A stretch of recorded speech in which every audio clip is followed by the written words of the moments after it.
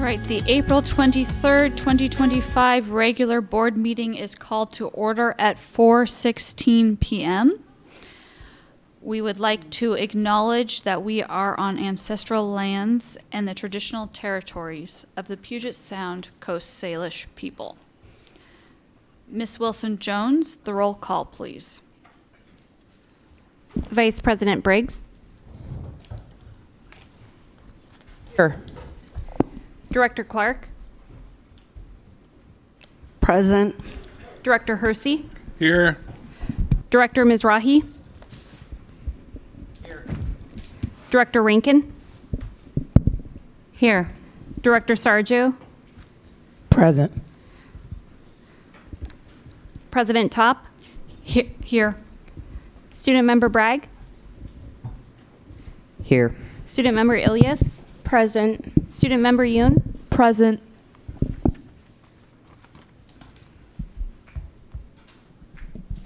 All right, thank you.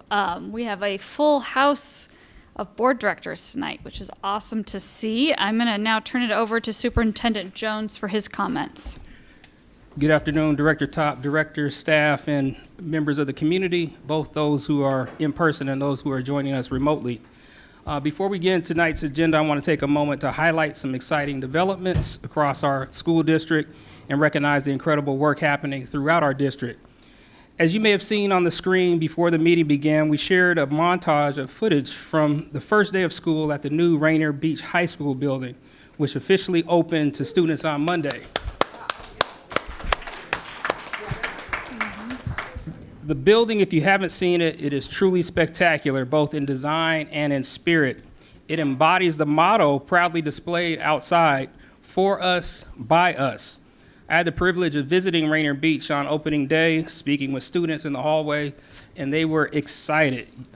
You could see it on their faces, and in dialogue with them, they felt some ownership and some belonging and felt like it was a welcoming place for them already day one.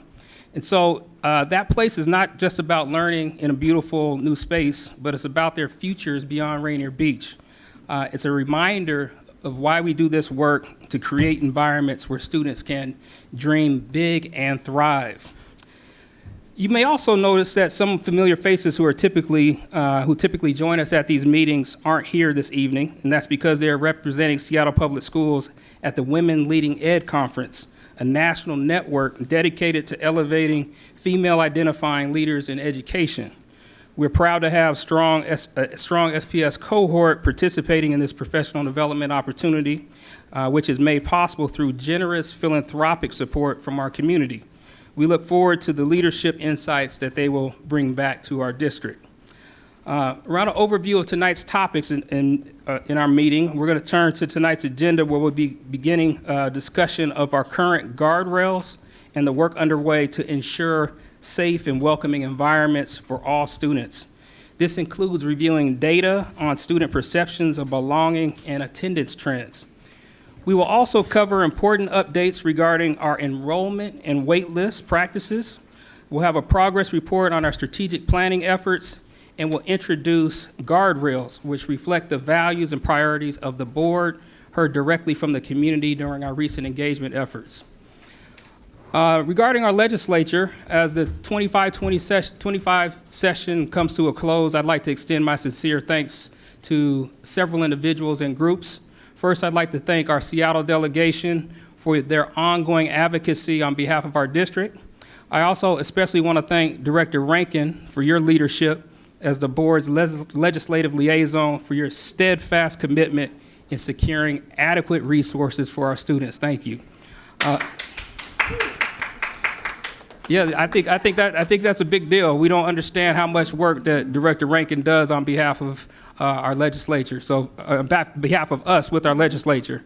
And finally, I'm grateful to all of our board members and communities for your ongoing collective efforts in urging the legislature to prioritize educational funding. Your dedication helps ensure that we continue to provide high-quality learning environments, programs, and services for all of our students. So thank you.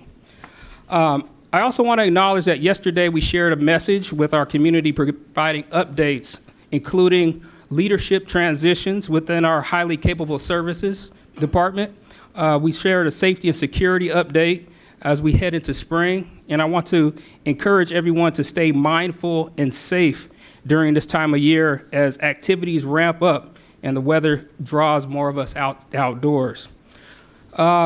Finally, we're looking forward to joining many of you at the Alliance for Education Recognition Gala this weekend. It'll be a wonderful opportunity for us to celebrate the partnerships and achievements that strengthen our schools and uplift our students. To end on a high note, we'll take a brief moment to watch a clip of our latest First Bell video. This showcases some of the incredible work happening at SPS. And thank you to the comms team and SPS TV for your work in filming and putting these wonderful highlights together for us. This segment particularly highlights bright spots, including recognition of our SPS All-Stars, and that's a new initiative this year from our public affairs team, recognizing outstanding staff members who are making meaningful differences for our students and our communities.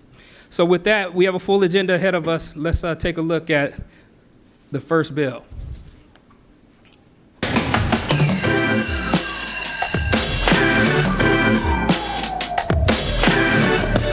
Hey SPS, I'm Sophia Charchuk. And I'm Sandra Santos. Thanks for tuning in to First Bell, where we chime in with news from around the district. Meet our Opportunity Award winners. By all accounts, Rachel Hardebeck is the epitome of an SPS All-Star. The Highland Park kindergarten teacher received a whopping 11 nomination letters shouting out her dedication and commitment to making all students feel included. At Franklin High School, Jennifer Erickson is a dedicated special education teacher who works in the school's distinct program. In her classroom, she fosters independence and empowers students to communicate their needs. In her first year outside of the classroom, Catherine Landerholm has taken on the role of levy coordinator at Washington Middle School. She builds meaningful relationships with students school-wide while helping to create a more structured school environment. Also receiving honors were two music teachers, Bethany Grant from BF Day and Patrick Gordon, who teaches band at Robert Eaglestaff Middle School. Both teachers were recognized for their ability to create meaningful opportunities for students through music. The district also recognized Bridges, a transition program that supports those who continue to need special education services after high school, and the Office of African American Male Achievement for their work in uplifting Black students across the district. We are the Green Team! They came, they saw, and boy, did they conquer. The View Ridge Green Team was created by 4 girls who thought the school could do a better job of composting and recycling. They took it upon themselves to create scripts, make posters, and visit classrooms to teach their peers how to properly use the bins. We all want to keep the earth clean and healthy. I would do anything to keep this earth clean. If you're at a school and you don't have a green team, you could just start a thing. I hope other people get inspired and they start their own so they can help keep the earth green too. It was a day of putting STEM academics to use as students moved through the facility, participating in activities that will give them a better understanding of maritime careers. Activities included a navigational chart plotting exercise, the opportunity to operate a large vessel in a maritime simulator, and a buoyancy experiment using Legos. They also got to tour the Vulcan, a repair barge docked at the academy. J.K. Burwell, the librarian for both schools, arranged the trip as part of their participation in the Global Reading Challenge. They brought the book Miles Lewis, King of the Ice, to life by learning about ice skating and expanding their vocabulary with all things related to the sport. The field trip was the perfect way to connect literacy to real-world learning while diving into the history and culture of ice hockey. The team celebrated their big win with a parade through the school, which culminated with an assembly in the gym. This was head coach Mike Bethia's 9th title win. Rainier Beach isn't the only SPS school celebrating state champions. Ballard High School's girls gymnastics team became the first Seattle public school to win a state championship in the sport. Not to be outdone, Ballard's cheer team defended their national champion title, earning their 2nd USA Spirit National Championship. And in the Unified Special Olympics, both Lincoln and Roosevelt's unified basketball teams took 2nd place, Way to go, teams! That's it for this episode, but before we go, we want to give a quick shout out to Queen Anne Elementary's Library Links team for their win in the 2025 Global Reading Challenge. An excellent job by Genesee Hill, Kimball, and Orca K8, who all tied for second place. If you want to learn more about these stories, visit our website. Until next time, I'm Sandra Santos. And I'm Sophia Charchuk. We'll catch you later for First Bell. And that concludes my remarks. Back to you, President Top. Thank you, Dr. Jones. That was a great first bell, and I just want to echo thank you for Director Rankin's hard work this legislative session. It is a lot of work, and I appreciate the update she sends every single week as well. It's one of the favorite things I get in my inbox to be able to read. I'm going to go to student board members joining us this evening, seeing if they have any comments. On March 26th, Director Clark and I visited Ballard High School. We met with the Associate Student Body and Student Senate, which are a group of student representatives from each classroom. Many students emphasize the positive impact of having a teen health center at school and how it provided a safe and welcoming space for them that allows them to address their needs. And I just wanted to highlight that with the addition of 5 new teen health centers through the Family Education Preschool and Promise Levy, also known as the FEP Levy, this is very promising to see more students will be provided the space. Director Clark, would you like to add anything to the school visit?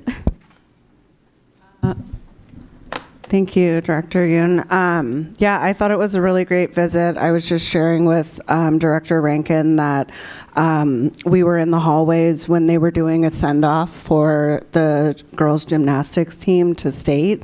And it was my first time having an experience like that where all the students were gathered in the hallways, the marching band was going down the hall, and the gymnastics team was in front, and everybody was cheering. And so congratulations, Ballard High School gymnastics team. I thought the meeting went really well.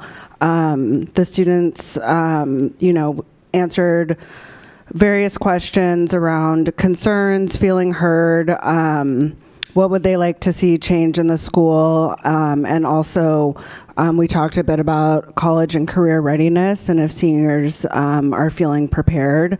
I think notably to me what stood out was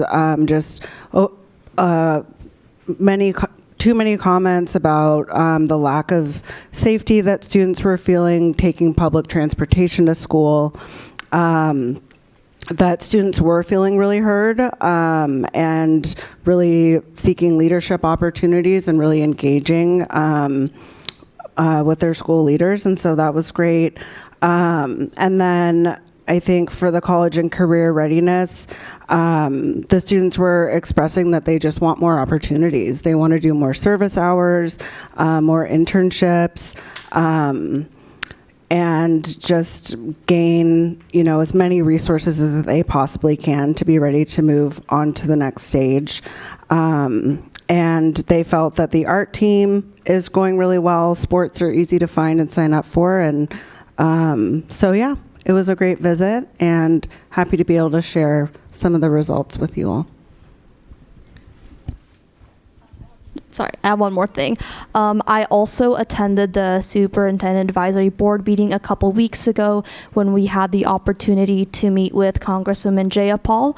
I just wanted to share one message that really stood out to me, and I wanted to resonate with everyone here in this room, is to never lose hope, especially when it feels like your actions, your voice aren't bringing immediate change. She specifically alluded to Dr. Martin Luther King's powerful notion of the arc of justice, which teaches us that journey towards equality and progress is long and requires persistence. And during times when progress seems slow, I think it's really important that we all stay together and justice will eventually be on our side, as she shared.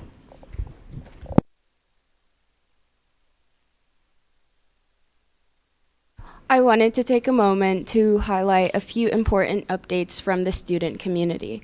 First, with the superintendent search underway, I'd like to uplift an email we received from the NAACP Youth Council. They've asked to be included in the decision-making process, and I want to echo that ask. Youth, especially BIPOC students, deserve a voice in selecting the next leader of our district. The council proposed holding focus groups, one-on-one interviews, or even a youth-led dinner to meet candidates. I believe that creating space for student input is not only valuable, it is necessary. I'd love to help support or co-organize efforts like this moving forward. I also want to thank Director Hersey for making time to visit Franklin. We've planned for him to meet with Franklin's ASB to hear directly from students about their school experience, goals, and the challenges they're facing. This will mirror the visit Director Yoon organized at Ballard, and we hope it can become a model for meaningful student-led engagement across other schools. We're excited to share the results next month. Lastly, I want to remind everyone that the application for the next student board member positions are open. This year, I'm especially working to bring more students from the South End. We're encouraging students from underrepresented groups, including those in the South and West Seattle schools, students with IEPs, and those in non-traditional academic pathways to apply. I cannot stress this enough, but how important it is for this role to reflect the full diversity of the SPS student body. Your voice matters, and we need you at the table. Thank you. Thank you. Director Bragg? Apply for the Seattle School Board. And just a quick follow-up, Director Sarju and I and staff and student board members are welcome, hopefully meeting with the NAACP Youth Council to figure out how they can be incorporated into our search process. But with that, we have reached our committee and liaison reports. And I'm going to start with just a recap and a preview of what we have been working on this spring. First, our superintendent search process. I'm going to get tired of saying this, it's the same thing over and over again, but Superintendent Jones has announced his upcoming departure from the district. So in March, we launched our superintendent search process by issuing a request for proposals for an executive search firm to help the board conduct engagement, recruitment for, and move through the selection of our next superintendent. We evaluated firms' proposals over several meetings, accumulating in a final meeting earlier today, and we will vote later tonight to authorize a contract for the selected firm. Next, we have a series of engagement sessions over the next few weeks. First, Director Hersey, Rankin, and I will be at Aki Kurosi Middle School tomorrow night. Our next engagement session after that will be April 30th at Denny International Middle School, and then May 7th at Daniel Bagley Elementary School. As the student board director said, we are also now recruiting high school students to apply to serve as student board members. Board directors are headed out to some of the different high schools throughout the next month to be able to work on recruitment, and more information is available on the board website, with applications due on the 30th of May? April? Okay.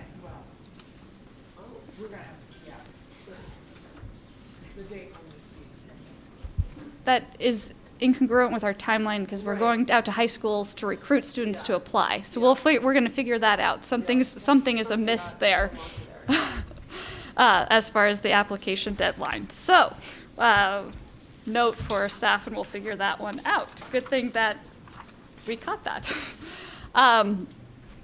All right, additionally, a few notes on the work plan items included in our agenda tonight. Our consent agenda includes action to set regular board meeting dates for next year. This allows us to plan for the coming year. It also has dates for special meetings and engagement sessions. A draft calendar for reference illustrates what this could look like.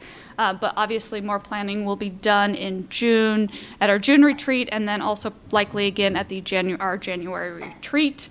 We also have 2 items related to interim metrics for our new goals and guardrails. First, we will receive a presentation for interim metrics for new guardrails, and the interim metrics for the goals are attached as an information item.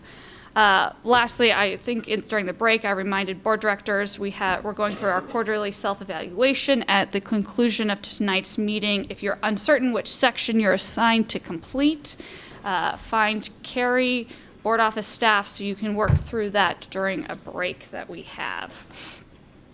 Finally, some milestones. So I want to echo Dr. Jones' excitement for the celebration of students entering Rainier Beach High School. I had the opportunity to visit Rainier Beach with Dr. Jones, I think a week and a half ago, and we welcome students into the space. This is very exciting.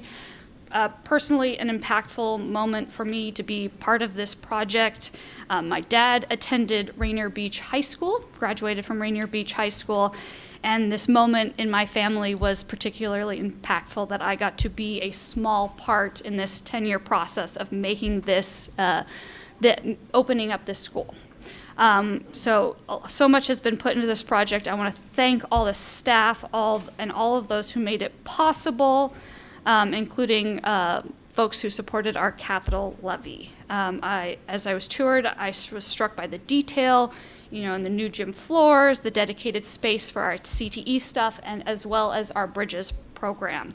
On the tour, I got to meet Israel Presley. He is here this evening, a Rainier Beach alum, helping to actually build the new school through his work as an apprentice carpenter at Lighted Construction. I heard him speak at our BEX BTA Oversight Committee, and I invited him here tonight just to hear from him. His story is very impactful, in fact, made me tear up a little bit. So invite him to the podium to share and introduce himself. Welcome.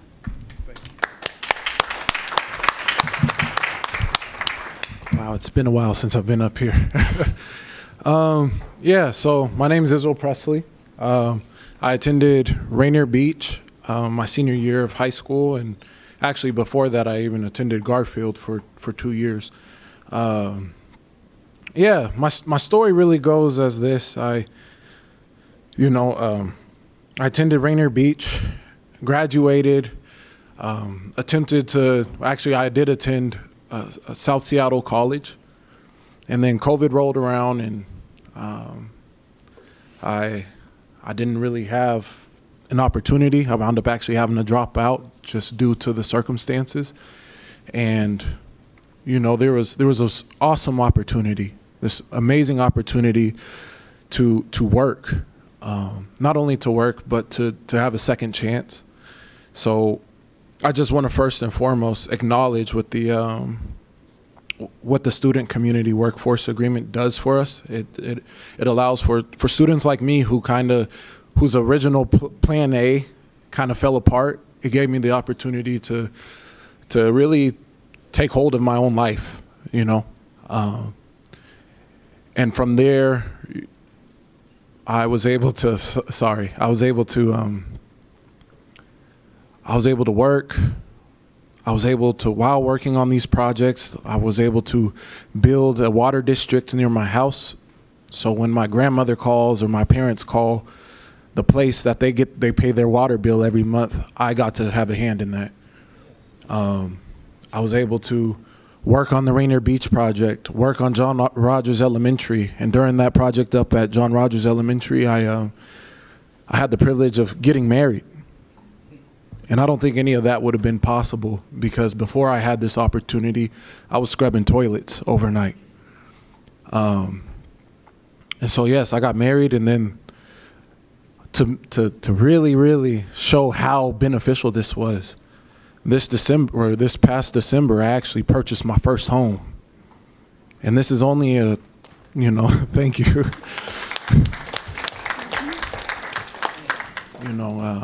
This is only, it sounds like a lot of time, but around the same amount of time you would have put in for your 4 years of high school, I was able to do this after high school.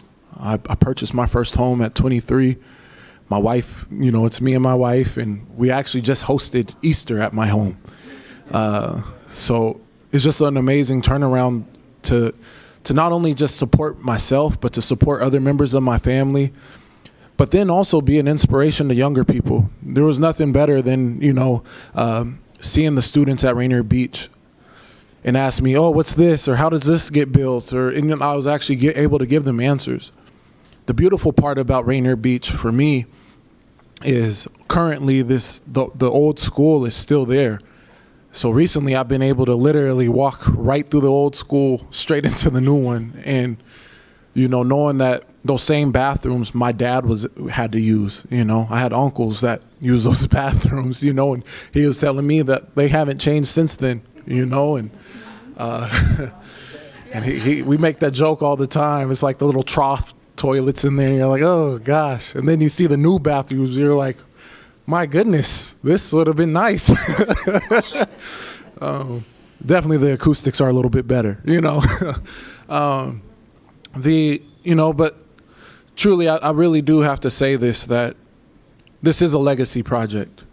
Knowing that students who attended this school, who really bleed that orange and blue, were able to be on this project. Me, Orlando Norwood, and Jermaine Smith, we were all on this project. We played ball together. And knowing that we poured those foundations, and Lord willing, for the next, 50 years to the next century, there's going to be students walking on the same concrete that I had the privilege of pouring. There's going to be students walking through thresholds that I had the privilege of erecting. Every nail I struck, I had an image of that community, and I wouldn't trade that for the world. So I just want to first and foremost, like I said, thank all of you guys, because this project wouldn't happen if it wasn't for the people who constantly show up and advocate. I remember actually being a part of the NAACP Youth Coalition my senior year of high school. So it's amazing seeing how this all comes full circle.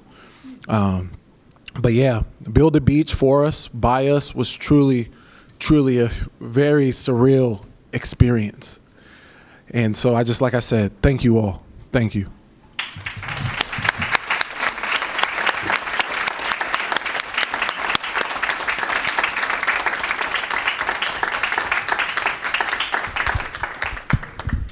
Thank you so much for showing up this evening and sharing your story, and also highlighting the student and community workforce agreement and the impact that it has on our community. I'm going to go to board director reports. Anyone want to follow that? Director Rankin. I'll just drop a big old wet blanket over that. So policy committee, we're meeting on schedule. We're getting through a lot of stuff. It's myself, Vice President Briggs, Director Clark, looking forward to bringing a package to the board in a couple of months. Any specific things people want to look at, it should all be online in meeting notes and materials and whatnot. Legislatively, here comes the wet blanket. We're very close to the end of session. A longtime advocate and steadfast legislative expert called this one of the most grueling sessions they can remember, and it has been pretty brutal. I'll start with really good news. Really amazing news is that both the House and the Senate have passed plans for special education that eliminate the arbitrary cap on students who receive special education services. That's a really, really big deal. It's a huge, I think, moral and ethical victory. It doesn't solve our financial issues, though, however. For those of you who may not know, our state, unlike most other states, and now we can finally say, like other states, we don't have this cap. Our state provides special education funding on what's called a multiplier. So for every student with an IEP, the state provides a general education allocation and then a special education multiplier allocation. up to a point. So the state would limit, they would say, yes, we're going to give this allocation for every student with an IEP. A few years ago, it was only 13.5%. And we pushed really, really hard to get that to 14.5%, and then to the current 16%. And now it looks like we're finally going to eliminate it, which is incredible. And that just means that any student who qualifies for an IEP, the state will provide that multiplier apportionment, regardless of how many students there are, because it's not easy to get an IEP. It's not capricious. There's a federal set of standards. It's an evaluation done by professionals, and every student who qualifies for that, it's our legal and moral obligation to serve them, and now our state will provide funding for every student. So that's really exciting. Unfortunately, the multiplier is the bigger money impact. And we started off with a really strong bill in the House and also one in the Senate. The House bill failed to advance earlier in the session, and the Senate, led by Seattle's own Senator Jamie Peterson, was the high watermark. That, unfortunately, and is not unexpected, has been whittled down as we get close to the end of budget reconciliation, which is the House and the Senate have to agree on one budget for the state, and the governor has to sign off on it. So as we're approaching that end point, which is next week, bargains are being made, and those amounts are shrinking. We've seen many different proposals for increased revenue from both the House and the Senate. And it is the governor who has indicated he will veto most of those. He said he is open to increasing revenue, but so far has shot down all of the proposals that have come forward. So unclear what new revenue streams he would accept. So that's kind of, as we end the session, that's what the House and the Senate are grappling with, is, when there's a budget deficit, you either have to spend less or raise more to make it close. And the amount that the governor has indicated he's willing to sign off on has been shrinking, and so that is coming out of these proposals for special education. So, for K-12. So, all told, right now we will get around $9.2 million from the state for basic education costs.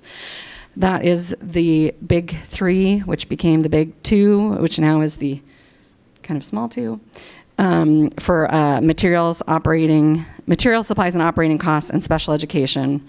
Pretty far cry from what districts actually spend. We will take it. We will be grateful for it. And we will keep going back and asking for more until we have what our students need. So that's looking like about $9.2 million. The other piece that's in play is an authorization to schools school districts that pass local levies to collect a higher amount than is currently allowed by the state. The state caps the amount. We in Seattle had the foresight to ask, and our voters had the generosity to approve levies at a higher rate just this past February, at a higher rate than the state allows to collect.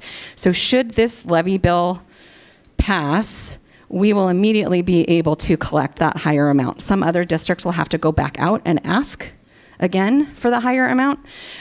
We've planned for it. The really unfortunate side of what's happening, in addition to it not closing our full deficit, but is that there was a ask with this levy bill to provide what's called LEA, which is state assistance for districts who struggle to pass levies. And that has been eliminated right now.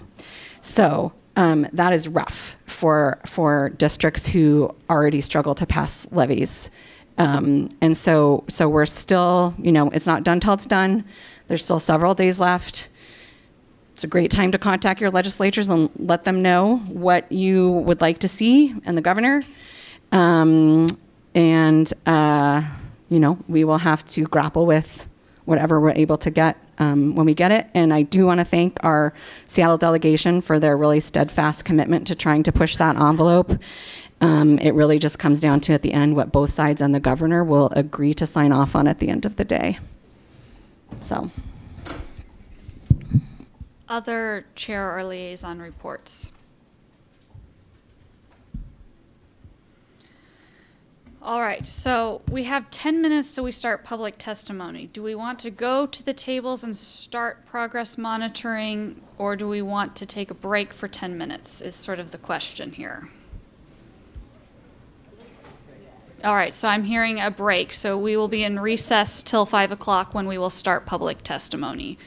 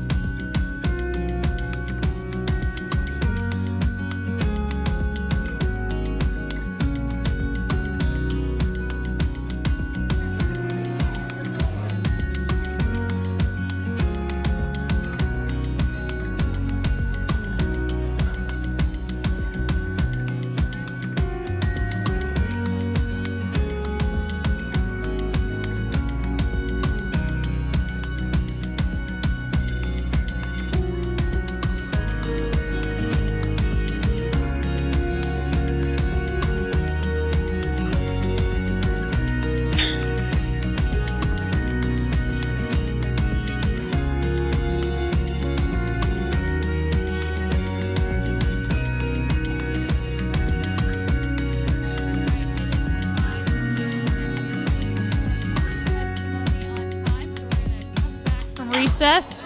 Looking to board directors to come find their seats.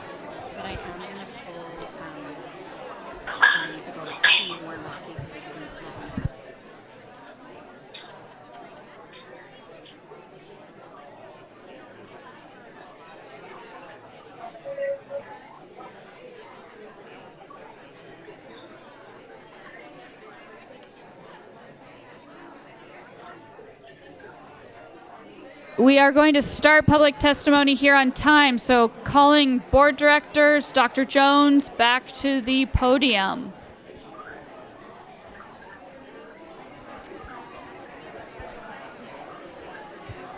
Okay, we are missing Director Clark, Director Rankin, Director Jones. I'm going to start calling them out by name.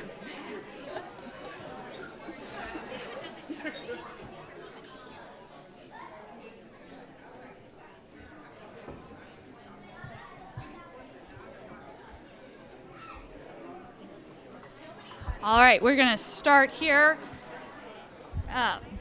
We have now reached the public testimony portion of the agenda. Board Procedure 1430 BP provides rules for the testimony.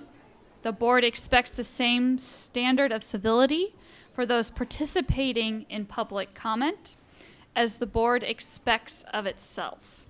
As board president, I have the right to, and I will interrupt any speaker who fails to observe the standard of civility required by our procedure. A speaker who refuses or fails to comply with these guidelines, or who otherwise substantially disrupts the orderly operation of this meeting, may be asked to leave the meeting. I'm going to pass it to staff now to summarize a few additional points and read off the testimony speakers. Thank you, President Top. The board will take testimony from those today on the testimony list and will go to the waiting list if we are missing speakers. Please wait until called to approach the podium or unmute if you're online, and only one person may speak at a time. The board's procedure provides that most of your time should be spent on the topic you signed up to speak to. Speakers may cede their time to another person, but this must be done when the listed speaker is called. Time isn't restarted and the total time remains 2 minutes. The timer at the podium will indicate the time remaining for speakers here in person. When the light is red and a beep sounds, that means your time has already been exhausted, and we will call the next speaker. For those joining by phone, the beep will be an indication that time has been exhausted. Moving into our list now, for those joining by phone, you'll need to press *6 to unmute on the conference line. And for everyone, please do reintroduce yourself when called, as I will miss some pronunciations as we move through today's list. The first speaker today is Janice White.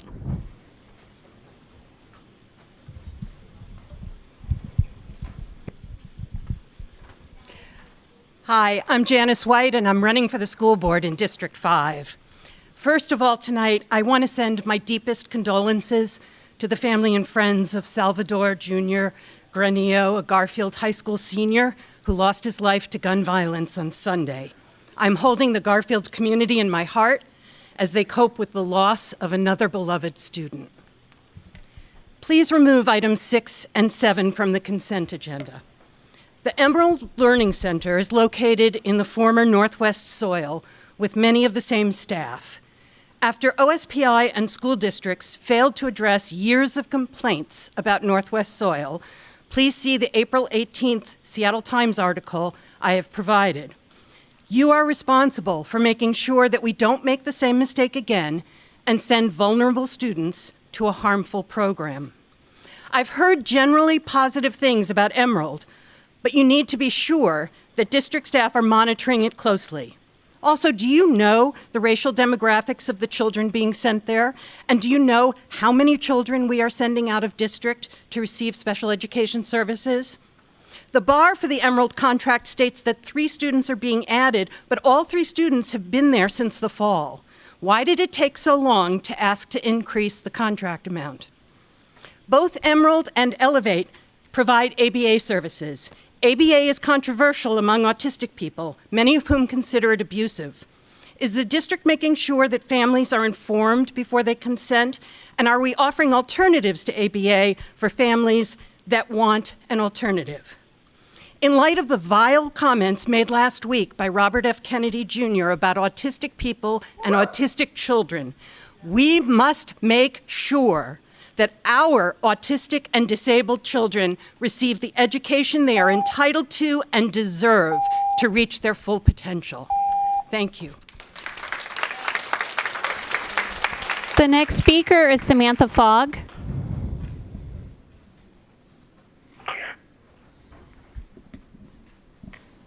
Hello, this is Samantha Fogg. I'm a parent of 3 students in Seattle Public Schools and co-president of Seattle Council PTSA.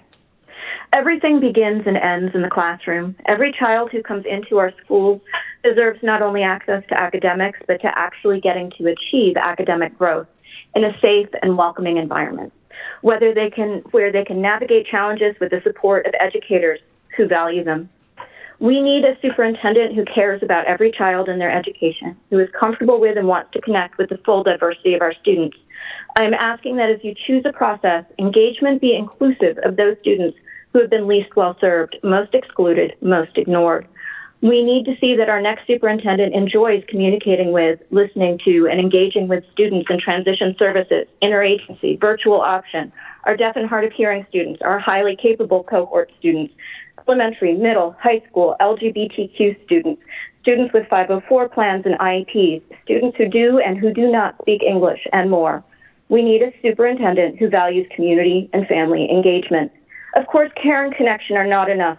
We need a superintendent who can hire and fire, who can implement board policies.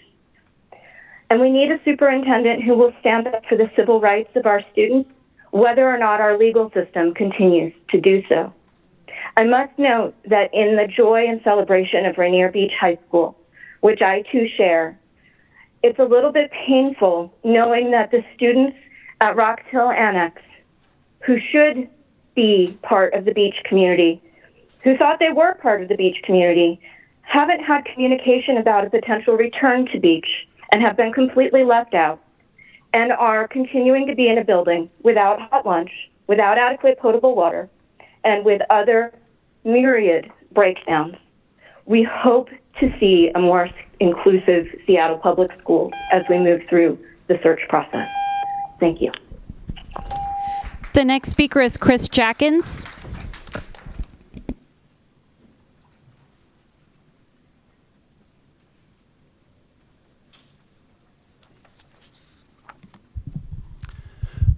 My name is Chris Jackins, Box 84063, Seattle 98124. On the personnel report, Superintendent Brent Jones has announced his resignation. I wish to thank Mr. Jones for his service to the district. On authorizing $4 million of capital fund interest for use by the operating budget, I have advocated such use for years, but the amount should be much more, tens of millions of dollars. On items in the consent agenda, 6 points. Number 1, pull items off the consent agenda for public discussion rather than silent rubber stamping, or else vote no. Number 2, carpenter's contract. Wage rates for the final 2 years will later be reopened for negotiations. Is there a similar approach for the SEA contract? Number 3, BF Day Windows contract. $34,000 per window for each of 212 windows. Seems like pretty pricey windows. Number 4, final acceptance of Northgate. This mega school project toward closing schools is not really final. Number 5, on Mercer and Maple, both projects involve installing plastic grass with forever chemicals. Number 6, on Van Asselt and Jane Addams, the board reports cite change orders of 10% and 28%. We need many more school board candidates who will say, don't close schools, so drop me a card. P.O. Box 84063, Seattle 98124. 4 seats are up. We need at least 3 candidates for each seat, or else there will be no primary and discussion of issues. It's really great to have everybody here today. Thank you all. Thanks a lot. Bye-bye for now. The next speaker is Manuela Sly. Hear me? We can hear you. Hello, good afternoon. My name is Manuela Sly. I am a parent at West Seattle High School and also a board member of Seattle Council PTSA. On behalf of our immigrant and refugee families and students, I request that important decisions such as superintendent search and selection and strategic plan development honor the voices of those with language barriers. I cede the rest of my time to fellow parent Sean Sonder, and he's in the room. Thank you.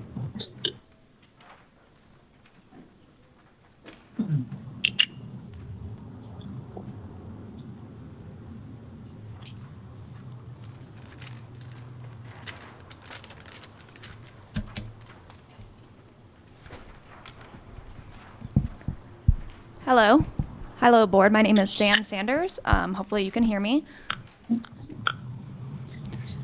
I'm a parent here in Seattle. I have 4 children.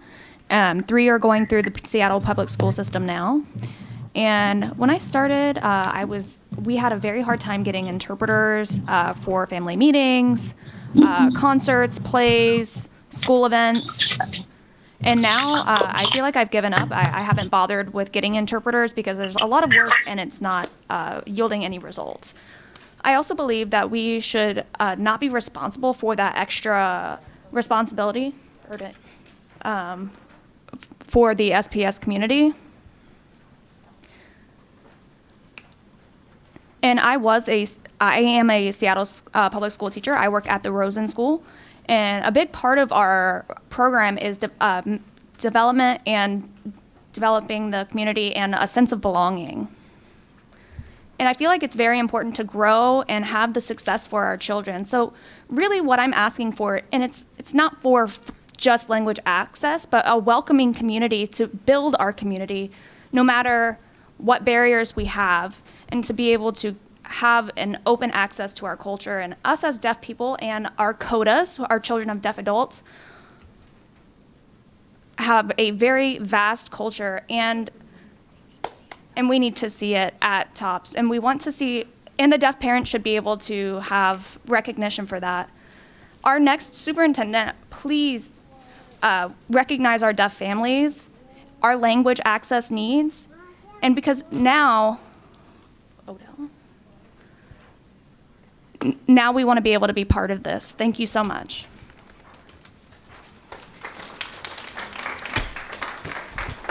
The next speaker is Jessica Chong.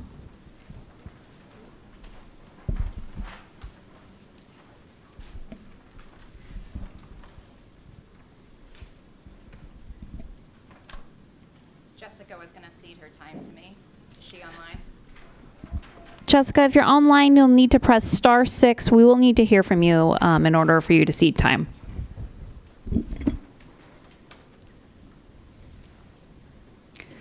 I'm going to go to the next speaker, but we will come back around to Jessica in case she's able to join at that point. So the next speaker on our list is Chi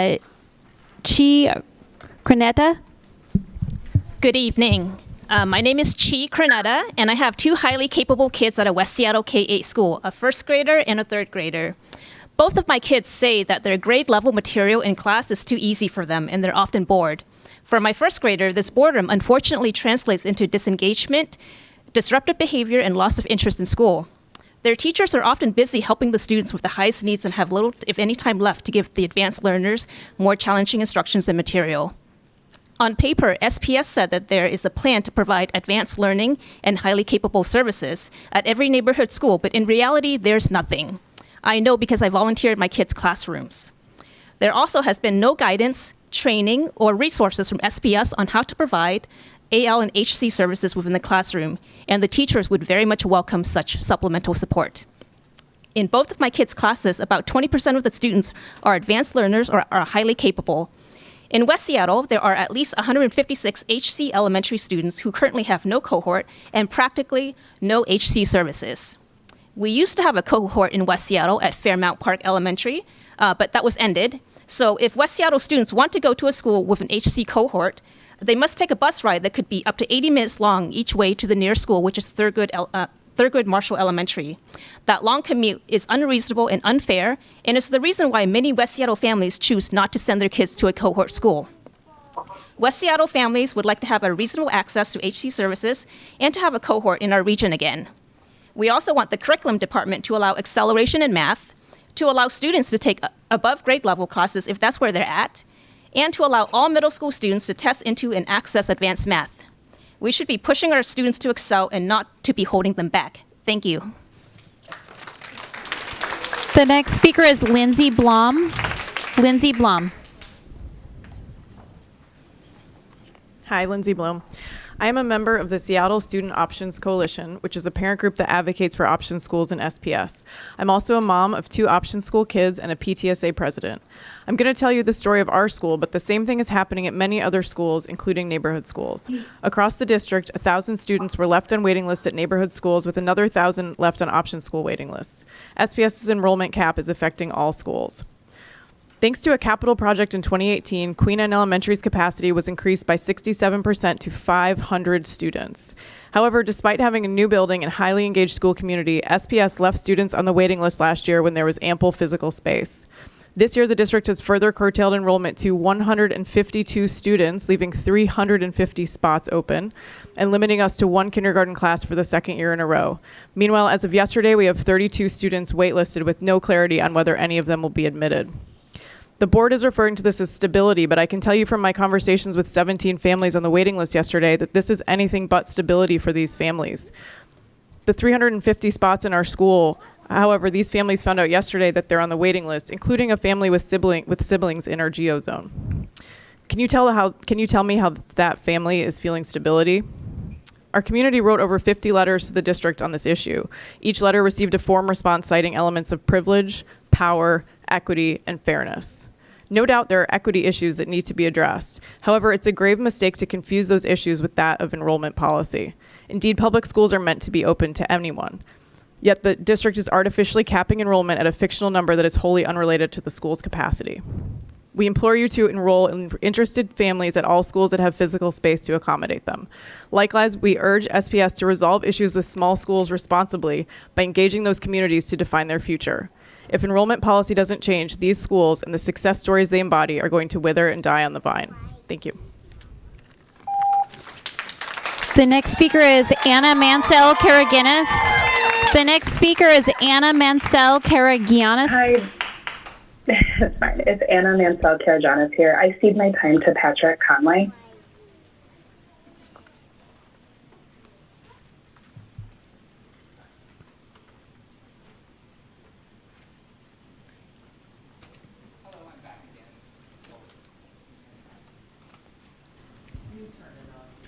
One moment. Ms. Wilson-Jones, let's make sure time has not started here. Okay, thank you. Hello, my name is Patrick. I am back again to comment on the access policy here in SPS for CODAs. I met Liza recently in February, and I thank you for your support. And for the rest of you for standing by when we take the vote for the TSAP. Just FYI, my daughter is on the waiting list, and they haven't done anything yet. It's very low impact for you and life-changing for us. Honestly, I don't understand why the enrollment office is pushing back on this. It's cheaper to reduce your legal liability. To be blunt, this is why parents are leaving Seattle. We don't need a big study to tell us why we don't feel like we're being heard. We don't know what it feels like to be isolated without access. You don't know what it feels like to be isolated without access. You don't know what it feels like to have your children grow up speaking a different language. You don't know what it feels like to be told that someone else knows better than you about the access means. Just because I use my voice, where are our voices? We want to commit to SPS and the deaf community within. My wife works 4 days a week at TOPS as an SLP for the deaf children. She is a skilled signer and culturally sensitive, a rare thing. I went there a few weeks ago as a part of a career fair, and I am on the board for a hearing, speech, and deaf center. Many TOPS parents signed the petition. They want us there, but if SPS doesn't want to commit to us, then we're leaving. We want a district that will give us the needs without making it so painful. When the TSAP vote comes, you guys have the power to make a meaningful change and win the trust of deaf people. Thank you.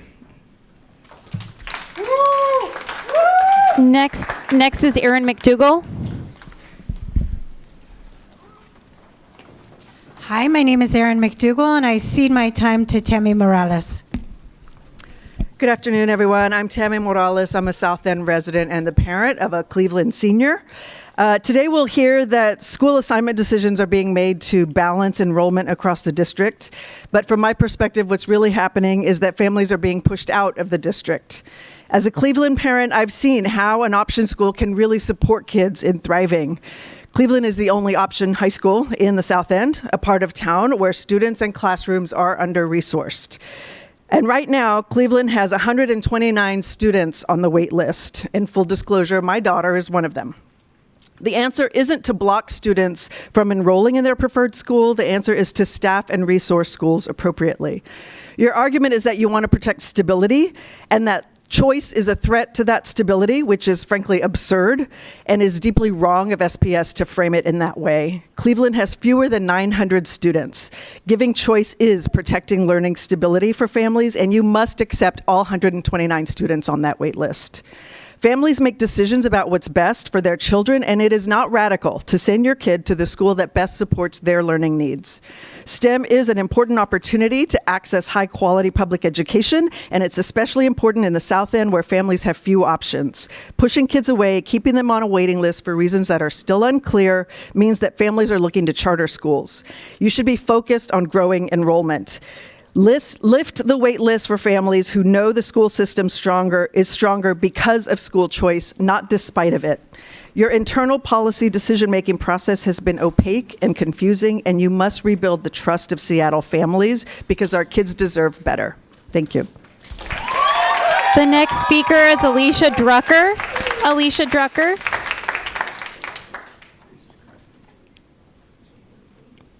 Please press *6 to unmute on the conference line.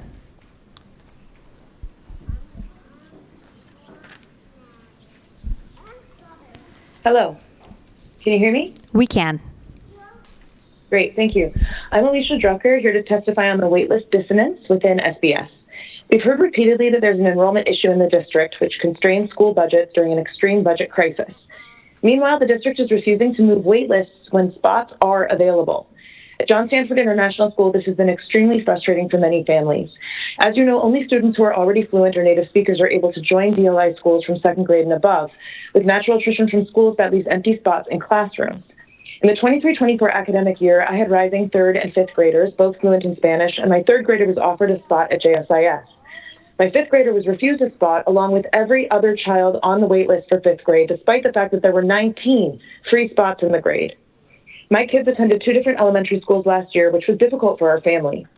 The district enrollment director told me, and I quote, "Capacity is managed centrally to ensure equitable practices in balancing enrollment for all schools are met. We do not have any seats available in fifth grade to make an offer to your son." This was dishonest and a distortion of the truth that there were spots available. Obviously, this erodes trust in the district. Along with that, the district is assuming that 1, all families refused a spot at their desired school will go to another SPS school, which we know is false, and 2, it is somehow equitable to refuse to allow children to learn in their preferred language. My story is only one of many. Our parent community knows a mother who is a refugee from Venezuela with a son who was in the 5th grade in November last academic year. JSIS is located near the mother's workplace and continued to have space in the 5th grade Spanish program, and our community encouraged this mother to apply for her son. She applied, and despite the support of our principal, SPS rejected her request. She appealed, but lost her case. Her son suffered socially and academically in an all-English speaking school while there were spots available at John Stanford, and this mother had to reduce her working hours to be able to get him to from his school, far from where she works. How is that equity? Quoting a native-speaking family in the Japanese program, our middle child is at JSIS. Our oldest child, currently in third grade at another school, has been trying unsuccessfully to get into one of the Japanese DLI programs for 4 years now. The process last year was particularly confusing, as friends with children at both McDonald and JSIS knew firsthand that there were open spaces. Please, we call on you to consider the impacts of refusing to fill schools from the waitlist. SPS is eroding trust, losing enrollment, and causing harm to families Your by time has refusing to move the expired. waitlist. Please conclude your remarks. The data published this week shows 118 kids on the wait list from K through 5 at JSIS for next year. Please let those kids in. Please fill our school and do the same for other option and neighborhood schools. Thank you. The next speaker is Elias Cass. Elias Cass. Hi, can you hear me? Yes, we can hear you. Hi, my name is Elias Cass, and I'm the father of 2 SPS students. SPS must answer 2 very simple questions about highly capable programming in neighborhood schools. 1, will acceleration be allowed? And 2, will advanced coursework be allowed? If the answer is no, then highly capable programming will not be available in neighborhood schools. You cannot accelerate within grade level curriculum without eventually running out of material. If the answer is yes, then the district can move on to implementation. This must be a district-wide plan, not left up to each building individually. There must be a clear standard that defines HC services in neighborhood schools so services are consistently delivered and can be consistently assessed. And though this may seem obvious, so that parents can know whether or not their child is actually receiving services. Current CSIPs say things like, students who are achieving well above grade level standards are targeted under MTSS for Tier 2 interventions. But how is that assessed? And what are those interventions? If I don't know what they are, how do I know if my child is receiving them? Overturning the ban on advanced curriculum in neighborhood schools will open so many doors for so many students. Acceleration allows for students qualifying in a single subject and for HC students with higher support needs to have their academic needs met as well. It will allow for multi-language learners to accelerate in math, though if you really want to identify multi-language learners as highly capable, you should probably stop giving the test solely in English. The question of acceleration is fundamental to determining our path forward. True acceleration belongs in all schools, not just cohort schools. If you can't get advanced coursework in your neighborhood school, then you don't have highly capable services. You just have extra worksheets. Thank you. The next speaker is Kim Steffensmeyer.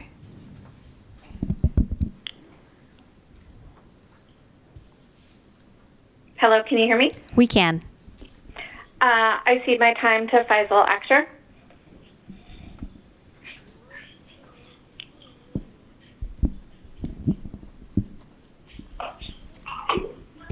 Hello, everyone. I'm Faisal Akhtar.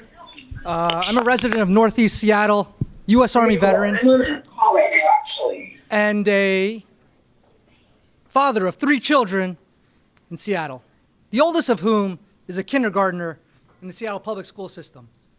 Perhaps most importantly is I'm a vested stakeholder in the Seattle public school system, deeply vested. And I'm here to talk about the under-enrollment of the Seattle public school system, as I understand it. And yet I see 400 families on the wait list that stepped away from the Seattle public school system due to being on the wait list. I say that as a father, the oldest of whom is on a wait list in the Seattle public school system. And I wonder about this self-purported crisis of under-enrollment as I sit here with all these other families on the wait list here, asking the board to please open the wait lists. It's not a crisis of enrollment or demand, but clearly a crisis of people and families not being heard. And so I ask the school system, please open up the wait lists and meet the demand that exists for families to access the Seattle public school system. Thank you. The next speaker is Kim Gold. Kim Gold.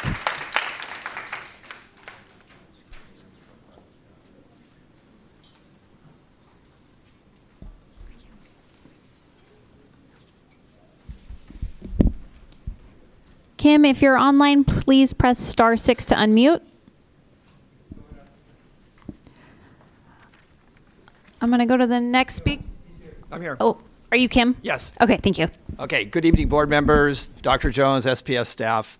My name is Kim Gould. I and my entire family are proud graduates of SPS.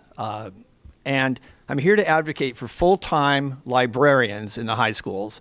In the 25-26 budget, there's a concern out there that they'll be cut to half-time. I work as a volunteer at Garfield High School. Our librarian asked me to share with you my front row view of what he does all day so you can see why this position is critical to ensuring our students achieve the life-ready goal that you set as the 2025-2030 SPS adopted goals. A group of girls wants to compare the Quran to the Bible. A display of 3D printed pyramids leads to discussions of the ancient wonders of the world. A student loves a book and can immediately help order similar additional books for the library. These one-on-ones take time and effort, but they are high engagement moments that get our kids to fall in love with reading. He supports a student-run effort called the Weekly News Quiz, which is such a success it led to a write-up in the Seattle Times, a radio show interview, and a presentation to the UW Poli-Sci class. Last year, he took 6 students to UW for the Misinformation Day, where they learned to think critically about disinformation and fake news. This year, it was expanded to 15 students. We're hoping to take 25 next year. He runs a very popular library club for a number of students. The library, for many students, is a safe place. And there's tech support. With 1,500 students, a continuous stream of them need help with laptops, printers, and Xeroxing. So in summary, for our kids to be life-ready, they need to become critical thinkers, which in turn requires strong media literacy and a lifelong love of reading. It is our professional librarians that will provide this necessary environment for this. Please continue to prioritize full-time librarians in our high schools. Thank you. The next speaker is Jai Lee. I cede my time to Mary Dixon. She's calling in on the phone. Hi, this is Mary. Can you hear me? Yes, we can hear you. Thank you. I am a parent in South Seattle, and I live in Rainier Beach, a few blocks away from a neighborhood school that we are not zoned for, and a K-8 option school where I currently have a second grader with an HC designation and a kindergartner. Southeast Seattle has waitlists that don't move because we are told the district does not want to hurt enrollment at small or, quote, under-enrolled schools by moving families out of them. But denying families choice is not the way to maintain or increase enrollment. Why not take those programs that are in demand, like dual language immersion, STEM education, and advanced learning cohorts, and start new programs at the schools in need of an enrollment boost? This could be a win for everyone. Universal screening increased HC kids at my school from 3 to 20 in 1 year. This is great. We should celebrate an influx of newly identified kids from diverse backgrounds who qualify for advanced learning. But instead of using programs that work, like Walk to Math and Reading, a student's HC experience today is entirely teacher dependent. Because we can't predict what our child's experience will be in our neighborhood school, we decided to bus them to the cohort school next year. But South Seattle has enough students to support its own HC elementary cohort, and it could definitely support more dual language programs. Spanish and Vietnamese are 2 of the most common languages spoken at our school, and the DLI schools have huge wait lists. Like HC, more dual language programming would provide culturally relevant options for families who crave rigor and don't want to bus an hour away. We know that every school can't have every program, but every school can have its own unique and compelling program and let families choose their path. By providing culturally relevant and academically rigorous options, we can recover families who have left the district and retain the ones who are here. Thank you. The next speaker is Liz Berry. Liz Berry. Hi, good afternoon. I'm Liz Berry. I'm an SPS dual language teacher at Denny International Middle School. I'm on the Seattle Council PTSA board, and I'm an SPS parent, and I want to cede my time today to Wellesley Kinney. Hi, I'm Wellesley Kinney, a highly capable student in SPS and a dual language student as well. I'm here to talk about student mental health. So In 2022, there was a proposal to divert $20 million to mental health services for students in the Seattle Public Schools district. This proposal was quickly vetoed, and only $4 million were set aside for these resources. That year, we saw a significant spike in anxiety and depression rates among students, and by now, about 20% of youth, that's 1 in every 5, experience a mental health disorder. This is a huge problem. The SPS 2025 to 26 budget for mental health is $19.25 million.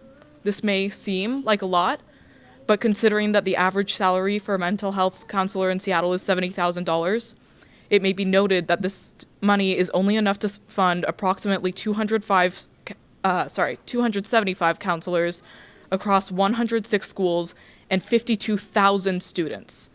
In Seattle, that would be an overwhelming 189 students for every single mental health counselor, and statewide, approximately 448 students for every 1 counselor. My proposal is increased funding to diverse counselors and mental health education. If we increase funding by only $5 million, bumping up the budget to $31 million in 2025 to 26, we could get over 70 more counselors in schools or hire staff to teach about mental health and healthy coping mechanisms. We need more people learning to identify their emotions and cope with them healthily if we want our students to get the educations they deserve. Thank you. The next speaker is Emily Merrill. Emily Merrill.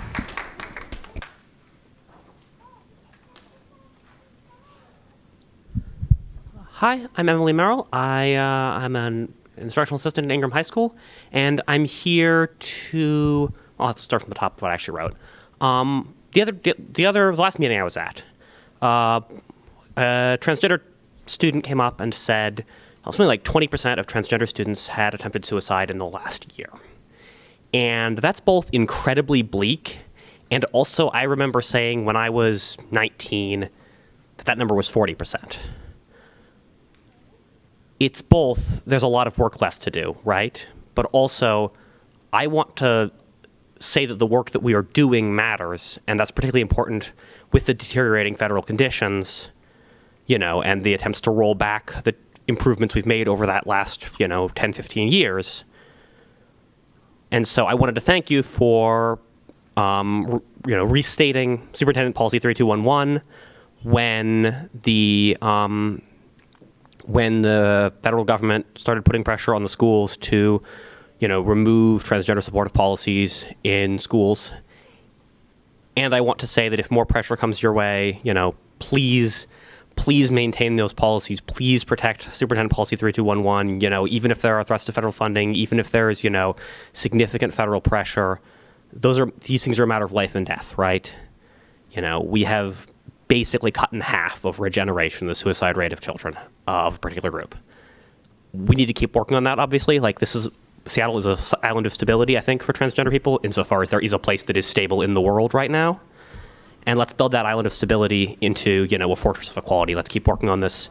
Let's keep making sure that our, transgender students have equal, fair, and just access to the world they live in. Thank you. Keep up the good work. And also, keep working on this. The next speaker is Erica Block. Erica Block. I do not believe Erica was going to be able to join us, but I want to scan the room real quick. She is on the phone? Okay, Erica, if you could press *6 to unmute.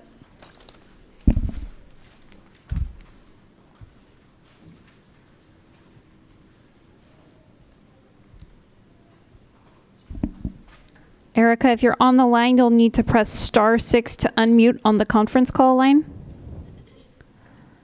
I'm not seeing Erica's number, so I'm going to go to the next speaker, but we will go back around to those we missed. The next speaker is Katie Roberts.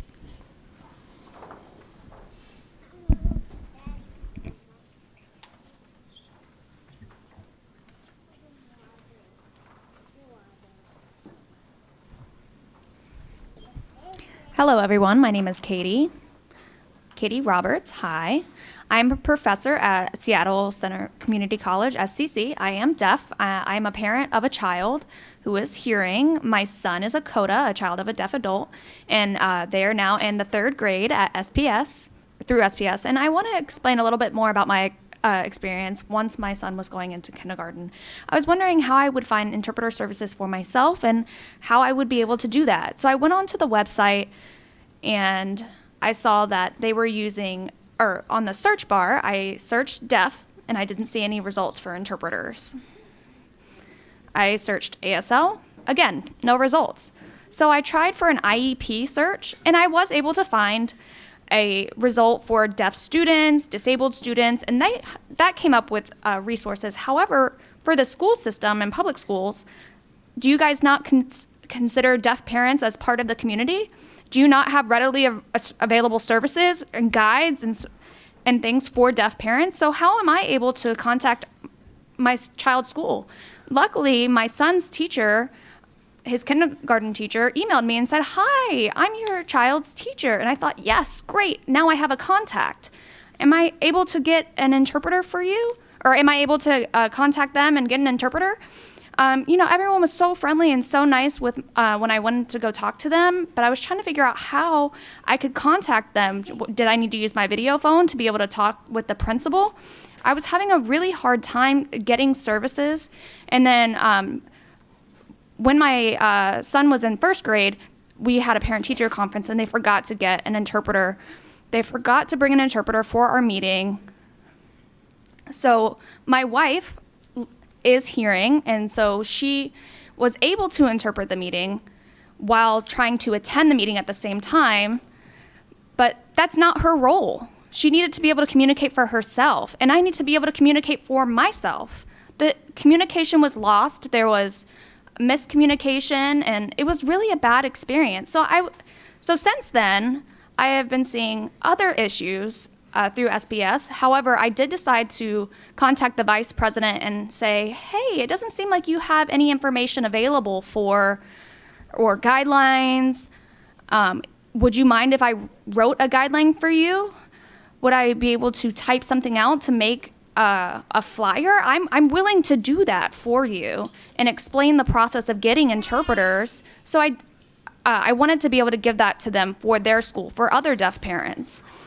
And since then, I have noticed improvement, and I am very lucky because my child's school is so friendly and they're willing to communicate with me. However, I know that other schools are not as willing. These other deaf parents don't have the same experience that I do. We want to make sure that all deaf parents are having access to language and the ability to communicate with their child's teachers. And if I need to teach you guys, I'm willing to do that. We need to figure out how we can have interpreting services available for parents. Looking back, when my son started preschool at the Rosen Family Preschool, that was an amazing bilingual program. ASL and English were both taught, and it was a beautiful experience. I was able to go to my child's school and know that I'm going to have communication access when I'm going to talk to my children's teachers. It was a beautiful community that had, but I don't always have that access, and I need to be able to have that access instead of having to re-explain that I need an interpreter every single time I need to talk with a teacher or talk with someone at the school. And I want to explain that we have to use interpreters and what we use interpreters for. I'm willing to send flyers and advocate, but I have to do that every single year. And now I'm thinking about the future, and I'm concerned about my son entering middle school and high school. Am I going to have the same opportunities? Am I going to be lucky to be able to contact those schools and be able to get interpreters? I don't know. I know that these schools are very overwhelmed, but I don't know if I'm going to be able to have communication with them. I think it's really important that you guys prioritize deaf parents to have support and to have support services for their hearing children. This needs to be more of a priority. Have the students be put at TOPS. Like my son, I want to be able to have them enter at TOPS so they can have access to a community and be able to communicate with their peers, deaf and hearing peers. So that's my vision for my son. But I also want to add that, yes, I am a white middle-aged woman. I have education and I have time to advocate for myself, I understand my privilege in that, right? But other parents who may be immigrants and other deaf parents don't have that access, and they are not able to be involved with their children's education. That needs to change with SPS. And I believe in SPS. I believe in the people here, that you guys have a good heart, but you guys need to improve. And we need to provide better access to education, educate teachers, educate the admin, and figure out how we can improve these services for the future. Thank you so much and listening to my testimony.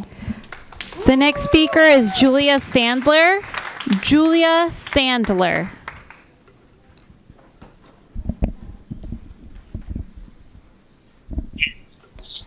Hi there. Thanks for hearing me out. I agree with the other speakers. Please, for more dual language programs and interpreting services. But today, I'm here to tell you about our experience so far with your current math sequence policies. I'm the parent of a 7th grader in Northeast Seattle.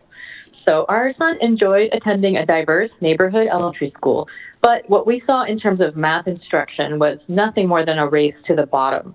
A few extra problems or computerized curriculum was not enough enrichment for him or many of the diverse advanced learners who chose to stay, and HC peers who chose to stay at the neighborhood school. Even though my son had become designated HC and consistently showed mastery of the high school level content on district administered tests, when we entered middle school, he was not allowed to join the middle school highly capable cohort, which was 1 or 2 years ahead. And neither he nor the cohort kids were assessed to place them into the most appropriate course. I want to say that your restrictive policies against acceleration, above grade level acceleration, lie in stark contrast to our neighboring North Shore district, where they are expanding access by qualifying students as highly capable in math only, so they can access appropriate math curriculum at all elementary and middle schools. And they do readiness testing for Algebra 1 in 6th grade for all, so they kind of reset at that time. The math pathways you've laid out hold kids like my son back at the standard grade level for years when they're young and eager to move forward, and they have time and attention to study the subject they love. Then they have to play catch up later on. And I'm really appalled at the policy of having students double up in math at the cost of music, foreign language, and other electives, or having to kind of rush at the end and take just 1 year of calculus instead of AB and BC, which is such a big topic. They need more time to study it. In a world-class tech hub city like Seattle, you have a sizable minority of exceptional math students, and you're not providing their state-mandated, accelerated, and enhanced instruction. So it's no wonder that Seattle companies have to import and sponsor visas for so many of their computer scientists. I urge you to, once again, as you used to do, allow above-grade acceleration in neighborhood schools and allow some procedure for achievement and readiness-based placement in middle school math. Thank you. Next is Will Roach. Will Roach.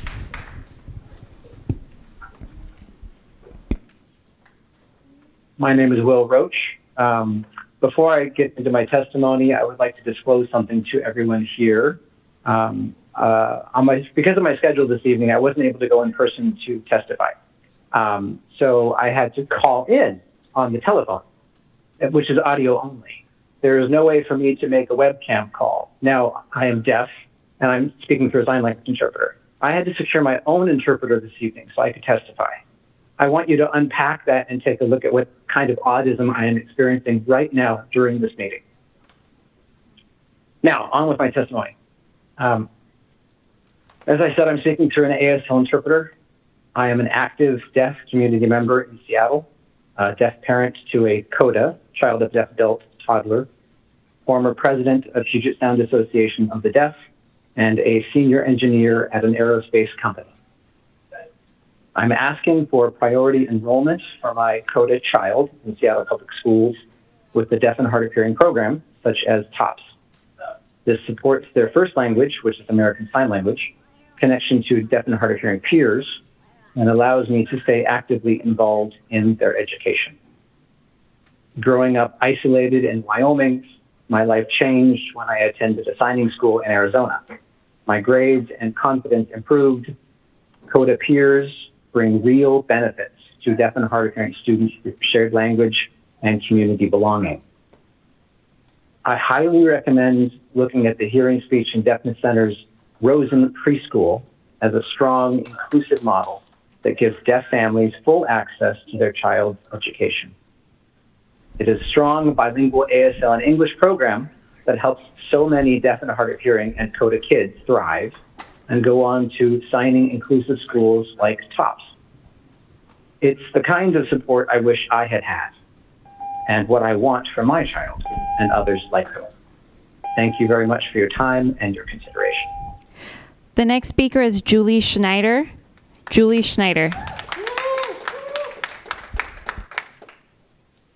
Hi, I'm Julie Schneider, and I cede my time to students Nat Schneider, Owen Wayland, and Olivia Walters.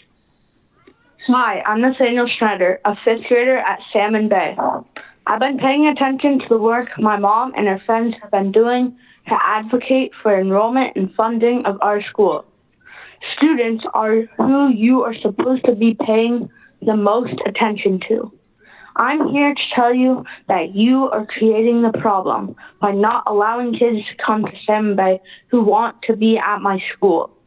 I know that many of the kids who don't get in are choosing to homeschool or to go to private school, which means less money for all public schools. Hi, I'm Owen Wayland. I'm also a fifth grader at Salmon Bay. I know the school district has already chosen to take away one of our school's K-1 teachers for the next year, but there are 19 kindergartners on the wait list to get in, which will be in another whole class. Also, my brother is about to go to high school and wants to go to Ballard. We are zoned for Lincoln. Ironically, there are 45 kids on both Ballard and Lincoln 9th grade wait lists.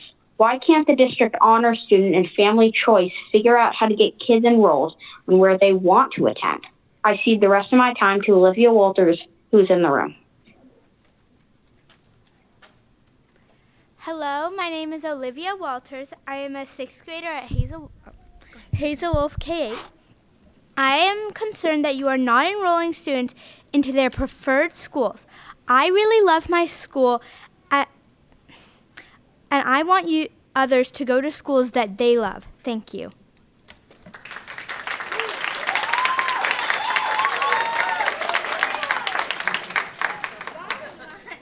Next is Jennifer Schaefer.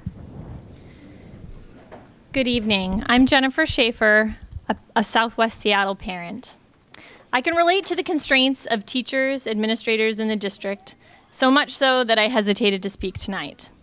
But then I looked at my younger fourth grade's child and remembered my commitment to advocate for him and to be honest with you about the experiences of highly capable learners. The bottom line is this: act now. Do better for advanced learners in West Seattle. Right now, we face the impossible choice of keeping our children in Southwest neighborhood schools who are trying their best, but class sizes and instruction approaches mean that our children get little to no differentiation. Or a bus can pick up our child at 6:32 a.m., 83 minutes before the start of the school day, to be challenged. We looked at the numbers. Southwest elementary students represent 12% of HC identified students in the district, but only 2% of HC cohort students. Parents do not see the options as reasonable access, and they're voting with their feet, which is impacting enrollment. That wasn't the case a few years ago when my older sixth grade child was in the last cohort in West Seattle. He was thriving in a full class, engaged with the material, embedded in his community, not commuting unreasonable lengths. My sixth grader and my fourth grader's experience are worlds apart, and the HC program decisions made that gap. You can close the gap. Reinstate West Seattle Cohort School, give neighborhood schools support for meaningful differentiation, and ensure advanced learning opportunities into middle school, including math placement. Act now to ensure reasonable access for Southwest Seattle. Act now because my fourth grader's time is running out, and even a year deferred on this is another class lost. Please act now. Thank you. The next speaker is Jamie Kine. Jamie Keene. Hi, my name is Jamie Keene, and I cede my time to Marion Wigner.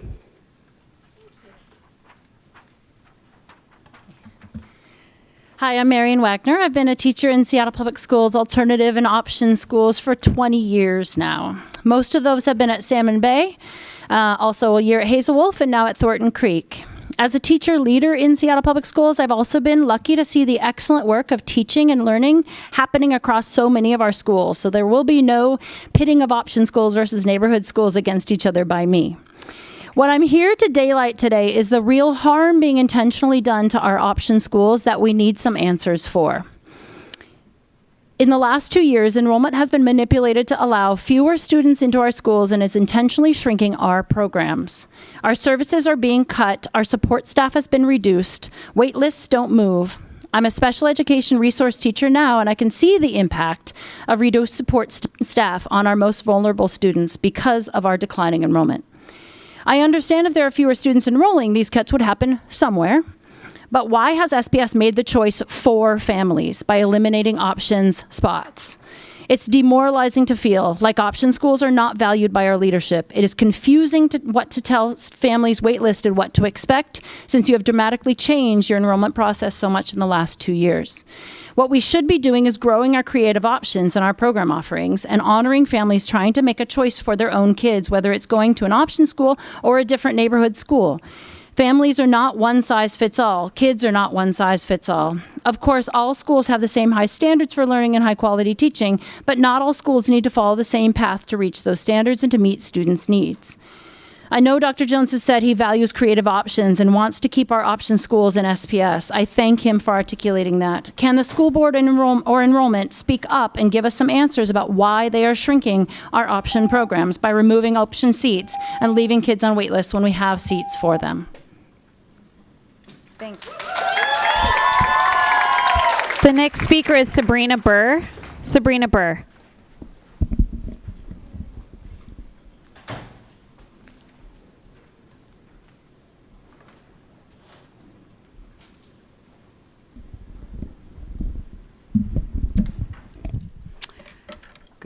Good evening. I am Sabrina Burr, the co-president of Seattle Council PTSA, and I have some different things to say. School board testimony sign up is problematic. I signed up at 8:01 and I'm on 24. Last school board meeting, you guys didn't even print the whole wait list. There's something going on with this, and I think it needs to be investigated. How are the children? The children are not well.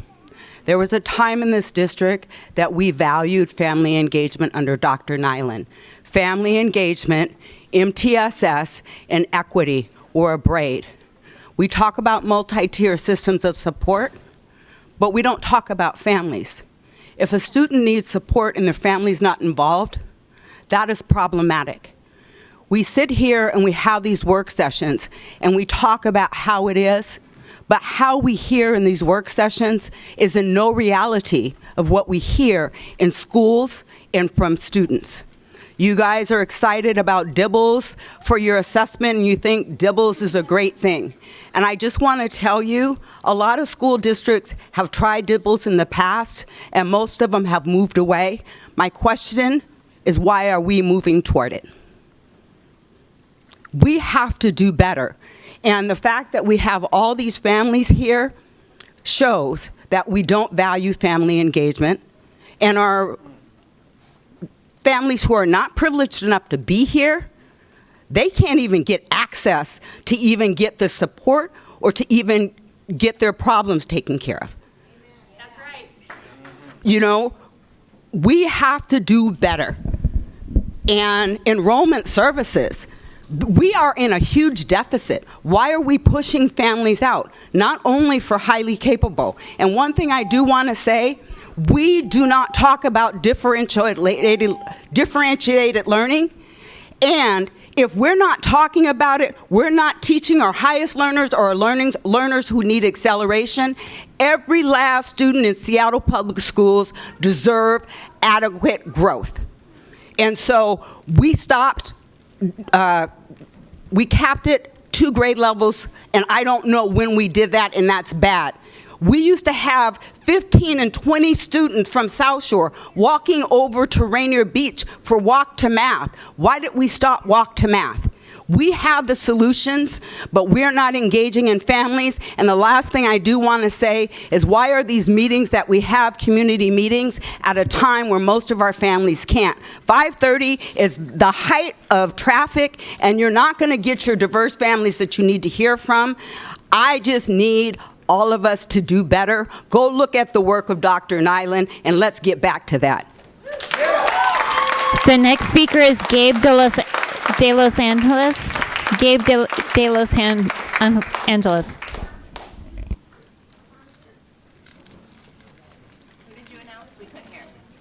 Have Gabe in the room? Sure is.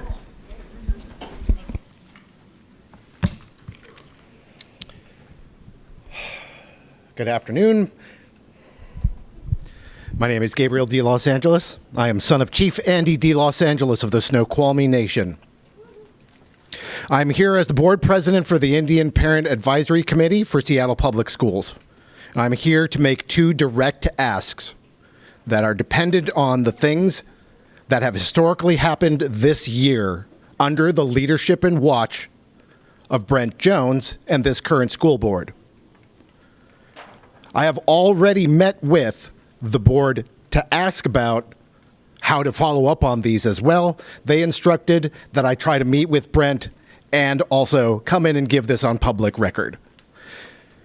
We have an ask of creating a Native American education department on its own, not reliant or underneath any other departments. And the other ask is for that the IPAC, the Indian Parent Advisory Committee, that signs its name on federal documents to get federal monies here under Title VI, to be represented more deeply and prioritized as the first people to go to when talking about Native American families, students, and their communities. SPS has failed the Native families under the leadership of Brent Jones because they destroyed the Native American Education Department with the forced removal of Gail Morris, the dispersal of all of its staff within a matter of weeks, ending a 11-year run as a nationally recognized model for Native American education.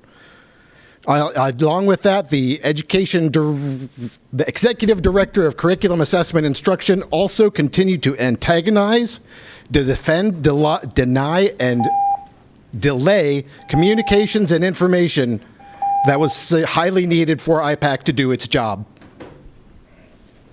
There's a lot more. And I would love to be able to go into conversations with you on this.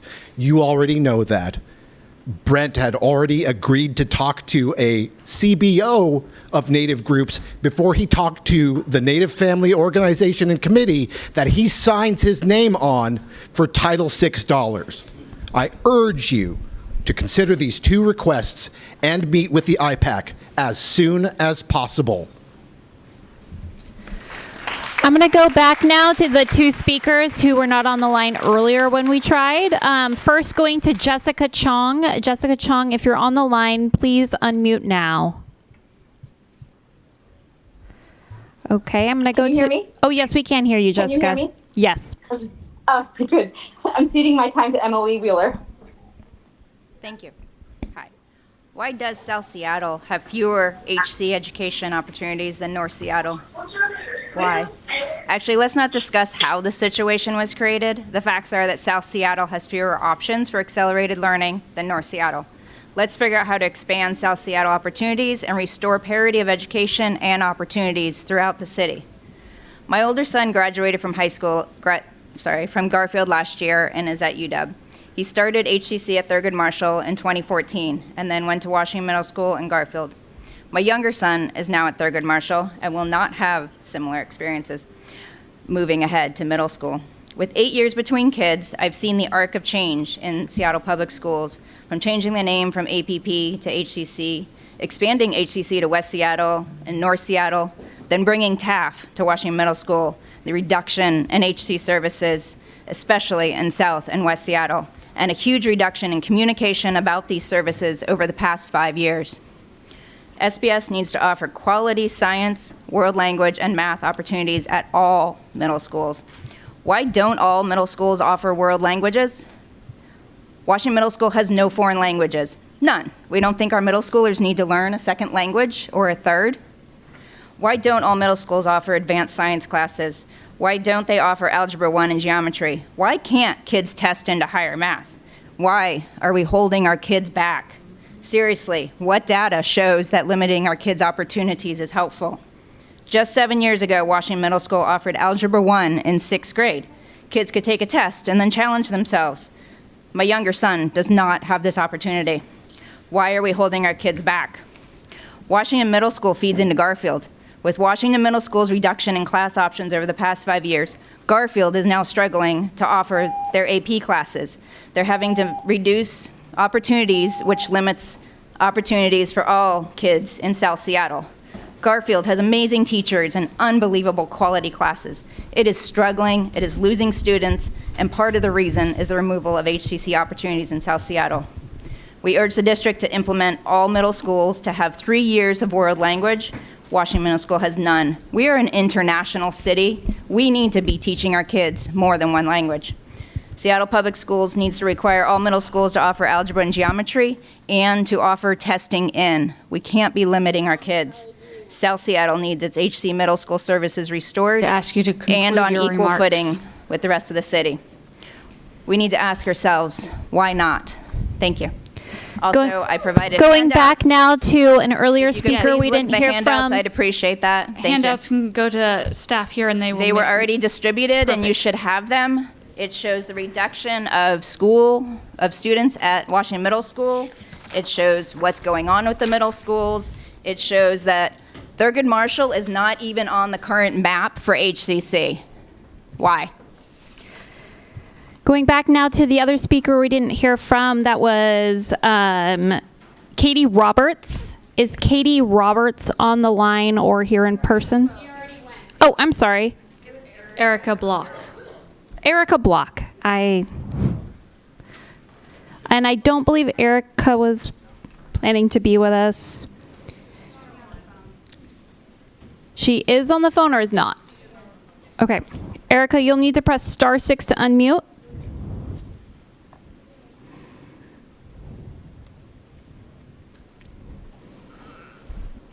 Okay. Oh, are you there, Erica?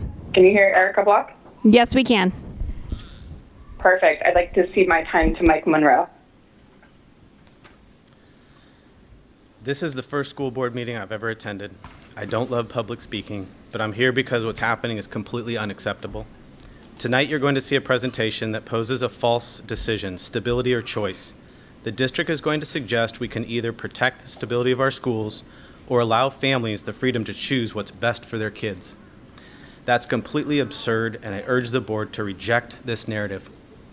Here are the facts. Number one, last year, SPS blocked over 2,700 students from enrolling in the schools they wanted to attend. 20% of those students left the district entirely. That's over $11 million in lost revenue. Losing 456 students doesn't create stability. It deepens the budget crisis. Number two, this isn't about option versus assigned schools. Half of those students were waitlisted at neighborhood schools. Nor is this about north versus south. The highest concentration of choice applications come from Southeast Seattle. But you won't see that in the presentation tonight because that data was removed this afternoon from the deck. Number three, the district hasn't asked families why they're trying to leave. Not the mother moving her son to escape a bad social crowd, not the immigrant family choosing a school for their child to be with their cousins, not the parents assigned to a school over a mile away while another school sits down the block. I run a small property management company, and when a tenant wants to leave, I don't block the door. I ask what's wrong. If I force people to stay where they didn't want to be, I'd be out of business. It's not about what I want, it's about what they need. So here's my call to action. Enroll every student into the school they want to attend, full stop. You can't save small schools by forcing people into them. You save them by listening and building schools people want to be a part of. Thank you. President Top, that was the 25th speaker and concludes public testimony. Great.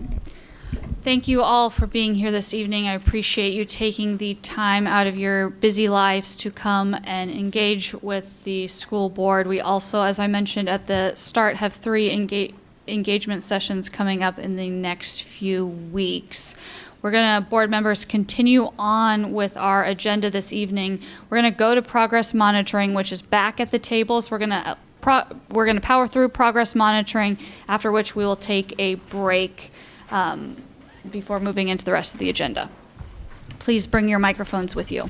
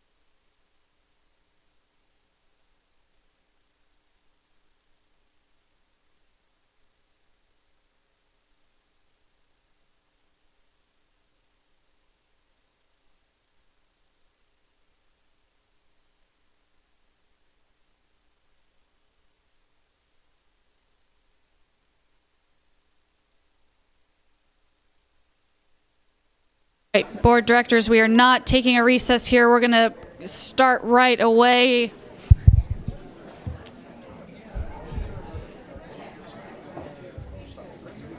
All right, I am missing Director Mizrahi. I'm missing Director Sarju.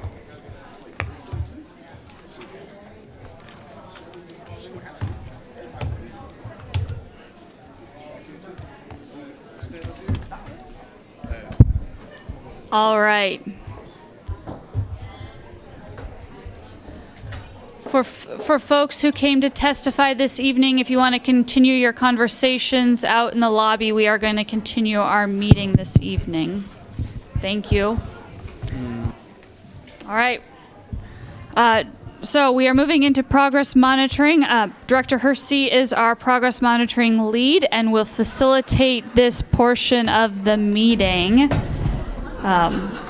Yeah, we'll just take a second as folks continue to relocate. No rush.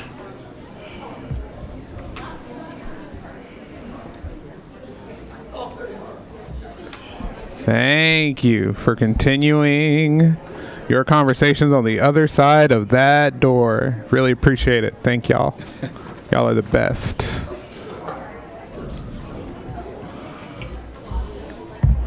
Awesome. Okay. Assuming that everybody at home can still hear us quickly, we will begin with progress monitoring this evening, and I will turn it over to Dr. Jones and his team to take it away. Yes, thank you for your time to talk about one of our guardrails, and according to our cadence, we will do written reports on guardrails and then one annual verbal report. This is an annual verbal report on guardrail number 5. We're going to talk about safe and welcoming environments. Dr. Torres Morales is going to be leading us through this this initiative and talk about the progress that we made accordingly. So guardrail. And we have new guardrails coming forward later on in the presentation about the guardrail, the interim guardrails, which will be separate than this. This is the completion of this year's set of 5 guardrails. Next year we have another set of 5 guardrails, which we'll be talking about, just so you don't get confused. And without further ado, I'm going to turn it over to Dr. Torres Morales, please. Good evening, board directors. So I'm going to walk us through this presentation on Guardrail 5 over safe and welcoming environments. Next slide, please. As a reminder, this is the color scale for the indicators for each of the guardrails. This guardrail contains 3 components, component 5.1, 5.2, and 5.3.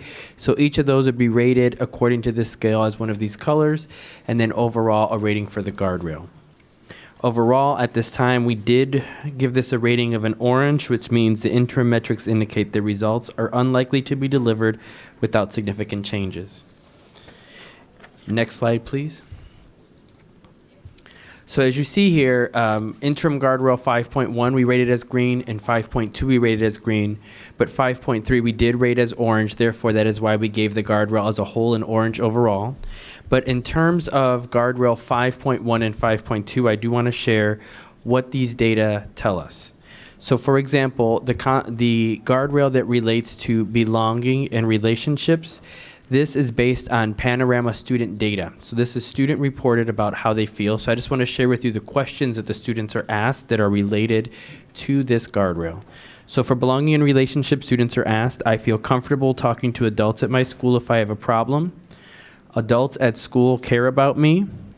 There are adults at my school who share my same culture and life experiences. And I feel like people accept me for who I am as a person at school. Students can then decide whether they strongly agree with that statement, agree, or kind of agree. In terms of equity and anti-racism, the questions that they are asked on the survey are, this school is safe and welcoming place for people of all races and cultural backgrounds. Adults take action to address racial issues and acts of racism at school. And at this school, students of different races and cultural backgrounds treat each other with respect, and I feel safe and welcome at my school. Next slide, please. So this is the belonging and relationships data. And if you see here, you can see in grades 3 through 5, we've actually been fairly flat at this. This isn't something we've been particularly excited about because we would have liked to see that number go up, but also want to recognize that 81% is a strong number, and we've held strong on that. When you get to our 6th through 8th grade data, you will see that we did have a 6% increase over time in this construct based on students reporting whether they agree with these statements or not. And additionally, we also did see that in 9th through 12th grade, a 6% increase over time. So what this lets us to know is that what we're doing is indeed working in terms of these constructs. However, it does give us some pause and wants us to think about what are we doing in our elementary programming potentially to get those numbers to move as well, not just our middle school and high school numbers. Next slide, please. This is 5.2, so this was equity and anti-racism. Similar to the questions I had just shared with you all. This is student reported, whether they kind of agree, or strongly agree. If we look at 3rd through 5th grade, we actually saw somewhat of a decline in this of 3 percentage points over the trend data from fall of 21 to fall of 24. 6th through 8th grade, we also saw a decline from 82% to 78%. In 9th through 12th grade, it was flat from 86 to 86%. However, we still rated this green because if you go to fall of 2023, once again, we know that we have some work to do in our elementaries, particularly because our 3rd through 5th grade data is not the strongest. But if you look through 6th through 8th grade data, we did see a 2% increase. And if you look through 9th through 12th grade data, we saw a 5% increase. What is this telling us? There's a term often when you get into student outcomes focused governance called strategic abandonment. So what this is showing us is that we had declines going up until fall of 23. We started doing things differently, and we're seeing the data go in the other direction. So this is letting us know that some of the shifts that we've made are actually having a positive impact on this, hence why it was rated green, because the things we are doing are starting to show some fruit here. Next slide, please. This is our interim guardrail on attendance, and this is the one that we rated orange. If you look, we actually had, this trend data goes all the way back to 2018-19, and this has been very interesting data for us because where we see that we've had our strongest increase was during remote school. What we did was we ended up engaging with families to find out what was happening. How is it that this number went up drastically for us while kids were in remote school versus when they were in our buildings? What we heard oftentimes, particularly from our African American families, were that students actually felt safer when we were in remote school than they did in our school buildings. So we were aware of this. When we got back into school, we saw a dip in our attendance, and it shows clearly in 21-22. This data, or these data particularly, were actually also part of a national trend. When we came back in a post-COVID world, attendance was down overall, not just for African American males and African American students, but in schools in general as a whole. Given that, one of the things that we did were some different strategies to get this number up. And so we still rated this orange because we see that we're starting to go in the right direction on this. This does correlate with our safe and welcoming data that you saw in 5.1, because there is some sort of work you can see there where when kids feel more safe and welcome, they're more likely to go to school. While that is true, we still see that we're drastically below where we would want to be. And so that's why this thing is rated orange as of now, because we do need to do some additional work in that area. And so if we can go to the next slide, please. There is a little bit more detail there on the strategies and next steps that we're going to be taking. A lot of this is related to that last guardrail 5.3, because that's where we saw we needed the most support and attention. But we have a system called Atlas, and Atlas is data reports. So there were many things done. For example, our Office of African American Male Achievement created quick reference docs for all school leaders on how to access that information in the easiest way possible, so that all school leaders could see their students' attendance quickly. They didn't have to look around to see, how do I get this? They also started compiling reports for each school around attendance, around behavioral incidents, around course completion, and started sharing that more broadly across the system. There are coordinated efforts currently among counselors, family support workers, and community-based partners to help remove any barriers that may exist through conversations with families to get kids into school, expansion of restorative practices across the system, and then additional mental health supports for students that need them.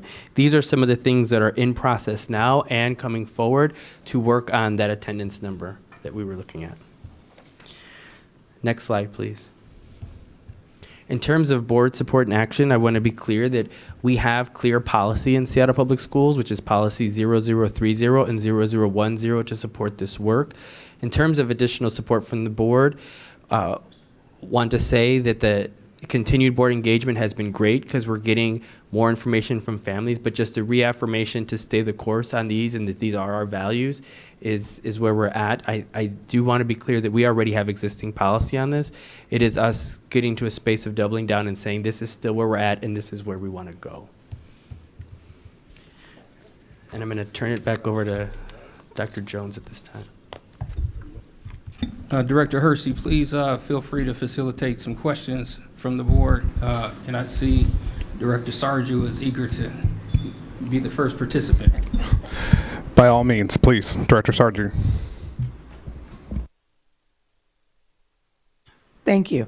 So I want to check my assumption that the results of the that you presented to us were done via survey, like meaning we surveyed students. Is that correct? Okay. Because otherwise my question is going to be irrelevant, so yes. I wasn't going to ask it. What is the N? Like, what was the number, the N at, like, in a, when you're doing a study, you have N of 250 or whatever the number is, and then how does that N compare to the total number in this case of, was it just Black male students? Yeah, okay. These data were pulled specifically based on African American male responses. Yeah. I will have to get you the actual insights, but I do know that when we were doing some analysis on this, we did see that we had a high level of responses. So it wasn't as if we only had 2 students respond. It was a very high level, and then these data were disaggregated to slice out these were the responses from the African American male students, because that aligns with the guardrail. But we'll be able to get you the actual number, and we can share it in a memo to the board.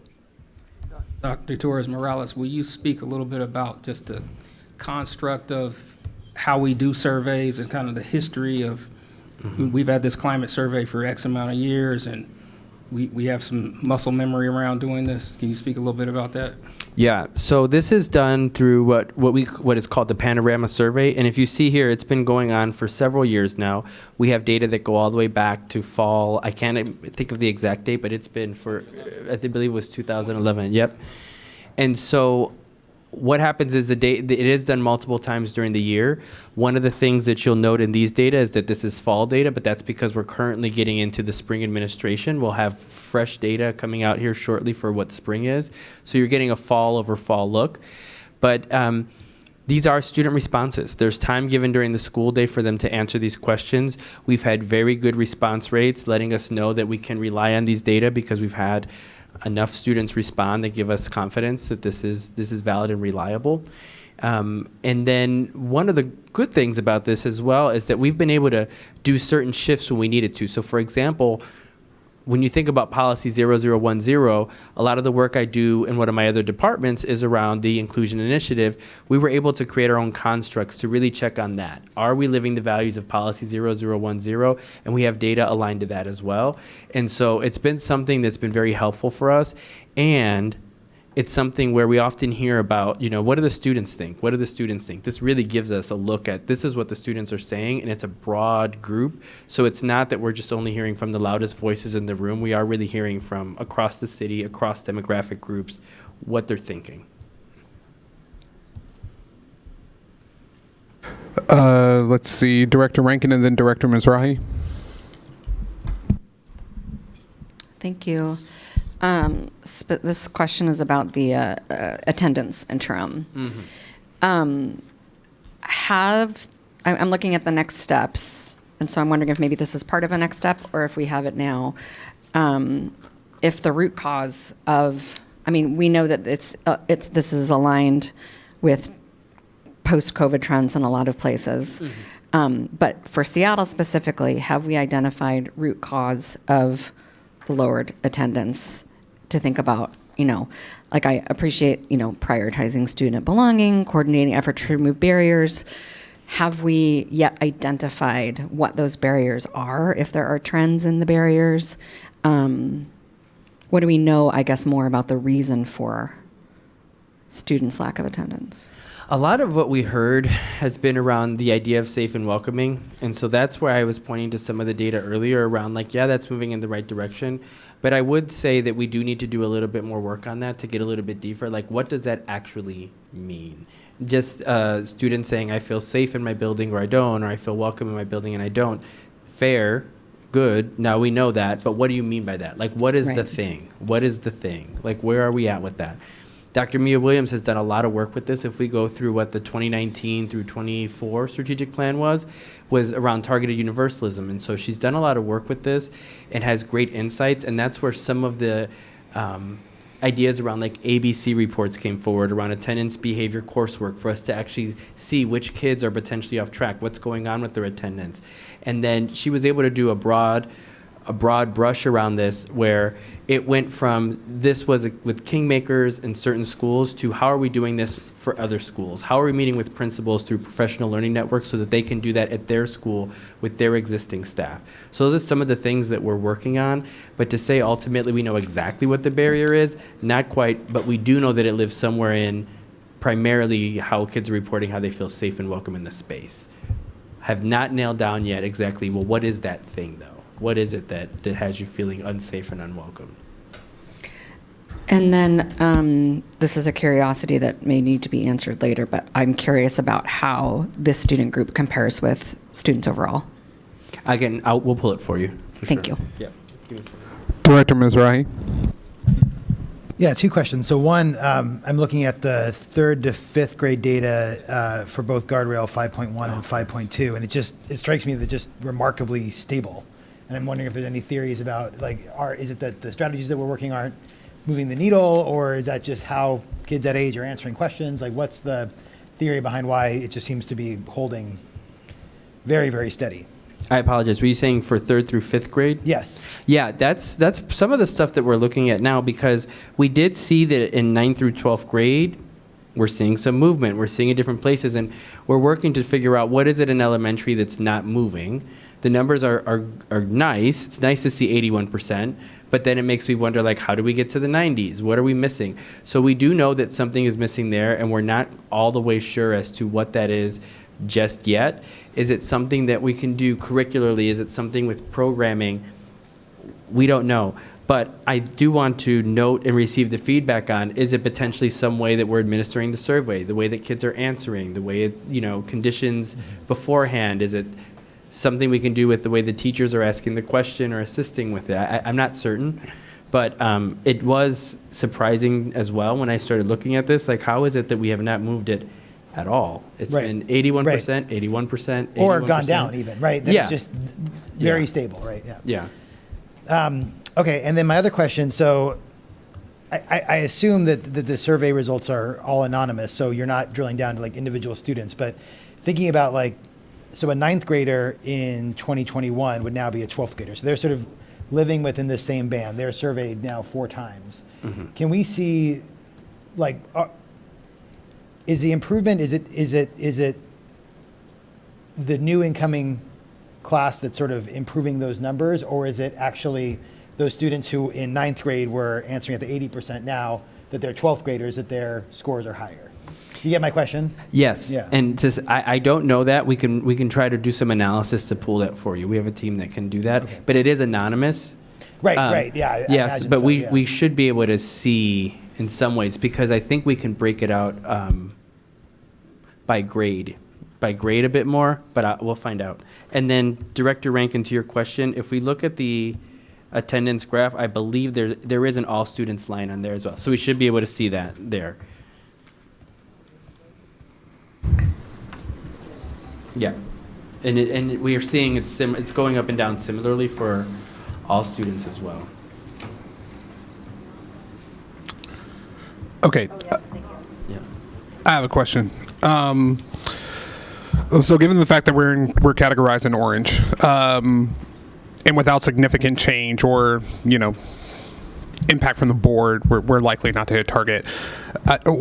What are we suggesting? Like, are we in a situation where we're going to keep course and continue to see if the strategies that we are utilizing need more time to take post-pandemic, or are y'all anticipating that y'all will bring something that the board will need to consider in terms of funding for us to move the needle on this in a more significant way?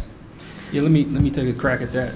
So if we're looking at Guardrail 5.1, belonging and relationships, and Guardrail 5.2, equity and anti-racism, we've been doing that work for almost decades, plural now. And so those two interim measures are relatively high. They're 80%. That overall is pretty high. So we know what to do with that. We have policy 0030 that focused on welcoming environment. We've been doing that really deep, belonging, welcoming environment work for many years. Similarly, around equity and anti-racism, we've had racial equity teams. We've had the Office of African American Male Achievement. We've been doing this type of work for many years. Where we haven't focused with the level of specificity is on on attendance specifically. That became very vivid to us during the pandemic, and then coming back from the pandemic. And so we've just now started to implement new specific relevant strategies for attendance. And so what I think is it's going to take a little more time. I think we have really good expertise, again, on safe and welcoming, anti-racism and equity, but we haven't collectively decided that attendance is a place for us to focus. And so with that level of focus, embedding that in our school improvement plans, bringing different groups together to look at data through Atlas on those in those areas, I think we'll start to see that. The other piece that we're asking our community-based organizations and our partners to do is also report their data on what they're doing to also improve attendance. And so I think we're working in the right direction. And I think the things that we're talking about around, again, reporting this information wasn't something that we did on an ongoing basis. And so I think that's the difference between why we're seeing 5.1, 5.2 success there, and why we're not meeting the mark at 5.3. Yeah, that makes a ton of sense to me. Another follow-up question, and this is more of a strategy question. When I think about the types of questions that would be on a survey about belonging and X, Y, and Z, it's not a easy connection or jump to make for me to then relate that to, like, okay, well, why aren't you coming to school? You know what I mean? So what my question therein is there like any question on the survey that asks the respondent, what they like about school. Like, what are the things that get them excited about coming to school, in addition to the parts about, like, do you feel X, Y, or Z, right? Because the reason that I ask that question is that it might be something really tangible, right? Like, you know, I don't know if, for whatever reason, I could imagine if, like, a kid was getting lunch at school, lunch is no longer paid for, less of an incentive to go to school, right? So those types of things, I'm wondering, like, what do our students consider to be the part of school that gets them up, that's not their parent or their alarm clock, to come to school that day? Like, what are the tangible human day-to-day benefits of going to school? And I'm wondering, is that represented already in the survey? If not, have we given some consideration to it? I would just love to hear y'all riff a little bit on that. Can I geek out just for a second? Okay.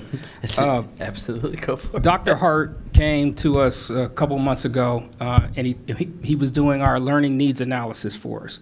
He shared some information with us, particularly at the secondary level, when students don't progress and matriculate through the curriculum and see themselves as scholarly early on. When they get to the secondary experience, they tend to not participate and be engaged in ways that we would see if a student had early success. And so as we start to look at some of these factors, we need to start to say, particularly in our new goals, why is it so important to be on track in second grade reading? Why is it so important to be on track with sixth grade math? So by the time you get to that secondary level, you will be engaged and you will have a sense of, you'll have an academic identity going forward. That's one of the factors, but I think there's some things we need to take from that study that Dr. Hart gave us around our learning needs analysis to see what are some of the things, because it's not just belonging, it's also a sense that I belong as a scholar that we need to start to add some more detail to and some more analysis. I think that's great. Follow-up question to that is, has there been any conversation or is there any research that shows, because something that you said in that moment like really stuck out to me, is like, it's why it's critical that by second grade a student is on track. Is there any framework to help a student identify as a scholar regardless of if they're on track or not? I'm wondering if we're taking a targeted, well, more so a universal approach to what scholarship is, because it's a spectrum, like many things. And just because you may not necessarily be on track in this area, I wonder if the way that our system is thinking about, like, we need to get these kids on track so that they can identify as scholars, and that can be an accurate title, as opposed to every child is a scholar that has areas where they excel and areas where they might need to walk a little bit more slowly. I'm wondering if, from y'all's vantage point, we are doing enough in that area or anything in that area to communicate and like really universalize the idea that every child is academically gifted. I'll let Dr. Torres Morales take it, but there's a couple of things. One is when we start talking about concepts like being kindergarten ready. Those aren't just academic competencies. Those are kind of being ready for school competencies. You start to, and in the wisdom of this board, you all have thought about this concept of fast, strong start, strong finish. So to get on basically a pathway for success. And so we've implemented some of those things at the high school level now with the pathways that we've talked about in our goal 3. Now we need to try to make sure that with the pre-K experiences that our students have, moving into elementary school, moving into middle school, that we put some scaffolding up so that they can stay on track and they can be engaged all the way through. And so I think there's some intentionality along the way that we need to that's our next level that's our 2.0 of this, I would say. Dr. Torres Morales, do you have anything to add to that?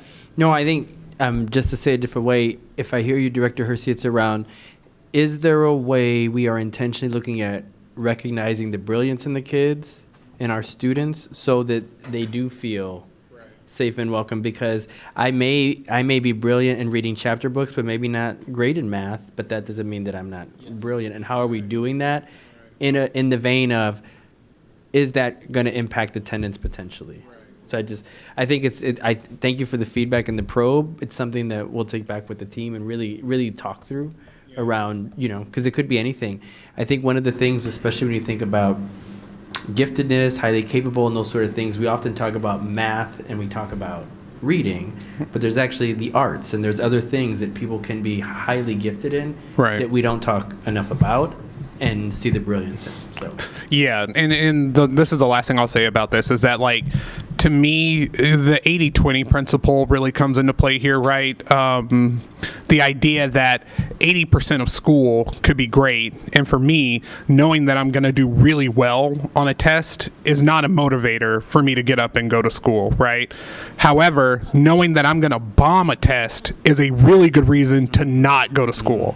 So from the perspective of, like, yes, kids, I'm wondering if there's enough on the 80 side to minimize that 20, because if I know that I'm struggling in math, that fear that feeling that comes along with that is, especially at a young age, fear is a stronger motivator than excitement. You know what I mean? So that's just what I'm trying to tease out, is really building an understanding of, like, are we doing enough to really, I would say, characterize the identity of our students as scholars, capable, whatever the word is, regardless of their academic acumen at that particular moment? And are we bringing in what we know about motivating and demotivating factors for attendance to that? So that's not a question. That's just me processing, and we'll move on. I see that we have student member over here, and then we will go around the rest of the room. Is yours back up? It's back up, but I'll bet. Yep, students first. So please take it away. I am interested in how the metrics reflect student voice and lived experience. I ask this because Guardrail 5 is supposed to center student well-being, and I think that has to include our voices, especially from underserved communities. Success isn't just test scores, so I want to make sure students are helping define what really matters in their school experience. Okay. No, yeah, I know. I know when we pick questions for the survey constructs, there is involvement from students, from my understanding, but I want to say thank you for that feedback and for the push, because what it's going to do is make us go back and look and say, make sure, double, triple check, did they get involvement? Because when we work with Panorama, it's actually a bank of questions. And then when we think about creating one of the constructs, or for this is for safe and welcoming, what are the questions we think align to safe and welcoming? My understanding that there was some form of student involvement in that when we selected the questions. However, we'll get more information in the moment. Want to say thank you for that, and to make so that we can make sure. Give a little background. Yeah, no problem. So Eric Anderson, Director of Research and Evaluation, and thank you. So just a little bit more context. So we use Panorama as a platform, but we historically have developed our own survey items and survey scales and constructs. And we've done that because we wanted to make sure it was intentionally aligned to our strategic plan goals, and also to take the time to get the student feedback and input. So yes, we met with the superintendent's advisory committee at the time. This was back in 2021. We had the Mia's student group, Dr. Williams' student group. So we got a lot of feedback. I have those notes still to this day. There are advantages and disadvantages to doing it ourselves. And so we do some psychometric validation work. We field tested it. We adjusted the item bank accordingly. The one thing that we can't make the same level of claims that like Panorama can about their survey scales in terms of the amount of research that goes into them. The other thing that something like Panorama offers is it surveys are subjective, and Panorama's results, you can actually benchmark how our schools compare to national averages because they're in like 30% of the districts around the country. So we are going to be weighing the pros and cons of redeveloping or refining our surveys that we design ourselves, again, with more input aligned to the new strategic plan, and thinking about the advantages of using some scales that have been developed by other experts in this area.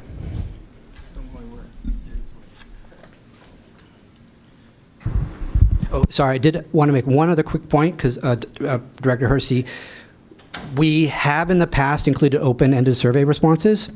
We don't currently have them, but we could. We can use AI-assisted algorithms to quickly summarize what 5,000 kids say. So whatever we want to think about, if it is about what brings you to school, we can do that. And I think we need to slow down Dr. Torres to make sure we've thought through thoughtfully what refinements we'll want to make for next year. So I wasn't expecting. You ended up addressing some of the things I was planning on addressing, because as a student, like, of course, I have experienced you don't want to go to school if you're going to fail a test. Yeah, that's just real. And especially when it comes to the attendance versus the belonging things, and on these questions, which having the unique experiencing of I've answered these.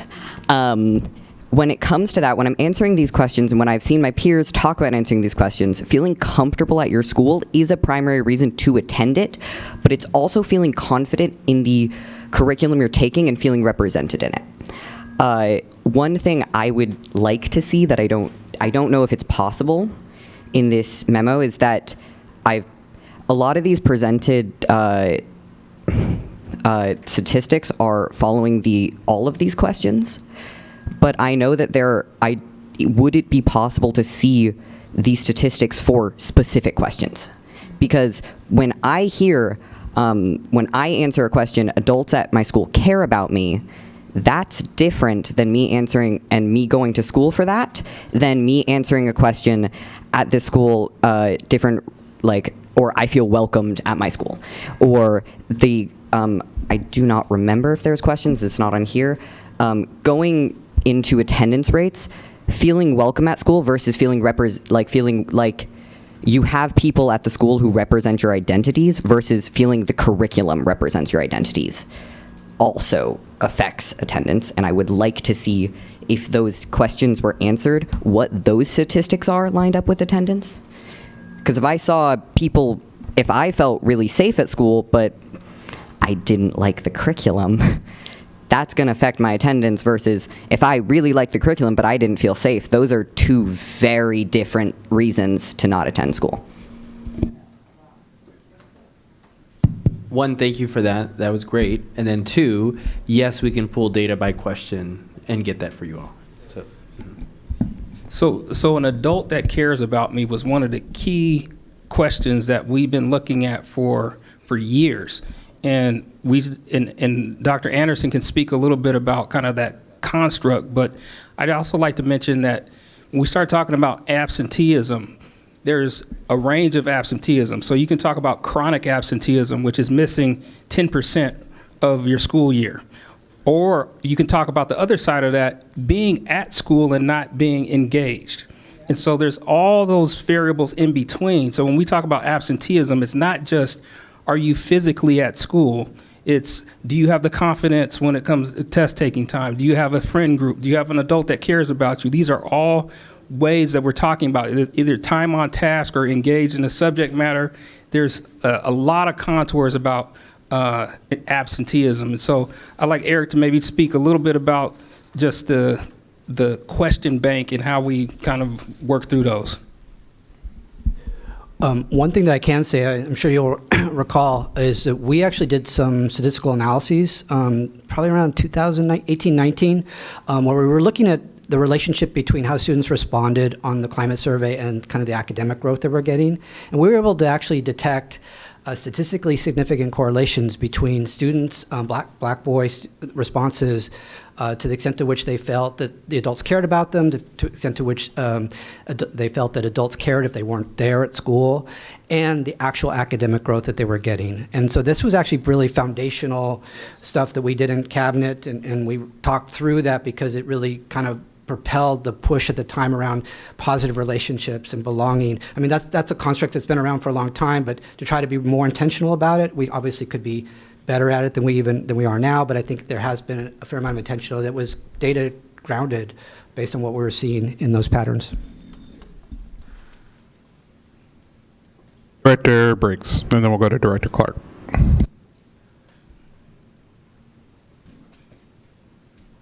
Okay, I've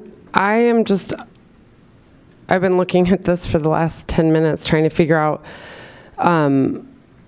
what's going on with these numbers. So guardrail 5.1, the increase in percentage of African American males from third through 12th graders feeling a sense of belonging will go from 56 to 75%, but then 56% in 2021, but then in the chart next, down below that, in the fall of 2021, there's no category of student that is saying it's 56%. When these data are reported out, it's looking at students that answered kind of agree, and strongly agree.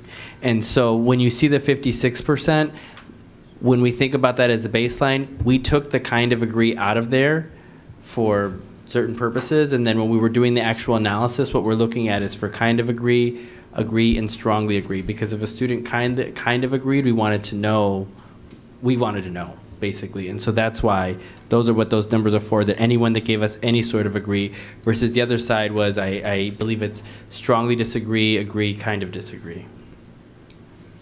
Let me know if it doesn't make sense. I'm confused. Okay.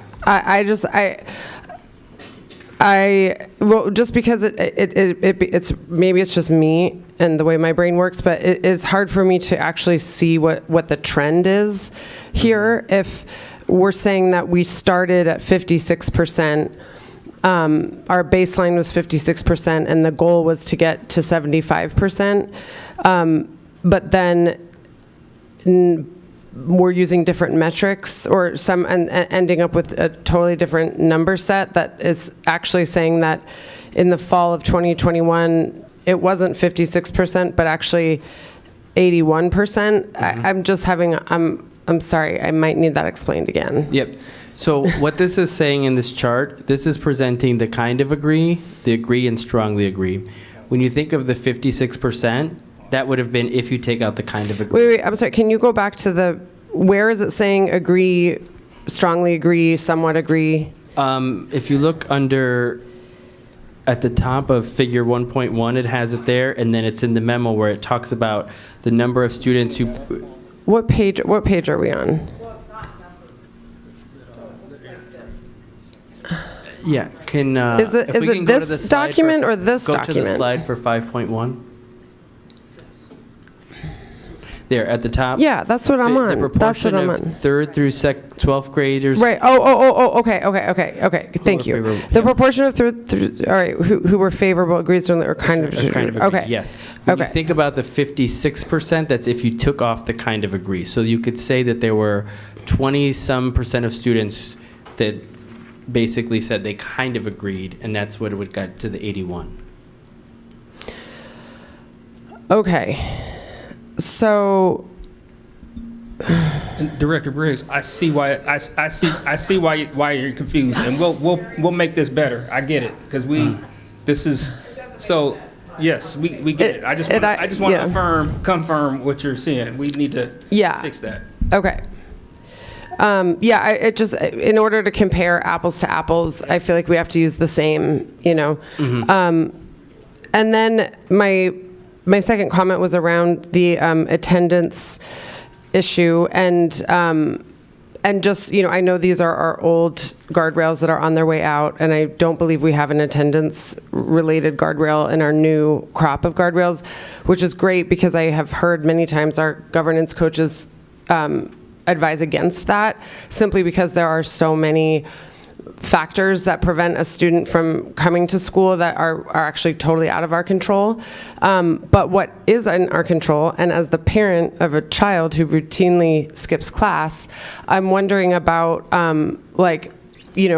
measuring attendance versus skipping class. Like, so we know a kid is coming to school, their parent thinks they're at school until they get the robocall at 5:30 saying your kid has marked absent for periods 3, 4, and 5. Please remind your student to attend class.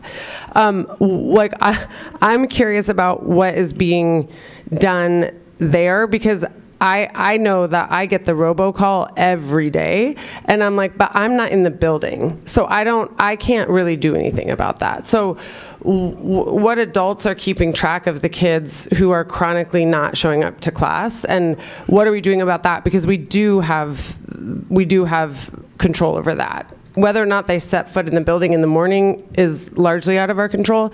I mean, we can't know how much control we have over that, but once they're there in the building, we have some control over that at that point. So I just wanted to call attention to that distinction. Mm-hmm. So one of the things I think we might change the language, instead of absenteeism, is missed instructional time. Mm-hmm. You know what I'm saying? Because that's really what we're talking about, whether you're there 180 days or not. But if you're there 180 days and then you get the robocall because you miss math every day because it's just not working for you, or you don't have a sense of belonging, I think what we're really talking about is missed instructional time. Whether you have a dentist appointment and you take it during the school day, or whether maybe a teacher wasn't on point that day and wasn't really providing the instructional rigor that we needed. Missed instructional time is missed instructional time. And I think that's really what we're talking about, particularly when we're trying to have this differentiated instruction. We're trying to have this UDL approach. That means our students have to be present, absorbing the learning. And so I think it's about instructional time that we're really concerned about, and parents probably have a deep concern about that as well. Okay, so just in the interest of time, our last two questions are going to be Director Clark and Director Rankin. Thank you. Okay, I'll be really brief then. I just had a question about, I got confused when you guys were talking about the Panorama platform, that we develop our own bank of questions. It sounded to me like every time the students take the survey, they're answering different questions. Is that correct? Clean that up, Dr. Anderson. No, good question. So no, it's I would say about every 3 to 5 years we redo the questions. So the last time that we did redesign the questions was 2021. That's when we built our core set of questions. We field tested them and then developed them. And then, as Dr. Torres Morales also mentioned, we have added to it. For example, we have a new inclusionary practices construct that is more recently developed and added to the survey. But we're probably at that stage where we need to decide, are we going to retool it or switch to another system? Okay, thank you.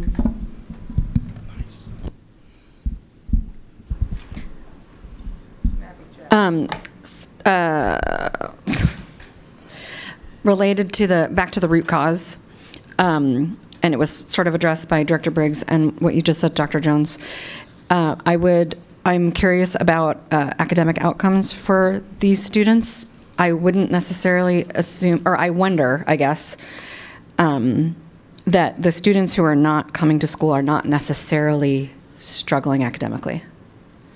Some of them might be, but some of them might not be. And in examining what the root cause is, if we assume that they're all students who are struggling academically, I think we're going to miss a lot of what's going on. And connected also, I appreciate the missed instructional time, because that would include skipping class, that would include being totally disengaged. It would also include exclusionary discipline, which is really, really important. Mm-hmm. And my kid doesn't skip class. He just doesn't go to school. He does not feel unsafe. He doesn't feel unwelcome. He just doesn't think it matters, which is a whole other ball of wax and a heartbreaker as a school board director. But so I would like to know more about, in terms of root cause, this group of students here, if there are trends related to academic outcomes, because I don't believe they're necessarily going to be low, but I would like to see it. We'll get you more on that. I'll just give you a little piece because this was something when I was talking about the ABCs earlier that Dr. Mia Williams did, and she pulled some of the data. And what we were able to see was that some of our students who actually didn't appear in this attendance at all, they were above 90%, yet their course completion and their grades actually weren't great. So that led us into a conversation on, so what is happening? So if the kids are there and they're going to school, what's going on in the classroom? And I think that relates to what Director Bragg is saying. Like there is something there around like curriculum, seeing yourself, something is there. What that is, we just don't know yet, but yes, we did see some of that. And I'm not trying to steal Director Hersey's thunder, but I think one of the student board directors had one more question. We will always add time for our student members, so please.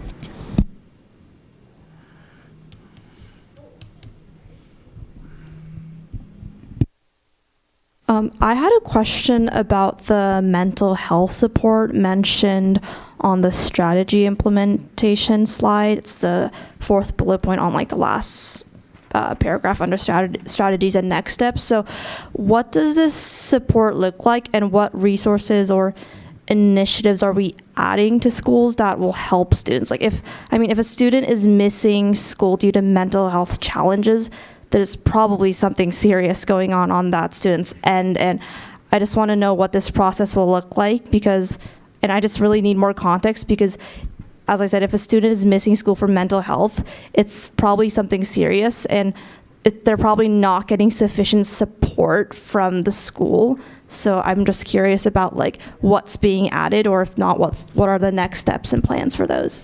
Yeah, this is some of the work I think we've heard mentioned a couple times around 20 million and work with the city and those sort of things. So there is some intentional work coming now around one, universal screening, particularly for all of our high schools. So for any areas around potential substance abuse and those sort of things, we often know that when those things occur, it is because of some other underlying issue. And the other thing is we're working with the city now to examine, we're not all the way there yet, what it would look like to be able to have telehealth options for all students across the city. We're not there yet, so I don't want to make any commitments to that, but that is some of the investments. And when we're talking about strategy difference, going in those directions to make those things happen, to basically make better impacts and outcomes for kids. How exactly are you guys ensuring that you get every student to fill out this form? I have not filled out this form in the past 2 years because I'm a Running Start student. So, yeah, like maybe you guys should approach it a different way. We need every single student to fill out this form to accurately get data. And yeah, maybe an incentive for schools that get all of their students to fill it out. I don't really know. Yeah. But yeah, there's definitely students that are missing. So yeah.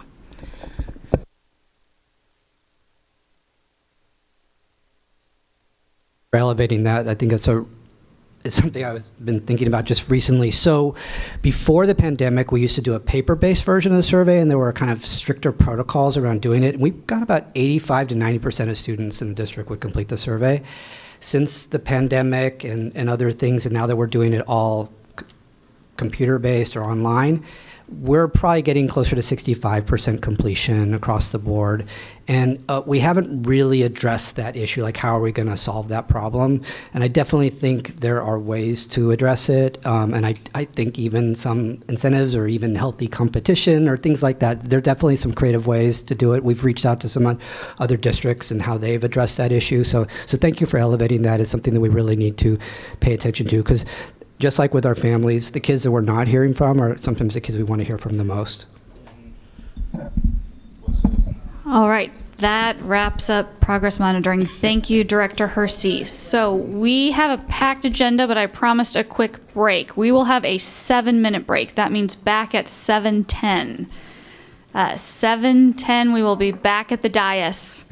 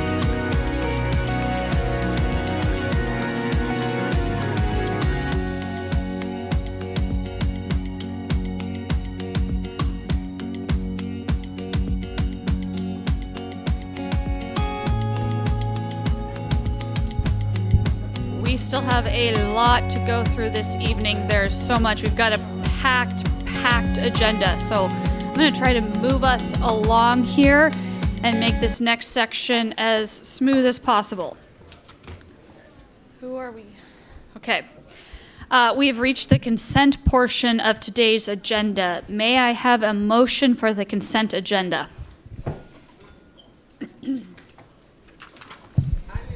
I move approval of the consent agenda. Second. All right, approval of the consent agenda has been moved by Vice President Briggs and seconded by Director Mizrahi. Do directors have any items they'd like to remove from the consent agenda? I do. Director Rankin. Thank you. I would like to pull item 7. All right, item 7 has been pulled from the consent agenda. So this means that we are going to, are there any other items to be removed from the consent agenda? Okay, seeing none, what we're going to do is first take a vote on the remaining items on the consent agenda.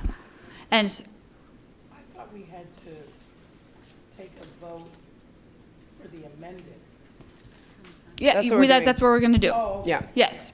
So we've got our, but we're going to first see if there is a motion. May I have a revised motion for the consent agenda as amended? I move approval of the consent agenda as amended. One more time, Director Mizrahi. Second. Thank you. All right. Approval of the consent agenda as amended has been moved by Vice President Briggs and seconded by Director Mizrahi. All those in favor of the consent agenda as amended signify by saying aye. Aye. Aye. Aye. Those opposed? Okay, we've passed unanimously. Thank you. So now we are going to move to items removed from the consent agenda. First, I'm going to read the item removed from the consent agenda, approval of the Emerald Learning Center contract amendment for 2024 to 2025 school year. Do I have a motion for this item? No, she'll make the regular motion and then I'll have to. Yep. Please stop me if this is not the right thing to read. I move that the school board authorize the superintendent to approve the contract amendment with Elevate LLC in the amount of, no, okay. Number 7. Oh, number 7. I thought you said 6. Okay, To be fair, I did say 6 earlier when I spoke to you. Okay, thanks. We got this. Okay, I move that the school board authorize the superintendent to approve the contract amendment with Emerald Learning Center in the amount of $414,407 for a total contract amount of $1,329,287, with any minor additions, deletions, and modifications deemed necessary by the superintendent, and to take any necessary actions to implement this contract. Immediate action is in the best interest of the district. Second. Okay. Director Rankin? Thank you. Can you hear me? No, let's see here. All right. Oh, thank you. So it was actually noted in public testimony, but I had planned to pull it already. I had a wonder about Emerald Learning Center, as that was a new outside vendor, new name to me, and also noticed that it is the same address as Northwest Soil. And so I would like to know more about the, I guess, comfort level, or I mean, given the history of Northwest Soil, I am uncomfortable with the same story, different name, and would like to know who we're contracting with. So we've staff. Is your microphone on? Mm-hmm. Go for it. Yep. Thank you, Director Rankin. In order for us to begin work with them, we would, of course, have to have gone through our standing processes and procedures. We have not heard any issues from families as of yet that I am aware of, but I do want to note that we receive your feedback, and I want to take some time to go back to the team so we can do more looking into this, given the history that we've had and others have had with Northwest Soil, just to make sure before we would move forward on something like that. Okay. I appreciate that.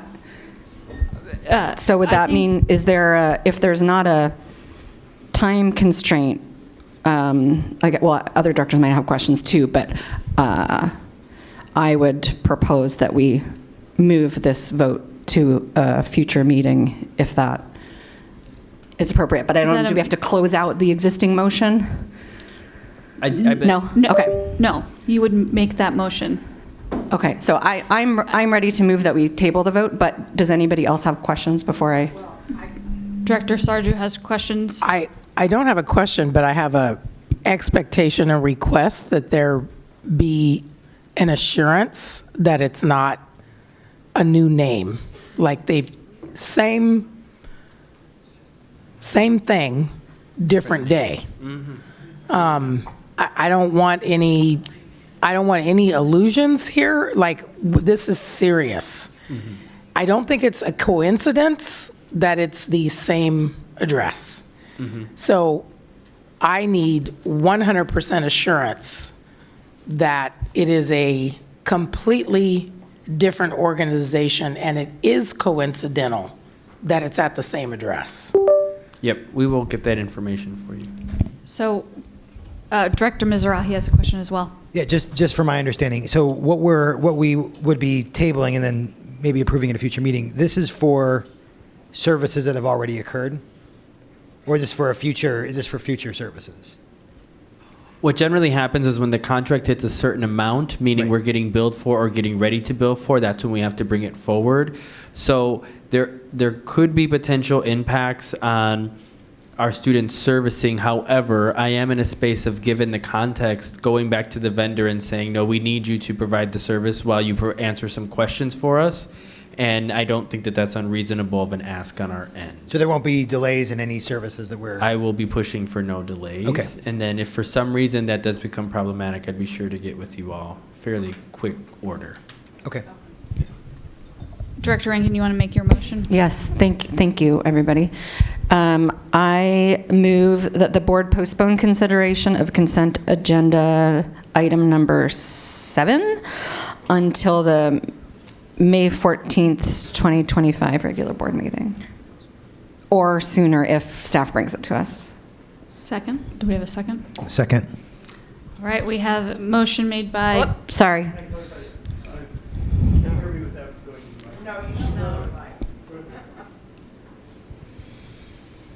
So the proper motion under Robert's Rules of Order is a motion to postpone to a certain time. So I think it's better if the motion just identified the May 14th regular board meeting as the time this will be taken up for consideration.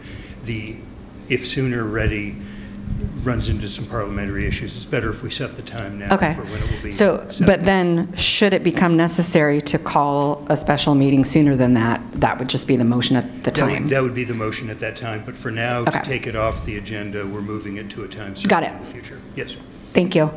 All right, so I will restate my motion. Thank you. I move that the board postpone consideration of consent agenda number 7 until the May 14th, 2025 regular board meeting.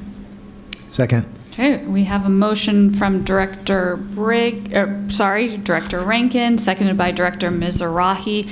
Ms. Wilson-Jones, please call the roll. Please, yeah.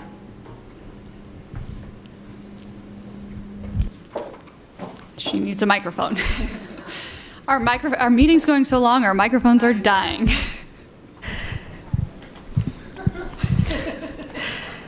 You know why I'm laughing.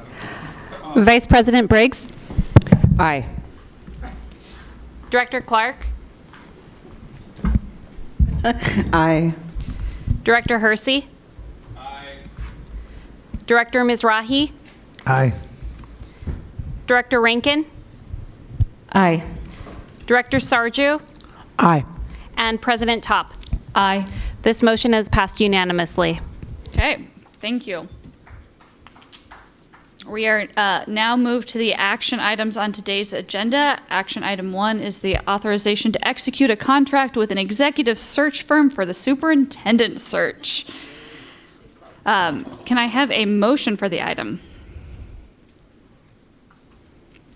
I move that the school board authorize the board president to execute a contract with HYA to support the board's search process for the next superintendent. Second. All right. This motion is, moved by Vice President Briggs, seconded by Director Mizrahi. This was introduced at our April 9th special meeting. Since that time, we've reviewed proposals from 5 different firms, narrowed it down to 3 finalists, and interviewed those firms. And finally, today, we finished our scoring for the finalists. The firm we discussed selecting during our earlier meeting is HYA. So we're going to update this process slightly because we have to make a motion to amend. But Ellie's coming to say the same thing to me. Okay.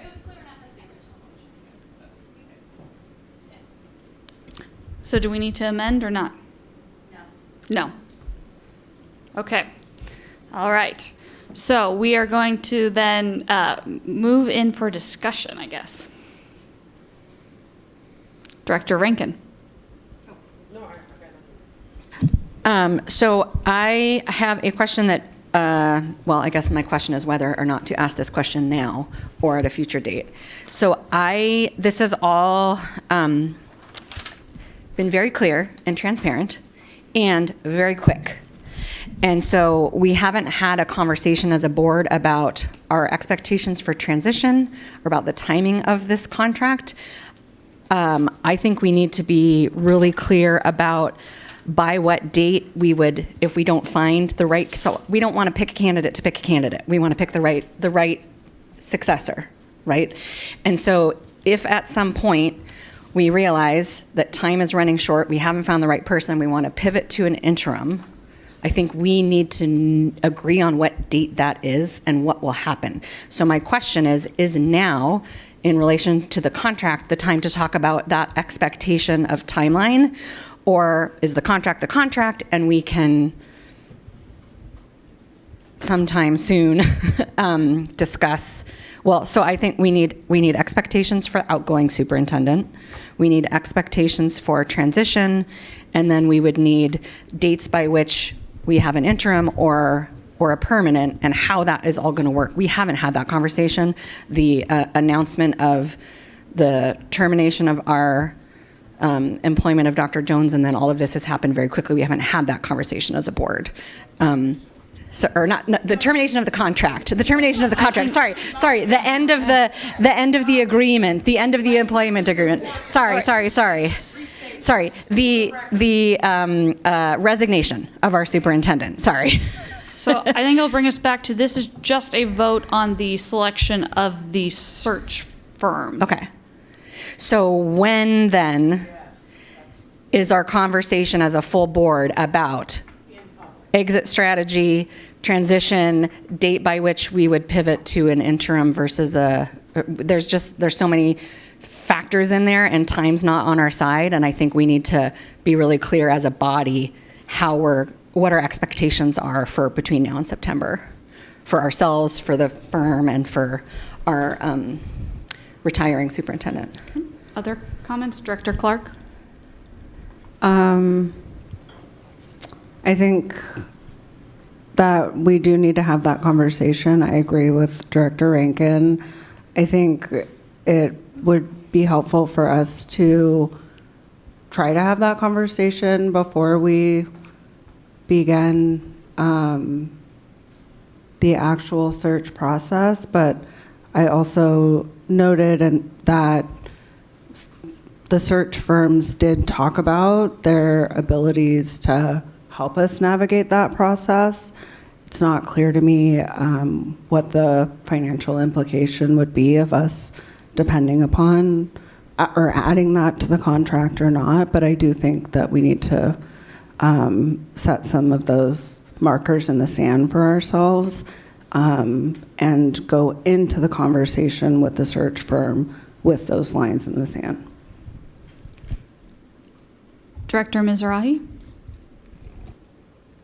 I agree with everything that you just said, and I would add that now that we have selected a search firm, I think it would be helpful to engage their expertise and also like what are the pinch points of knowing, okay, so now that we have identified candidates, that seems like a good pinch point for us to say like, yeesh, none of these people are right. Like let's,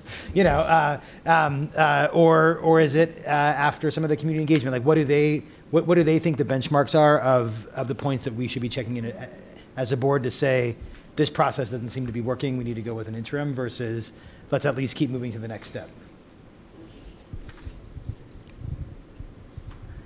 Other board directors?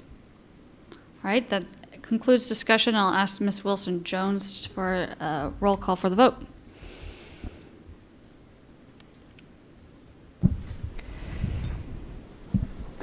Director Hersey? Aye.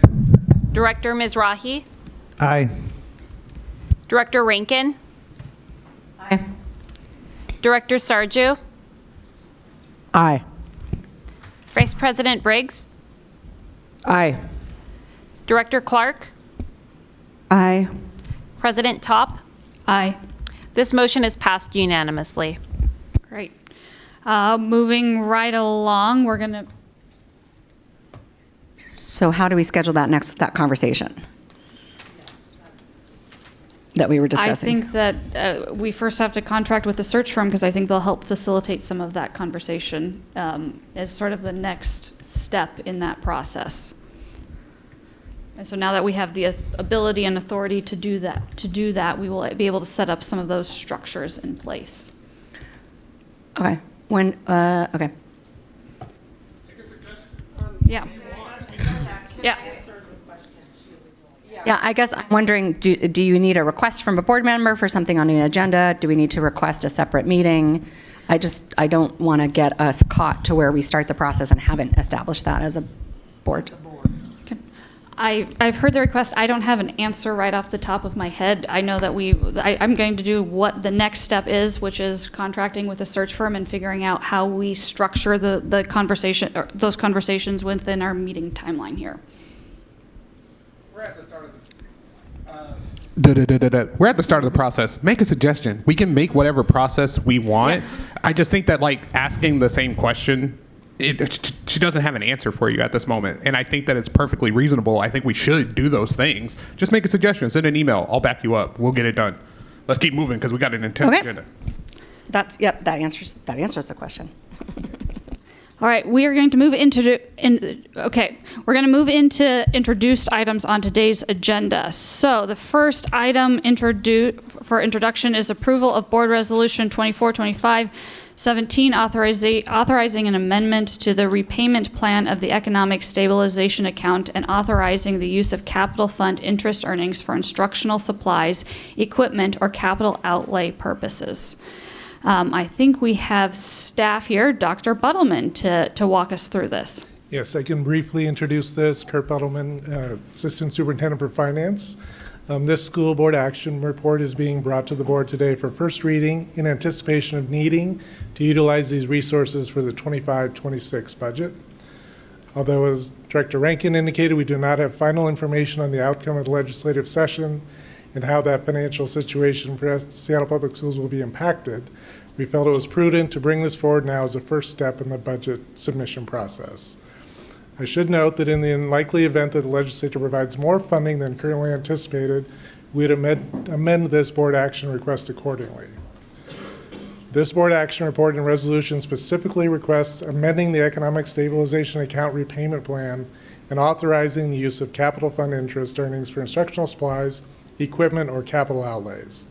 The total of these two actions would provide $18 million in resources to be applied to closing the budget gap for 25-26. As we have said and will continue to discuss, this is not a long-term solution to the structural deficit facing Seattle Public Schools and many other districts in the state of Washington. However, we believe the utilization of these options in the short term is the preferred alternative to additional reductions in resources that directly support students and student learning. Questions from directors from this introduced item? Director Rankin. Would the anticipated action on this item be at our May 14th board meeting? That's what it's currently scheduled for, yes. Okay. So my question actually has more to do with the context of this. I am still, we asked in January for preliminary budget proposals that covered multiple scenarios. I do not feel we have gotten those. So I understand this item as presented, but for the context of what choices we're making, I don't have enough information about the budget as a whole and what's being proposed, what other options might there be, might not there be, what's going to be recommended to us for the 25-26 budget. Director Sarju. So, did you say May 15th? May 14th. May 14th. Yeah. So, Seen Die is it Sunday? Yes. Right. So at that time, the legislature they could extend.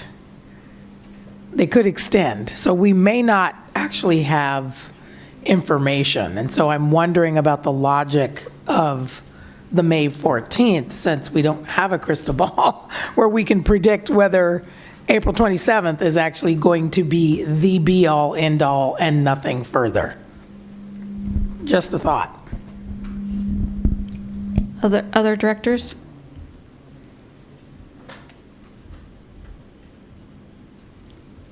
All right. Director Rankin? Yeah, I'll just add that regardless of the end date, we still have a decent idea of what the options are or aren't, and staff definitely has, you're not waiting for the last day of legislative session to put together a budget.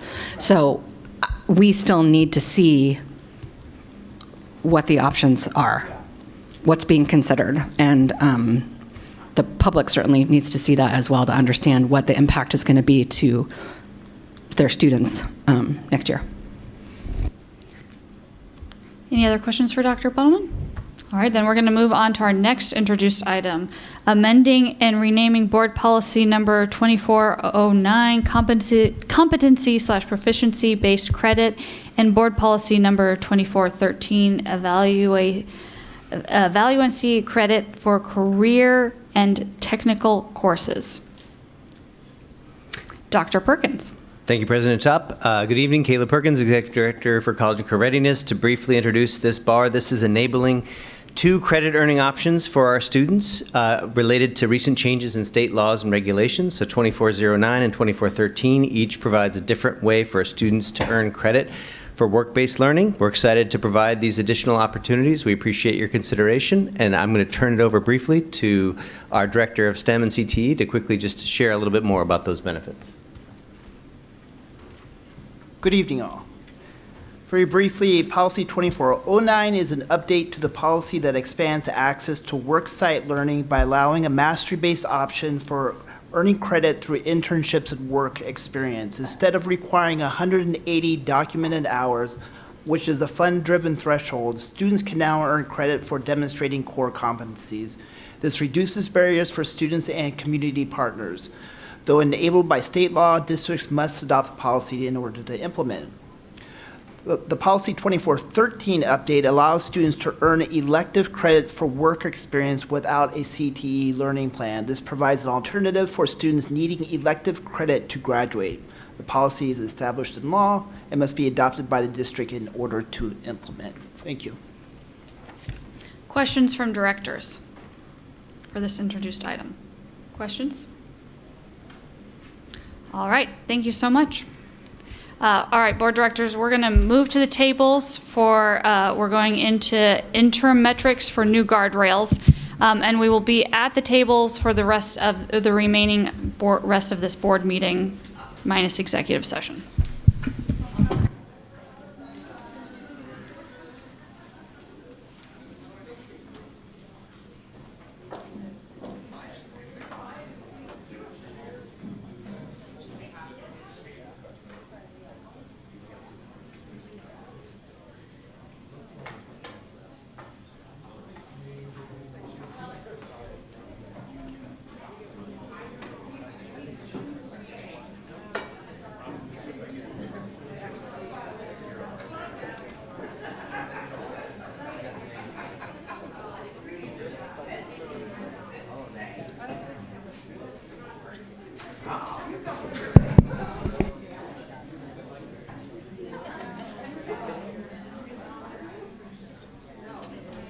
What's up? How are you? Testing. Oh, it works. Yeah.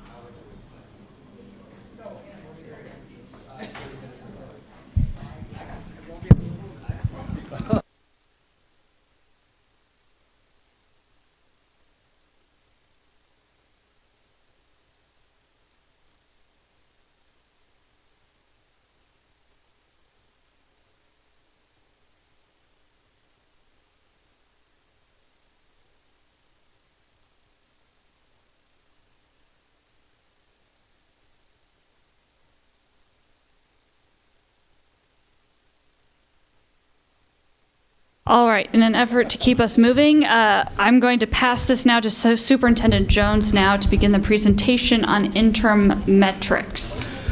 Thank you, board members. You all did your work in establishing guardrails. The superintendent's role, aka staff's role, is to develop interim guardrails. Each of these people at the table, to my right and to my left, are what we're referencing as guardrail owners. And so we want to walk you through what we've developed, and these guardrails are consistent with governance best practices. The school board and the superintendent have adopted goals and guardrails to guide the development of our district's next strategic plan. And just to ground us, goals describe our strategic priorities for improving student outcomes, and guardrails reflect the non-negotiable community values that must be honored while pursuing those goals. And so the values reflected in our guardrails are aligned with Seattle Public Schools' instructional philosophy and commitment to three things: providing rigorous, equitable, and inclusive educational experiences for all SPS students, providing safe and welcoming learning environments, and high expectations for adult practices for creating the necessary conditions in schools for student outcomes to improve consistent with our goals. And so I'm going to stop right there, and I'm going to allow the team to keep moving on this, but we're going to try to be efficient and make sure that we're clear on what we're trying to get done, our interpretation of the guardrails that you established, and really trying to tie them to some outcomes. And so I'm passing on to Accountability Officer Howard. All right. Good afternoon, everyone. Our director, superintendent, I want to set the stage by inviting you to dinner. You guys have set the stage. We are accountability, we're the appetizer before you get to the main dinner over here. And so as I state that, I want to talk to you a little bit about how we have developed these guardrails. We started off by taking a look at what we consider outcome focus, which is starting off approaching students, to meeting students, to mastering students. And when you look at that in the governance model, you can see how we started, where we're at. So I want you to just kind of take that under consideration as we're moving through talking about our guardrails. Are we at no student focus, approaching students, meeting students, and then mastering students? And so I'm honored to be able to talk to you tonight about the continuous work that we'll be doing together. As we learn more and more, we'll adjust and pivot and continue to grow. Seattle Public Schools is pledging to our students and families, and what we're saying is no matter where you go to school, who you are, or what you need, your success matters. We've created 5 guardrails to ensure every school moves in the right direction. Guardrail 1, geographic equity. This means where a student lives shouldn't decide what kind of school experience they'll have. We want every student, no matter their zip code, background, or family income, to have great teachers, challenging classes like AP or IB offerings, and have a safe, supportive learning environment. We'll track the number of schools that consistently offer these opportunities and ensure that all students are included. Guardrail 2, safety. Every student and staff members deserve to feel safe, physically and emotionally, and we'll look at student surveys that ask, do you feel safe at school? Emergency drills that help schools get ready for any situation, but drills aren't enough. We will also ensure schools feel safe from fights, bullying, and threats because students can't learn if they don't feel safe. Guardrail 3, Anti-racism. We're saying clearly racism has no place in our schools. Adults in schools need to take anti-racism training, use fair and respectful teaching materials, and show students and families that they care about issues of race and equity. We'll ask students and families if they see this happening, their voice will guide us. Guardrail 4, engagement. We believe that the best decisions come from working together and building trust, which means two-way communication. We listen and learn from students, families, and staff. Principals and leaders will support in communicating and inviting feedback and planning with their school communities. Before finalizing any major decisions that impact students and families, we'll ask questions, stay open to new ideas, and improve based on what students and staff and communities share with SPS. Engagement is more than a survey. It's ongoing relationship and building trust. Guardrail 5, allocation. We must ensure resources are focused on what matters most, teaching and learning for every student. We'll focus on how our resources flow into the classroom, instruction, tutoring, and teaching support. If some of our schools or areas that need more help, we'll redistribute resources to meet those student needs. When spending doesn't align with teaching and learning priorities, we'll provide school professional development and clear direction to understand how and why to make necessary changes. Every dollar should help improve student learning, and we'll work together to ensure that happens. And in closing, these guardrails are more than a checklist. They reflect our promise to every student. We're listening with care, we're learning with humility, and we're acting with a purpose.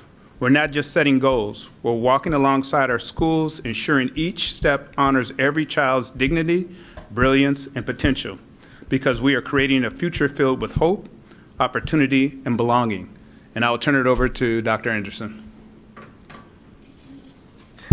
Thank you. Thank you, Assistant Superintendent Howard. That was a very helpful overview. And I think that's one thing to keep in mind, that we don't want to think of these as disparate measures. That taken together, our guardrails, we believe, reflect a coherent theory of action that connects our expectations for adult professional practice to creating the necessary conditions in every school for student outcomes to improve consistent with our goals. So it's a connected piece, and we want you to, if you're not seeing that, then we want you to keep pressing us till you do see that in how we are looking at our guardrails. Before I turn it over to each of our guardrail leads to speak specifically to their measures for which they'll be providing oversight, I just want to provide a couple of general thoughts and considerations about our approach to measurement. First, for most guardrails, we'll be instituting new measures and collecting data that we have not collected before. So therefore, the baseline will in most cases be established in the fall of next year, and then we will be setting targets for improvement for the following spring or the following fall. So that's why they're not currently constructed with actual baseline and targets just yet. Next, it's helpful to keep in mind that unlike the goals, the guardrails themselves are not SMART, capital S, M-A-R-T. There's no top-line measure. So we can't really prove or show that our interim guardrails are predictive of the top line or the guardrail itself in the same way that we can with the academic goals. So our approach was to provide a rationale for the construct that we're measuring, and then to develop a reasonably reliable and valid measure for that construct. So you should be asking yourself, does this seem like a good construct to measure? And do you have questions about what we're proposing as a valid and reliable measure? And those are fair things to be asking about. Also, we are using a fair amount of surveys, not entirely, but you'll see surveys show up on more than one occasion. So I just want to make a couple of general points about that. It's undeniable that in most cases surveys are subjective measures. And so, but that being said, they are valid and reliable indicators of stakeholder perceptions, what students feel, what staff feels, what families feel. And in some cases, we believe that is important to measure and to improve over time. For example, how students feel about their safety while at school, we believe is an important construct to measure, even if it isn't necessarily a wholly objective measure of school safety. So that's one thing to keep in mind. Another point about surveys, particularly our family surveys, is we know that we typically receive racially disproportionate responses to the surveys we send out to families. And so to account for any either low response rates and or disproportionality in who's responding, we would propose to use a statistical weighting methodology to estimate overall population percentages accounting for over and underrepresented respondent groups. So that's one common theme I wanted you to keep in mind. And then lastly, we recognize that these are imperfect measures and still a work in progress. We nonetheless have endeavored to align the intent of each guardrail to the adult behaviors we seek to ensure and to student, staff, and family experiences that are reflective of these values. So your feedback is highly valued. We hope to listen and absorb your input tonight so that we can continue to refine and improve our measures before they are finalized. So with that, I think I'll turn it over to Dr. Starosky. Good evening, everyone. So we have a clear theory of action on the previous slide that I think is really important for all of us to be clear about. As Dr. Anderson spoke about, is that we're really focusing the guardrails on the adult behaviors in service of students. And so our theory of action is if Seattle Public Schools establishes clear and actionable expectations for adult professional practice, while respecting and leveraging the expertise of our educators, then schools, in collaboration with central office, will create the necessary conditions for educators to effectively support high-quality student learning.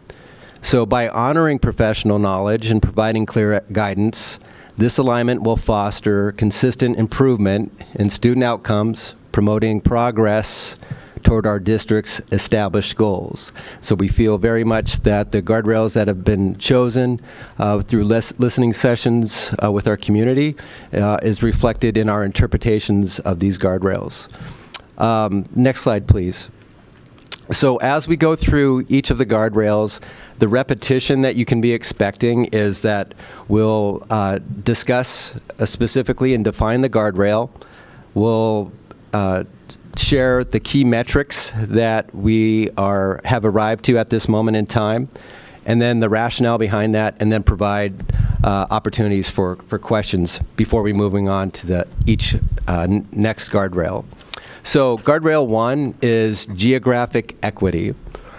The superintendent will not allow a student's school assignment, family income, race or ethnicity, need, or identity to determine access to high standards, rigorous programming, high quality teaching, and supports.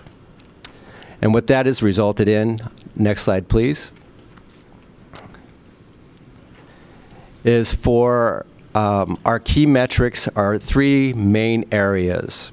And as Dr. Anderson spoke to, we don't yet have our baselines, but we will be having those in the future, and you see those reflected in our draft here. So our key metrics for Guardrail 1 is access to consistently effective learning environments, access to high-quality standards-aligned instruction, and completion of advanced courses. So for the first one, access to consistently effective learning environments, the percentage of foundational schools as measured by the Washington School Improvement Framework will increase from X in 2024 to blank in 2029, indicating improvement in consistent high-quality educational experiences. 2, access to high-quality standards-aligned instruction. The percentage of students receiving appropriately placed or paced instruction as measured by their participation in the curriculum-embedded assessments will increase from X to Y year over year. And finally, completion of advanced courses, the percentage of students of color, furthest from educational justice, who complete advanced courses during high school as defined by advanced placement, international baccalaureate or IB classes, college in the high school, tech prep, or running start will increase from X to Y year over year. And so for us, our rationale is consistent with the guardrail in that it's focusing on high quality teaching and support, using our district adopted curriculum aligned to standards, providing access to challenging coursework for all of our students, and creating positive, effective learning environments. So to ensure that this is working for all of our students, clearly calling out our students based on race, ethnicity, needs, identities, family incomes, where they live in our city, is that they have equitable access to all of these great things that we want to provide for our students through the training and support of our educators. So what you see in those three bottom bullets there is the consistent implementation of our district adopted curriculum matters for our students across our city. Access to and completion of advanced courses, it's just not access to advanced courses, it's passing and doing well in advanced courses is equally important, which we want to measure. And then the percentage of schools rated as foundational, which for our board and our public moving forward will need to provide more information and teaching around the Washington School Improvement Framework. But it's the percentage of schools foundational, and that is strong in the state school improvement framework, which measures both academic outcomes and learning environment metrics. And so for us, next slide please, is that we believe that by focusing on the adults and our measures,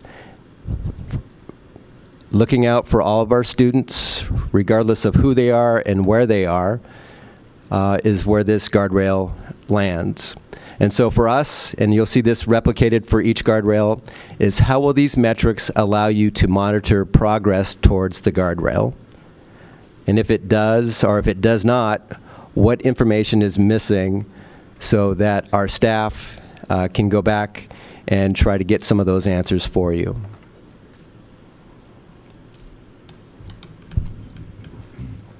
Director Sarju.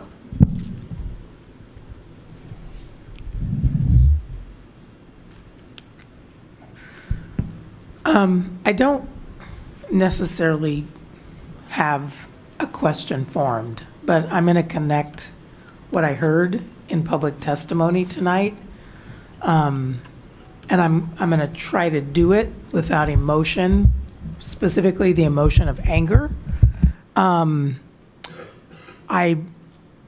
What I witnessed from our deaf participants was not, they were not asking for anything extreme. We've had them come before. I am almost at the end of my term, and I find it really hard to believe that our deaf families are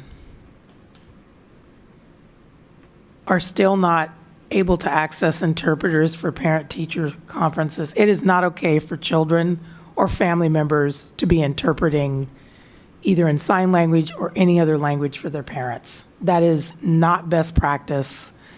It puts an undue burden on the children or the other family member.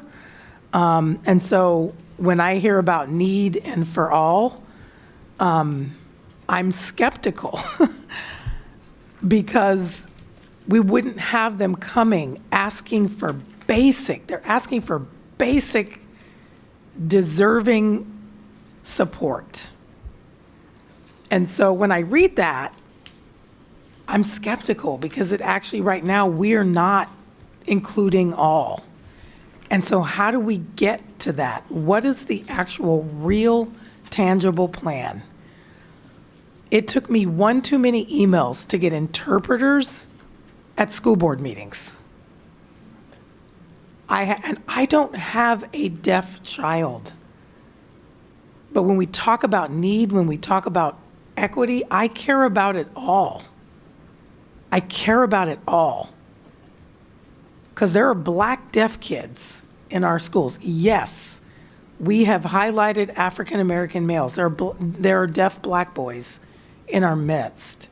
So how can we assure families like our deaf and hard of hearing families that we can actually deliver on this? They should never have to come to another school board meeting and express for I don't know how many umpteenth time what we witnessed tonight.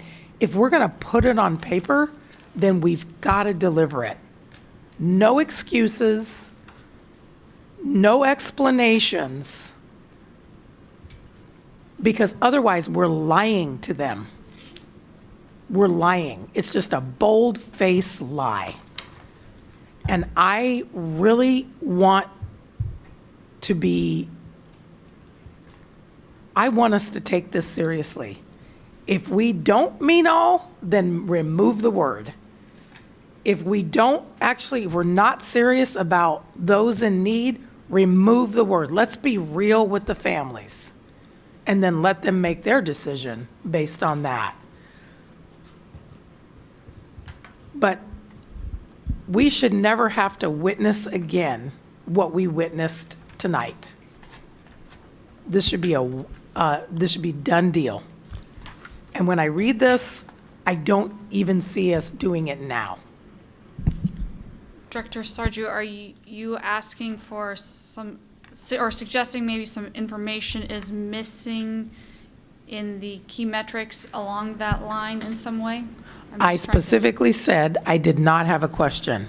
I said I was going to connect what I saw tonight with what has been written on the paper.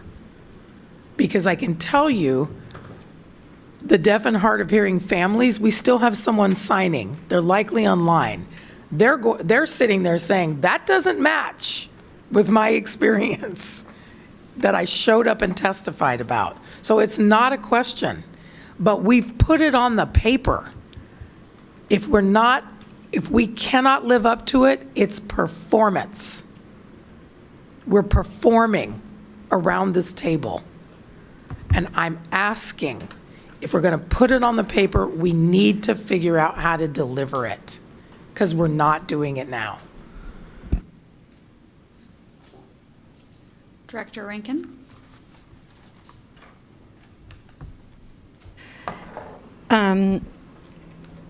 So I don't know, what was the state measure that you said? The Washington School Improvement Framework. Okay, so I don't know enough about that now to be able to know whether or not this is going to be a meaningful metric. But for the other ones, so what I'm looking for in an interim metric is is evidence that our guardrail is becoming more true. So if we're saying the superintendent will not allow a student's school, assignment, family, income, race or ethnicity, need or identity to determine access to these things, I don't think that the percentage of students overall receiving appropriately paced instruction measured by curriculum embedded assessments actually tells me whether or not that's true or becoming more true. And the same with the completion of advanced courses. I don't see how knowing the percentage of students of color furthest from educational justice who complete advanced courses would tell me whether or not the superintendent is or isn't allowing a student's school assignment, family income, race, et cetera, et cetera. So there's something not quite lining up here. These feel a little bit more goalie than guardrail-y.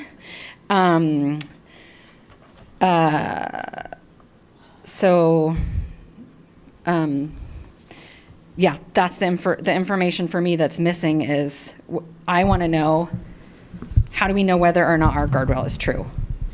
And I don't think that the answers to these questions tell me that. So would it be most appropriate for staff to take the question, put an answer down on paper and respond, or should we be doing that now?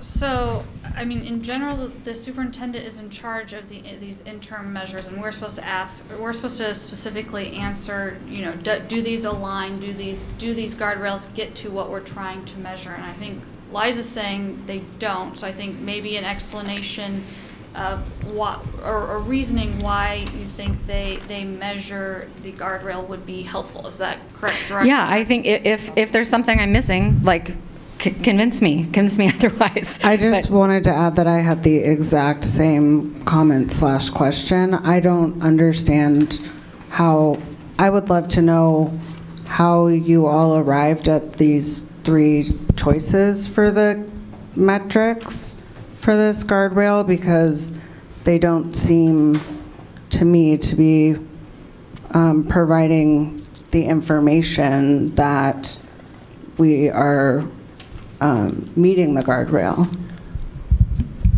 So I'll step in a little bit here. So with the issue of equity, I'm just going to start with equity first and foremost for the rationale behind curriculum embedded assessments.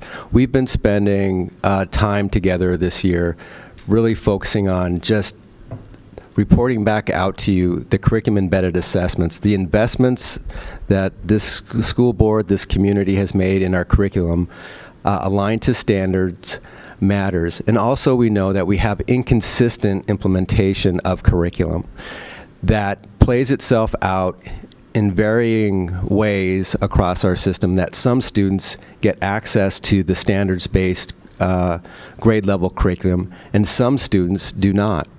And one of the ways that we're wanting to measure that is through curriculum embedded assessments, so that we can say confidently, that our superintendent can say confidently to you and to the public that our students are receiving our district adopted curriculum, our students are receiving the instruction, our educators are getting the support that they need to be able to teach that content, and we're also measuring it all across our system, all across the city. That's one of the rationales for the curriculum embedded assessments being a part of that. It also supports our interim and top line measures of our goals. It's aligned in support of that.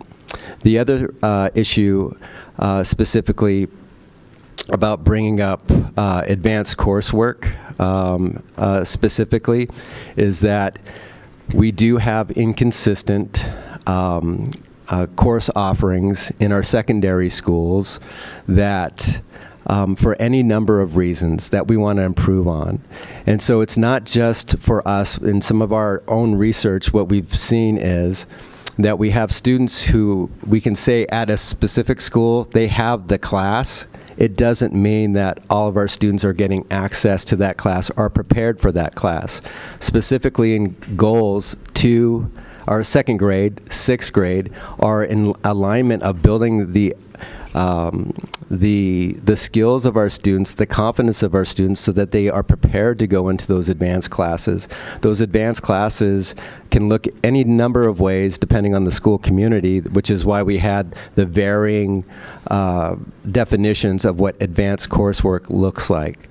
So for our students, it's not just the access, but it's also how well they are doing in the classes, and then also measuring who those students are who are getting access to those classes and how well they're doing, is our rationale for why Guardrail 1 is measuring about equity, access, and then also to give the superintendent the opportunity to say for us, hey, if something's not happening for our students in our secondary schools, specifically around advanced courses, then we need to do something about it. We are required to do it in support of not only our goals, but the guardrail supports us in helping support the adult behaviors connected to this guardrail, is some of the rationale for staff in our interpretation of this Guardrail 1 and why these 3 metrics. Director Clark. No, Director. Sorry, I forgot to put my tab down. I'm still thinking. Director Rankin. Thank you. That's helpful, and I think indicates that the interpretation may be a little different than what I believe the board intended. So, and somebody jump in if I'm misremembering, but what we really heard strongly from our community was that a student who lives in the Rainier Beach attendance area should not have less access to option schools, highly capable IB, whatever it is, than a student who lives in the Ingram attendance area. So the preparedness for the students to be successful, of course, is important. This specifically was about families and students being very aware of how different their experience with Seattle Public Schools is based on where they live.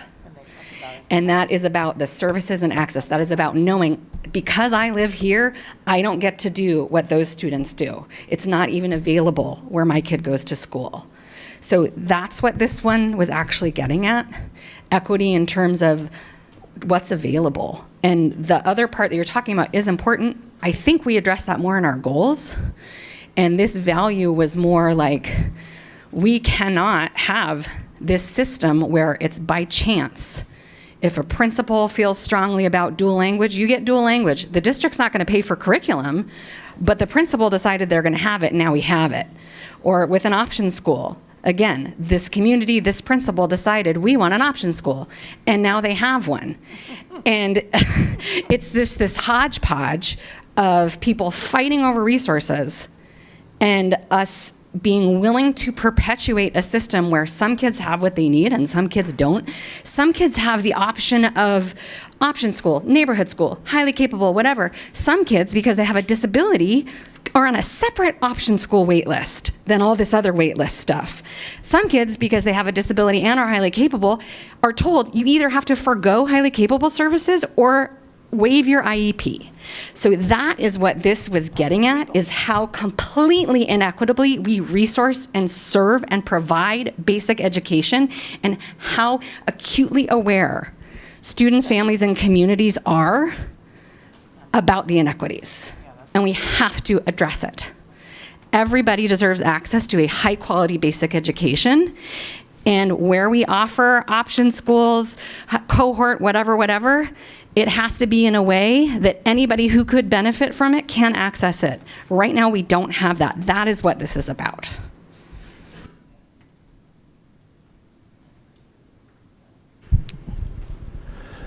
So hearing that take on the definition, our reminder, what we can do is go back and revisit it with a different lens.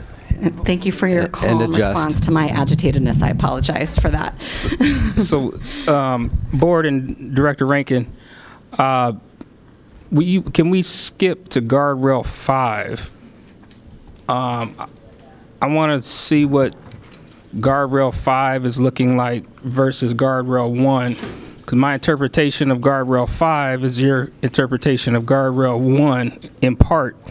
So I just want to see if we can do a little bit of back and forth with that. So with that said, if President Top will allow me, I want to jump to 5 and then see if.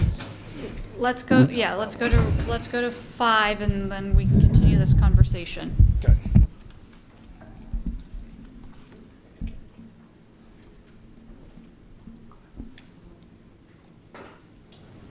Do you just want us to introduce this and?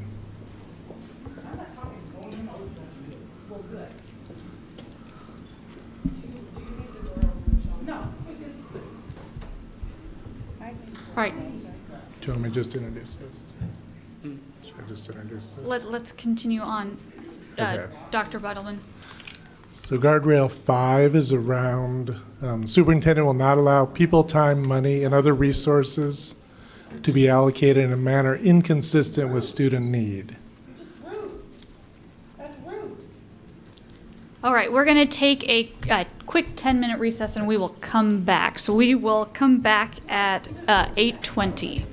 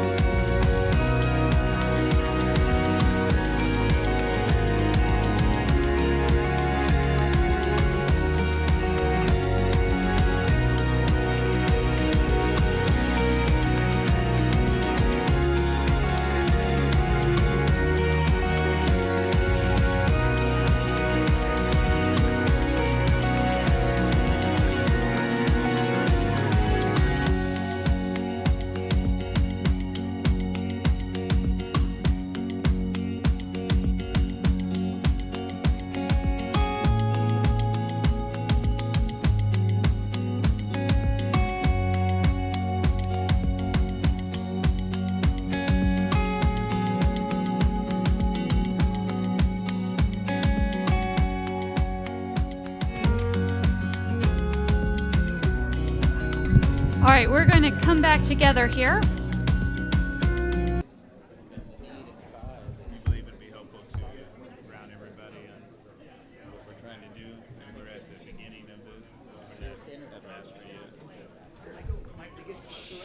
Sure, let's. Yeah, yeah.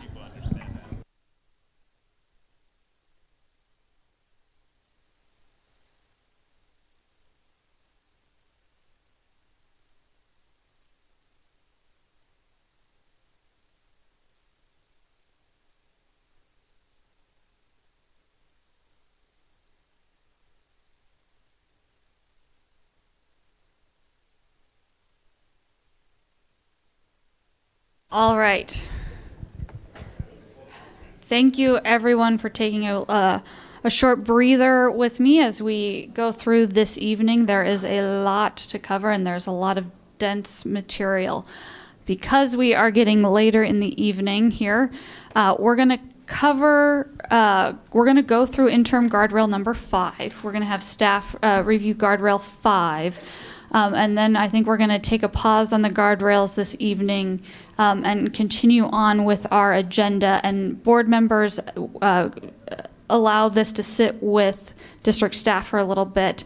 And then we, board directors who have additional feedback, this will come back up to us, but additional feedback as we're looking at this, let's get this to staff. And then I think Director Howard, Accountability Officer Howard, I'm not sure. Mr. Howard is going to kind of ground us in a little bit of the process of where we're at from the student outcomes focused section, talking about sort of where we are in the process, I think, to kind of help ground us as we're setting these guardrails. So that's the goal. So I'm going to send it to Dr. Jones here to start with interim guardrail 5. Thank you, President Top. Real quick, is anybody cold? Because I will close the door. Okay. Yeah. And just to try to bridge guardrail 1 with guardrail 5 to Director Rankin's point about what the board's interpretation of the guardrail was, I was trying to see if there are elements in guardrail 5 that touch that. And if it doesn't, that's fine. Just was trying to see if there was some synergy there. So let's walk through guardrail 5, and then Accountability Officer Howard's going to do his piece. Okay, thank you. So I just wanted to ground us really quickly. Dr. Jones wanted to make sure that we had interpreted the guardrail in collaboration with you. So as we do the root cause analysis around the goals, what we're getting into in guardrail 5 is actually at the beginning level. So if you say we're at a 0, and we're trying to get to 5, we're at a 0 right now. We're just starting out. But as we continue to work with the board, we will hone that to get to a 5. And so right now we're getting our baseline. We're going to discover things. And then as we continue to keep coming back during progress monitoring and we discover things, we will share that. 80% of that, Dr. Jones has control over what's going to shift. The superintendent has 80%, and that's why we picked a guardrail, that 80% can shift. So if we discover something, it will shift. If we learn something in the process, it will shift. So we understand that we're expanding our supports. So in guardrail 5, I just wanted to ground us and says what we're trying to do is make sure we ensure all our resources are focused on what matters most, which is teaching and learning. And so we want to make sure as we're focusing on teaching and learning, we'll focus on how resources flow into the classroom, instruction, tutoring, and teaching support. That's what this guardrail 5 is meant to do, to make sure we're aligned and that there's equity there. But that's what we're doing right now. But we're starting at ground zero. And as we learn, we come back during progress monitoring, you'll see us say, we learned this, and these are adjustments we're making. We learn more about this, and we're making these adjustments. And so as we get feedback from the community, feedback from the board, feedback from our initial baseline, getting it from our students and families and our staff, these things will shift. So I just wanted you to see that we're not to perfection yet, but this is a learning process, and we're used to bringing you guys a baked cake, all done, and then you say, well, what about the icing? What about this? No, this cake hasn't even been baked yet, hasn't been started. We're just looking at the ingredients and trying to put it together. There we are. Marnie's excited over there. I can see her. So just wanted to ground us there, and then I want to give it over to Fred and Dr. Buttleman.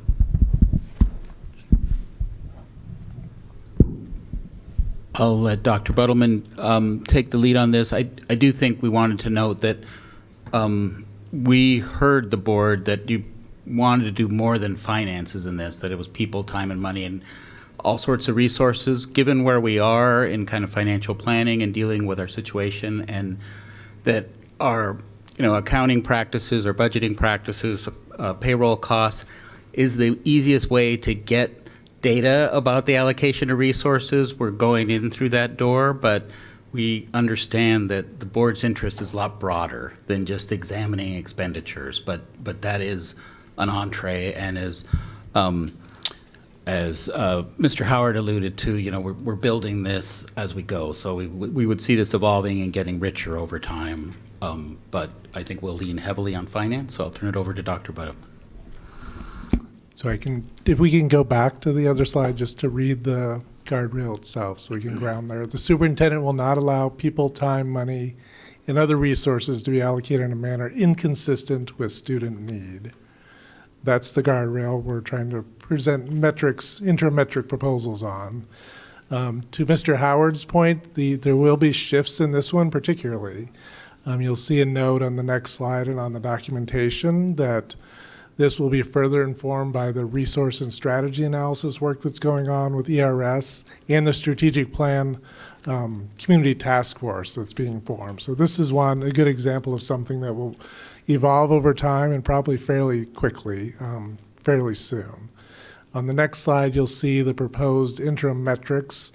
As Chief Podesta said, they're around spending and spending of funding at school. So the first one leans into teaching and teaching support being the business of the school district, and making sure that percentage of spending is appropriate out of the entire budget. Just for context, those numbers currently are about 74%.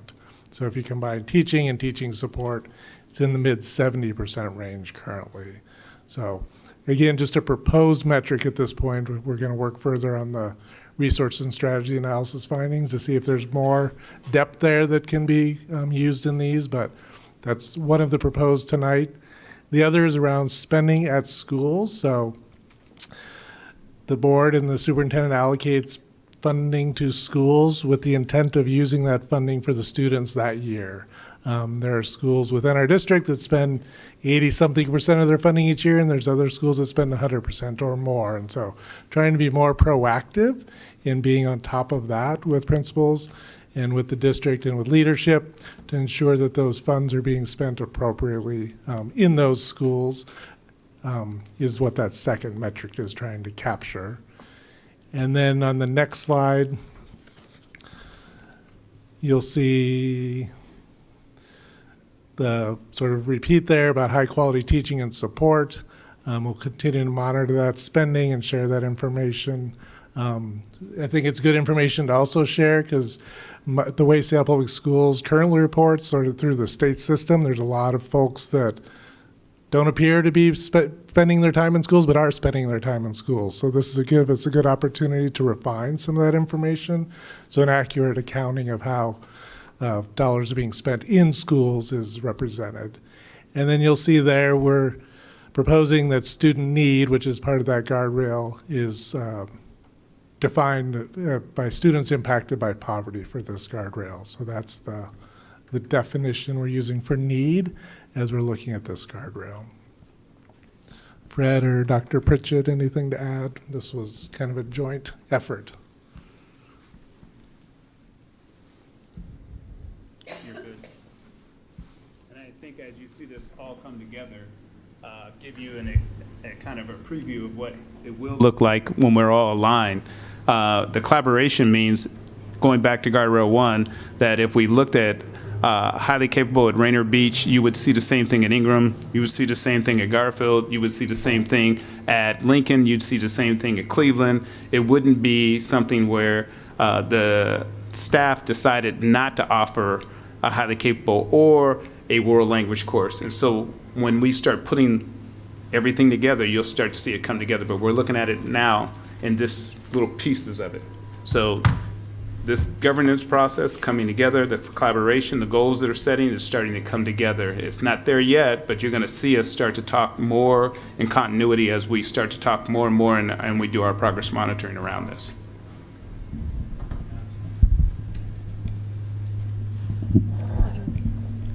Director Rankin. Thanks. Yes, this interpretation makes a lot. I see the interpretation here, and I think it aligns with what we were looking for, especially as a place to start, because the important thing about the interim guardrails is the top line one we expect to remain for the top line expectation should remain for the life of the strategic plan. But as you said, as we go, we'll discover, new things will be discovered, or we'll complete something and then pivot to something else or whatever. So it is important that the interims are able to be adjusted as we discover new things. What I appreciate about this one, and I'm not proportion of expenditure. Yes, maybe no, because I don't know what that impact is actually on meeting the needs of students, because I know that it takes a whole system to support what happens in the classroom also. But the individual school spending feels really important to know that, like, hey, we can tell from your student population, you have these student needs. We want to move the needle for those kids, and here's resources that are being provided to do that. They need to be spent in this way. That we should be able to see, we should be able to kind of follow the money and see that where there is more need, more resources are going to meet the need. As we progress through the strategic plan, I think it'd be interesting to look at, get a little bit more refined in terms of what that means for staffing allocation, what that means for different things. But I think to start with, this makes a lot of sense to just monitor, making sure that money that is allocated is spent as intended, and then money that is spent, evaluate whether or not it's effective, and we want to keep that expenditure. I think that will be also, just for general transparency for the budget, really, really helpful to understand just where the dollars go and whether or not they're being used to their best purpose. So yeah, thank you. Other directors? So I'm going to ask, seeing these two and hearing the working together, are we still seeing a misalignment for our guardrail 1? I am, yes. So I think what we'll do is we'll pause here and give staff an opportunity to come back with a little bit of refinement for the alignment for the interim metrics to get to our guardrails, and we'll pick this up at a future board meeting. For the metrics or the guardrails that we're not covering tonight, please review and get any questions you may have to staff beforehand, so we can save a little bit of time now that we have this packet. And we're gonna keep going unless I see folks need a break. Okay, then we're going to keep going into the next portion of our agenda, which is going to be enrollment planning update. So give staff just a moment here.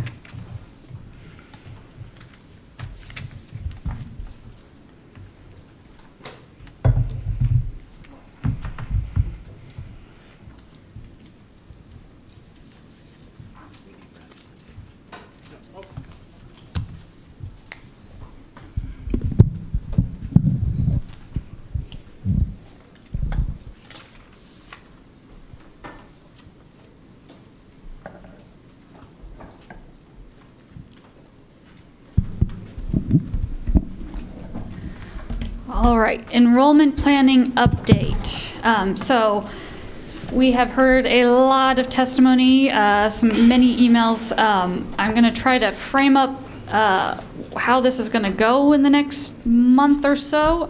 So tonight, the goal is to hear from staff, really just framing the issue and the problem. I think then in the next month, both the superintendent, and staff will do some outreach, a survey, it sounds like, as well as our March 7th full board engagement will be, or May 7th, thank you, not March, on this topic. And then we will receive a recommendation sort of from the superintendent about how to move forward. So tonight, really trying to understand the issue and get our questions answered about the issue, and so we better understand what is going on, or what is going on in enrollment, and that being the goal for this evening. So it shouldn't be as so yeah, and that being the goal for the evening. So with that, I'm going to pass it to Dr. Jones. Thank you, President. Thank you, President Top. And we've, in full transparency, we've been working on a deck, and we've changed the deck a bit. We also have access to the previous deck, so if folks need to see those numbers for reference, we can do that. But this is just an evolving piece so that we can really try to frame it in a way that here's the context of where we are, here's what it is, in a way that it's easy to digest. And then I think, as President Top talked about, we'll start to build some understanding, and then we'll take some actions around what do we want to do going forward. So I have Dr. Campbell here with me, and I have Chief Podesta here, and we're going to just kind of walk through again what are we dealing with here. I mean, it's very complex. We've had multiple different conversations today, all kind of related to this in some way or fashion. Particularly that last conversation we talked about, what is our service delivery model ultimately? And so, and how do we do that with some assurances for families that they will have the experience that their students want? So with that said, we're gonna go right into the framing slide, and then I'll pass it over to Dr. Campbell and Fred to move this through. Thank you. Thank you, Dr. Jones. I'll provide some contextual information and then turn it over to Dr. Campbell to see how that plays out with specific circumstances on the part of the enrollment planning team.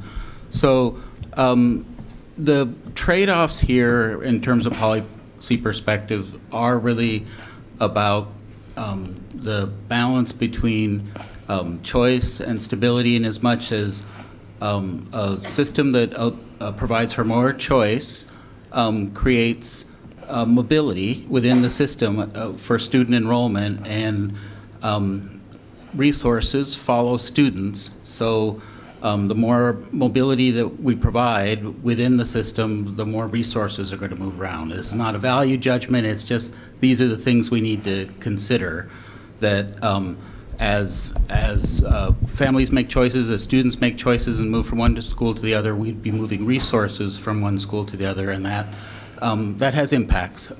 It's not, again, it's not a value proposition, say, it's just something to consider as we think about the level of choice that we want to build into enrollment policies. Can I double down on something? Again, this isn't a value.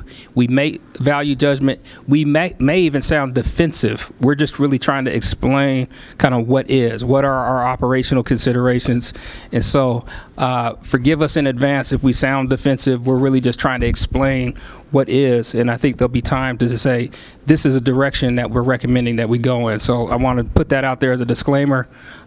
We're defensive in terms of want to make sure that the data's right and the framing's right, but in terms of what we're doing and where we go later, I wouldn't say we're agnostic, but we're very, very open into what the future may look like. So I just wanted to mention that up front. And Please. these structures are totally of our making and totally within our control. So we have choice, about how we balance this, and that just is what it is, and that's why we're having this conversation. So there's just how much choice there is, and if we could advance the slide. And it's worth just talking about the timeline. We don't need to go through this in detail, but again, the options before us come from a policy and practice consideration are, how much choice do we build into the system, and over what period of time? That I don't know if this is a fruitful analogy, but how big a window do we have for choice, and how long is it open? Because again, the more time over the course of planning for a school year that people have to make choices, the more we'd be moving staff around later into the budgeting process and the school staffing process. So that's another consideration.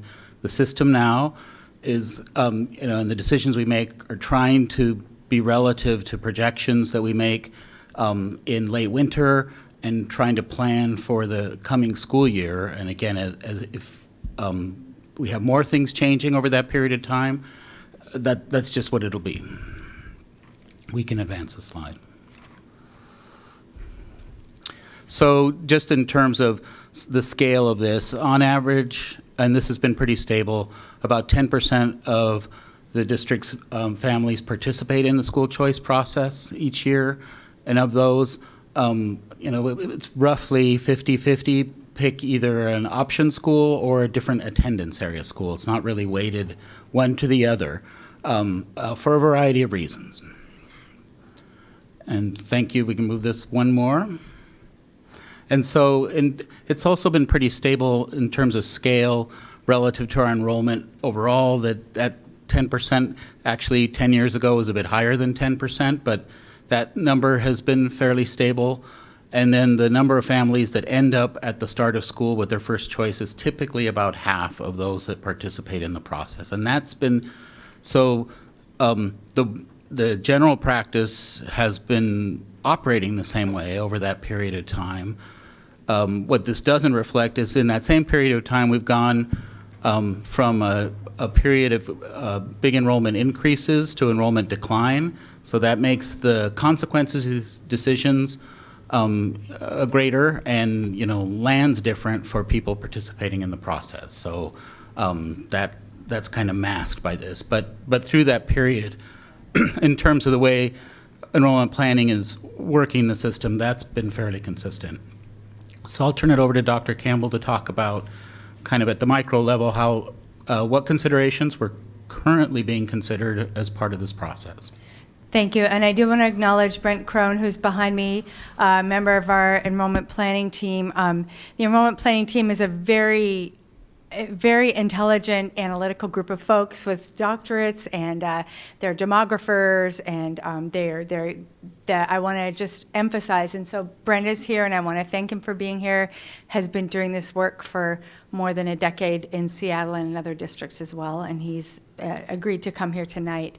And I mentioned that also to say that the projections that the team puts out are based on a lot of analysis. It's not just, we're not just going with last year's numbers, we're looking at housing around the city, we're looking at historical attrition rates, but largely within a school, you're looking at the incoming class and the outgoing class, because you know that by and large, students are going to be, with some variability from grade to grade, they're going to be staying there. So those projections then become the basis for how we then budget and staff our buildings. And as Fred said, there's a point at which we somewhat freeze the design to say this is where we think that school is going to be. So I want to really emphasize that enrollment planning team manages the school choice process. The process, again, is a product of decisions. It's a product of our current, the way we approach enrollment, which emphasizes since 2010, we moved toward a guaranteed neighborhood assignment. That's something that was new. Prior to that, and I was a parent in the day when you weren't guaranteed any school assignment. You actually made a number of choices and everybody went into the lottery. That changed after the PICS decision, the Supreme Court decision, and some other things. So they manage the process and the procedures that are defined by that. And the policy and procedure is 3130. And it does guarantee a neighborhood assignment for every student. And the premise at that time was that all neighborhood schools would have academic assurances, that no matter where you went, you would be guaranteed things that you need and deserve. Enrollment stability, again, is that idea of balance. And I think it was some folks presented as a competition between choice and stability. I don't see it that way. I tend to think in terms of abundance, for lack of a better term. I think we can work with both. I think that we absolutely need to find both, because families need different things, but we also have a baseline of needing to provide those schools that are stable for all of our students. I just wanted to address another thing that was said tonight. Families, when they submit a choice form, offer 5 options. So although we're talking about first choice, no student is kept at a school they absolutely don't want to be at, or they might be, but they're given, if they've elected 3 or 4 other options, they're almost always able to be matched with another school. And I just think that's important to know for context, that if you're in a school that is really not working for you, you might again not get your first choice, but you will be able to find another school that might work better. When we review those school choice applications, there are tiebreakers that if they're on-time applications, there's a sibling tiebreaker and there's a GeoZone tiebreaker. And then every on-time application receives a lottery number. So that's how those assignments are made. So again, at each of these schools, quite a few students have been moved in after the initial assignment decision. We're now talking about those who are left on the wait list. There's also on the enrollment planning website waitlist historical data that you can look at that's quite detailed and quite clear if you're interested in prior years and waitlists. So, but we do look at the impacts to the assigned school, that is where the student is currently assigned, and the requested choice school. We have to just, again, in the interest of stability and choice, balancing those, we have to do that. So the next slide, please. So when we look at that requested school, we look at whether or not it has capacity. So some things have been said, and I think there's a perception that, well, there's room in the building, let's just fill it full. But as we know, many of our buildings are not full right now. So it's really not just about the size of the building. It's about where did we staff that building?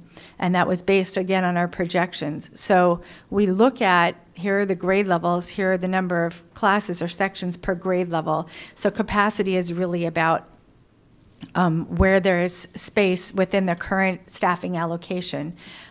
We do make adjustments in June and again in October, but the idea is to, by and large, avoid really massive shifts.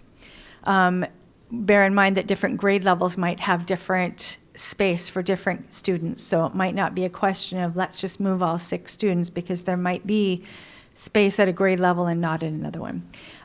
So again, you can see that second bullet, that capacity is not just the physical space.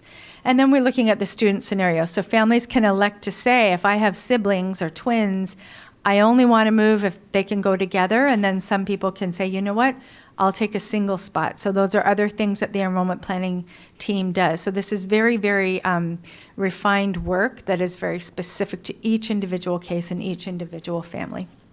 And the next slide, please. And so again, we do look at the assigned school where the student currently attends. We do look at, is that school under-enrolled? Is it declining? And will, I think more importantly, will moving students or a bunch of students result in a change in class configuration? We're not saying that would mean we would not move students, but we have to ask that question. Does that mean we're going to actually lose a classroom? And we'll talk about that in a moment, about the student experience and the impact when we don't have that stability. Would it benefit the assigned school? So the current school, is it overcrowded? Is it a case where, it actually would benefit that school to move students? That's also taken into consideration. So, we're going to look at all of those factors when we look at moving those wait lists. And again, we come back the next slide to just, again, really the... Dr. Campbell. Yes. I think Director Hersey, you had a question. Do you want to ask it now, or do you want to... Okay, Lyd. So, I hear all that, right? I also have a college degree and have been coming to this building for the past 6 years. So what I would say is that, could you explain this process to me like I am an incredibly intelligent 8-year-old? Because, what I'm hearing, while it might make some sense to me, I think a lot of families, when they look at all of these different factors that are impacting where their kid is going to school, not every factor impacts their individual family, and then yet every factor does impact their individual family. So I could see, as a parent, looking at all these different factors and being like, well, where the hell does my kid fit into all of this? This still doesn't make me feel better about the situation, right? That And I say all that to say what you're saying is not inaccurate, and it does not not make sense. So if we could just back it up a little bit and take another look at these things and pass through this again, because I think that there are probably a lot of folks out there who are likely still confused. Yeah. So, Dr. Campbell, I want go respond, and then I want to save questions till the end of the presentation then as well, if that's okay with board directors, just in the ability to get through the material. No, you're fine. No, I think it's a great question. This is pretty specific. So when a family submits a choice application, it says repeatedly on the application, this does not guarantee your assignment. That's pretty clear from the start. You are requesting something. There are some factors that will push you up the list. So if you have a sibling at that requested school, that puts you, because we have valued that, right? So if you live within the geo zone of that school, that puts you up. So really, I think that to me is the clearest. There's no guarantee, but here are the factors that could result in an assignment. So on that timeline, what we couldn't quite see is there's a mass assignment. So if you submit an on-time choice form, and we do our wonderful enrollment fair here, and we talk to lots of families about this, get that in February, you will be part of that mass assignment. Many, many thousands of students were actually moved to their top choice school at that time. Now, what we usually see is the wait lists come when we have a later choice application, which we don't want to exclude anybody. We don't want to make that, prohibitive, but it becomes a little more difficult to do that. So basically, we're looking at moving students if and when there's space. Again, we're not talking about space in the building. We're talking about, we have 2 4th grade classes here. They're both full right now. We can't exactly move a student in there without going over a ratio. So that would just be something, so if that makes sense. Mm-hmm. Total sense. And I just something to come back to, 2 questions that I would love to have answered after the presentation. One, do we give what rationale a decision is made off of if it goes not the parent or family's way, right? Like, do we say because of X, Y, or Z reason, we can't move your kid into this school? That's question number 1. Number 2, it seems like we still have wait lists with hundreds of kids on them in some scenario where there's no movement. It then begs the question to me, what's the point of the wait list? Because maybe if we reduce the wait list, I don't know what the average is year over year of how many kids actually get moved off of a wait list into a building, or if that changes drastically. Having an eternal wait list, I think, provides some sense of confusion or hope that might not necessarily be there for some families. So I'm wondering if the wait list structure is even effective. So 2 questions that could be answered at the end. Great questions. And again, I would really encourage you, and if we had world enough in time, I would show you actually the waitlist data, and it's quite clear. The numbers are actually quite low. Where we have a waitlist of over 100 is in our high schools. Elementary schools are not anywhere near that high. And is the rationale there? Again, I think it's, we've tried to lay out, here are the things that would make you a candidate to be more likely to be assigned. And again, quite a few students have been assigned, and even at this latest date, families yesterday found out, if they got their choice, and quite a few families did. And then typically speaking, it has more to do with that lottery. And you're on a wait list. That's the only way to describe it, but we do offer the seats, and just so you know, procedurally, families have 2 days to accept it. If they don't accept it, we move on. So it's literally a wait list. And some families are like, you know what, I'm cool, I'm fine, I got what I want. And so we keep moving through that wait list. So it actually does have a utility, and it goes on throughout the summer, so that we're gonna try to place as many students as we can where they wanna go. Yeah, thank you. All right. Real quick, can we do something about this computer restart? Yeah. Please. Snooze. It's not a so subtle hint. I know we're gonna go faster. Gives me a little anxiety because it always happens in the middle of it. There we go. All right. Thank you.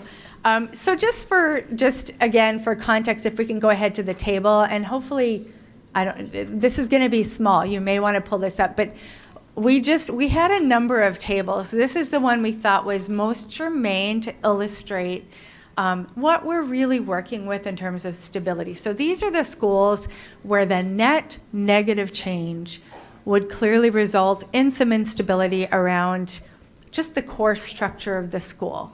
So you look at John Hay and the choosing waitlisted, that means families that are choosing John Hay, there's one person waitlisted right now that's choosing John Hay. There are 30, and I gotta put on my glasses here, 39, thank you, that are choosing another school. That means, and I got it here, thank you, a net loss of 38. So John Hay would go from 254 to 216. So just to get a sense of the scale, and if you go down that net change column, you'll see that's a fair amount of movement if we were to say, let's just move all the wait lists. Reindeer Beach, you can see down a little further, stands to potentially lose quite a few students.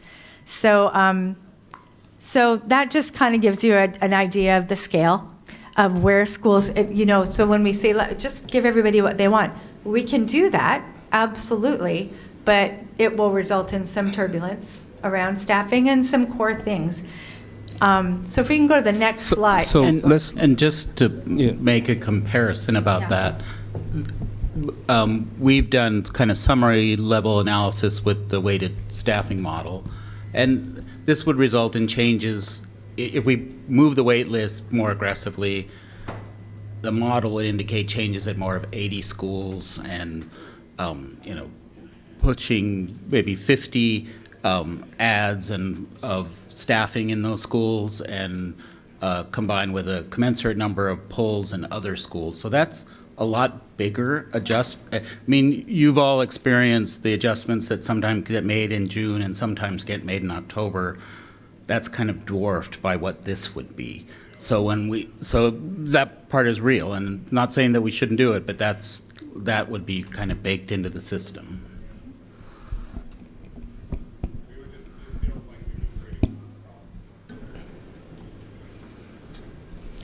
Dr. Jones, did you have something you want to say? No, I just want folks to sit with that last slide because I think it's pretty vivid. And if you go back to that last slide, net change, the column in the middle, figure 25 or so is a staff member. So that change, so for example, Nathan Hale right there, that's 2.2 educators, for example. That would shift. And that would cause just more of that October shuffle that none of us really like, but that's really important to kind of understand that this is what that looks like. Not a value statement, just that's kind of what it looks like. Does this make sense? I mean, is this confusing, or is this illustrative of something? I don't think it matters for the board. I don't think this is a board conversation. Keep going through the presentation, Okay. please. Yeah, I think this is this is an opportunity for board members to understand what's going on, what we're talking about in our community, and this is our opportunity to learn that. So Thank please you. keep going. Keep going. Next slide. Thank you. This is where I think it's really germane. What is the student experience? Our students who are here at the table, board directors, that instability, what does that do for our students? That's just a loss of teachers and other staff. So there's a, second grade teacher that we really wanted to have. That might be the least senior teacher that gets pulled and moved to another school. Loss of course offerings. So in the prior slide, you saw a school like McClure stands to lose a fair amount of, students potentially.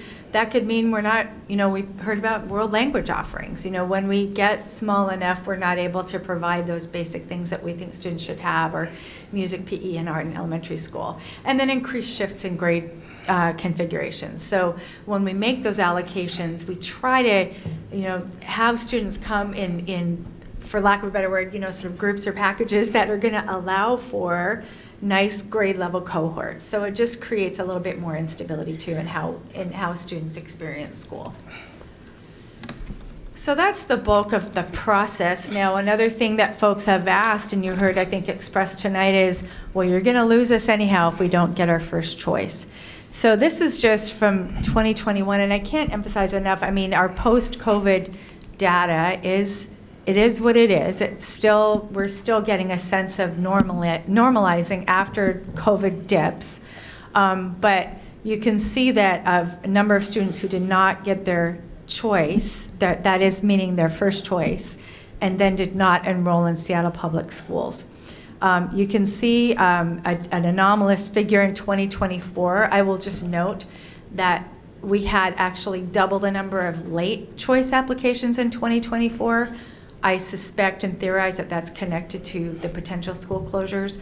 So just, again, we had another table that showed, but these are all students who were enrolled the prior year, who then decided not to enroll because they did not have the choice that they wanted. So this is certainly not insignificant. It's something we want to think about, but just to give a sense of the scale of that impact on overall enrollment. So that's the bulk of the presentation. And I had a question from Director Hersey. Let's see. You said, do we give a rationale to families when they don't get their choice? So that's a great question. I might have to lean on my colleague, Brent, but I think when students, I would say on the back end, when we tell people this is not a guarantee and here are the variables, please give us your 5 options. That's where we really do explain that. We have had people reach out specifically to enrollment planning and say, hey, what gives? My kid's on the wait list. There is a standardized response that comes back that does detail some of the policies around that. So that tends to be, but I know that we do engage in specific conversations because people reach out and we do want to explain that. We want to make that clear. And I would ask Brent, is there anything else? Okay. Thank you. Yeah, I hear that. That makes total sense from a system standpoint, and there is a lot of not negative space in the sense that it's not good, but just like clear space where folks will make up their own reasons based on their experience, which for them is valid, if we don't give them some type of feedback about why this decision is. Got it. It's a very different experience to say, oh, these 4th grade classrooms are full, so we can't move your 4th grader in, versus like saying like, you've been denied. And so if there is something that is like simple to account, it might be interesting.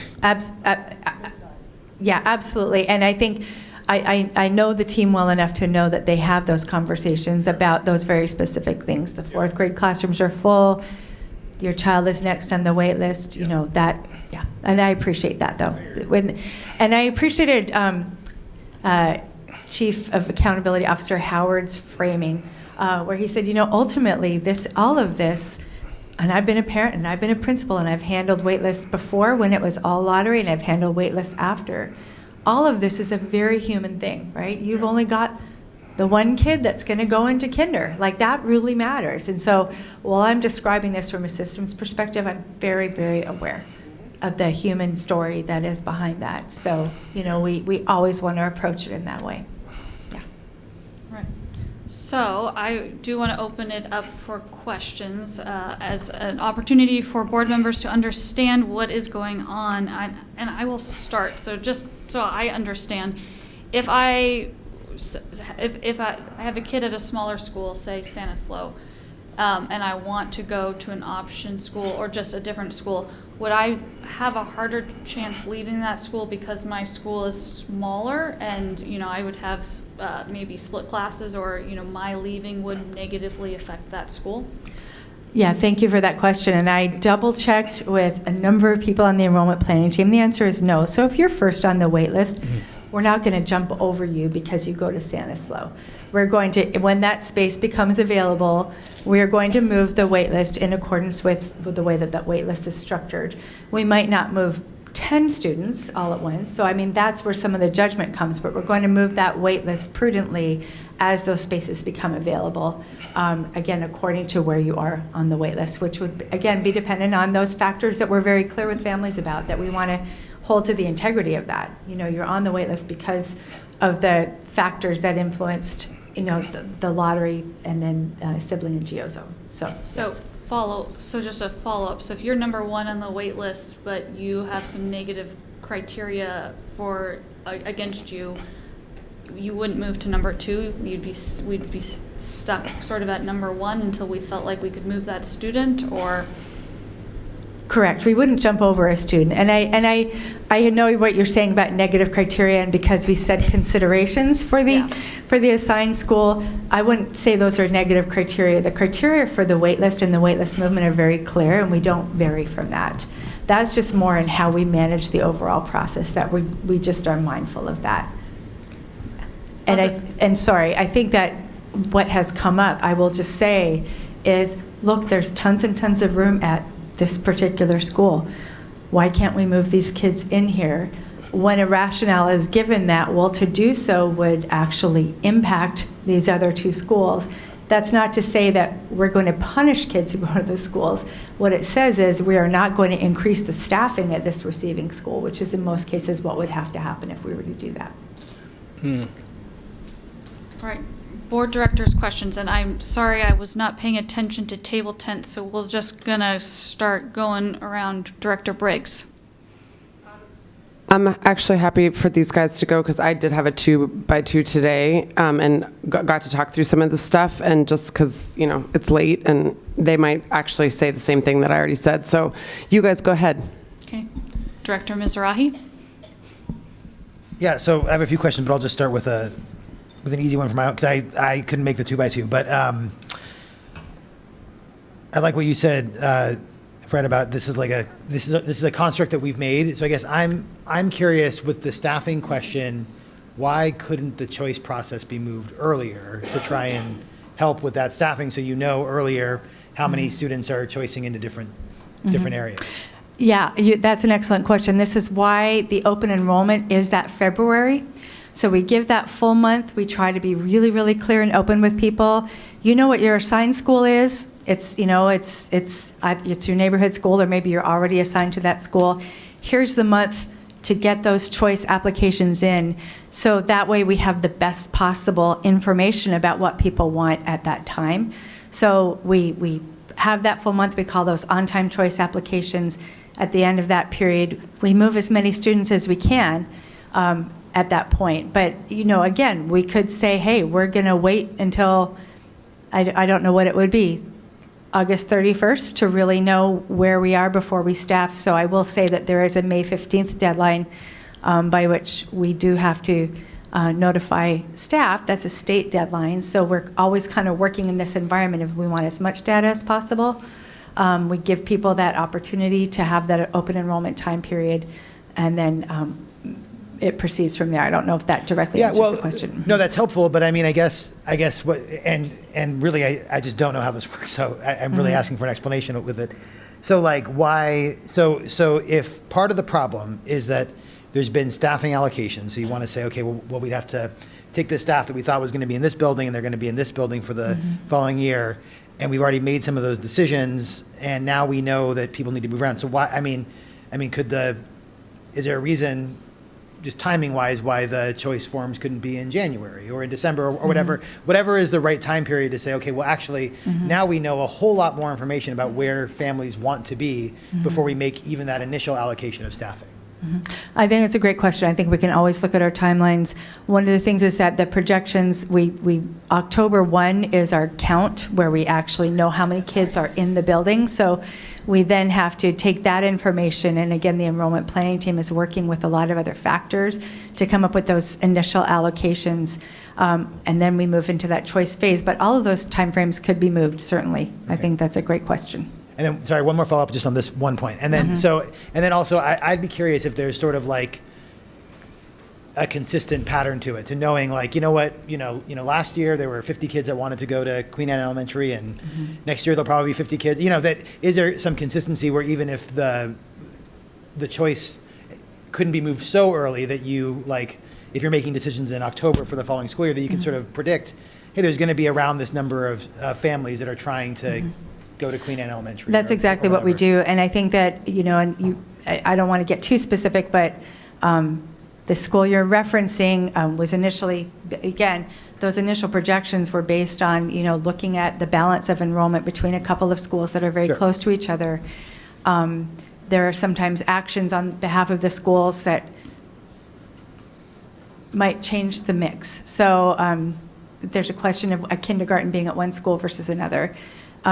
those are things that we, schools can do. They can encourage people to advocate for certain things. And again, I don't want to get too specific about it, but certainly yes, we can plan on it. And there are unexpected things around choice behavior that will come up, and that's where we have to say, okay, let's pay attention to this. Sure. So Okay, yeah, there that are makes always going to be those, I want to say anomalies, but we certainly learn from those. And again, our enrollment planning team has, through historical data and current data, has built in many, accounted for many of those possible anomalies or changes. Yeah. That's helpful. Yeah, okay. Yeah, thank you. Director Rankin. I think this was a good topic for 2x2s, although I wasn't able to do one. Not a great topic for a full board discussion. This is highly operational, and the detail that's being shared here, directors might want to know it, and that's totally fine, especially if you're newer to the system. I've been having this conversation for a decade. The wait list used to wipe at May.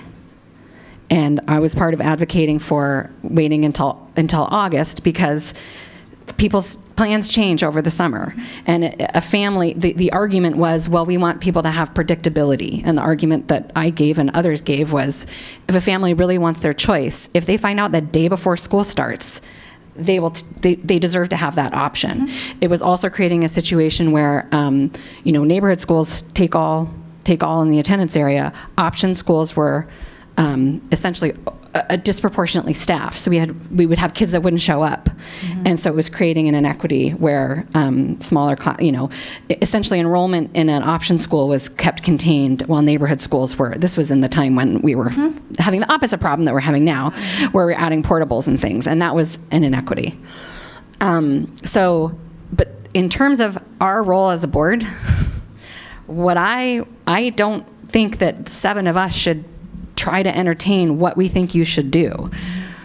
That is dangerous. That is why we are where we are. And Fred is laughing because he knows I'm right.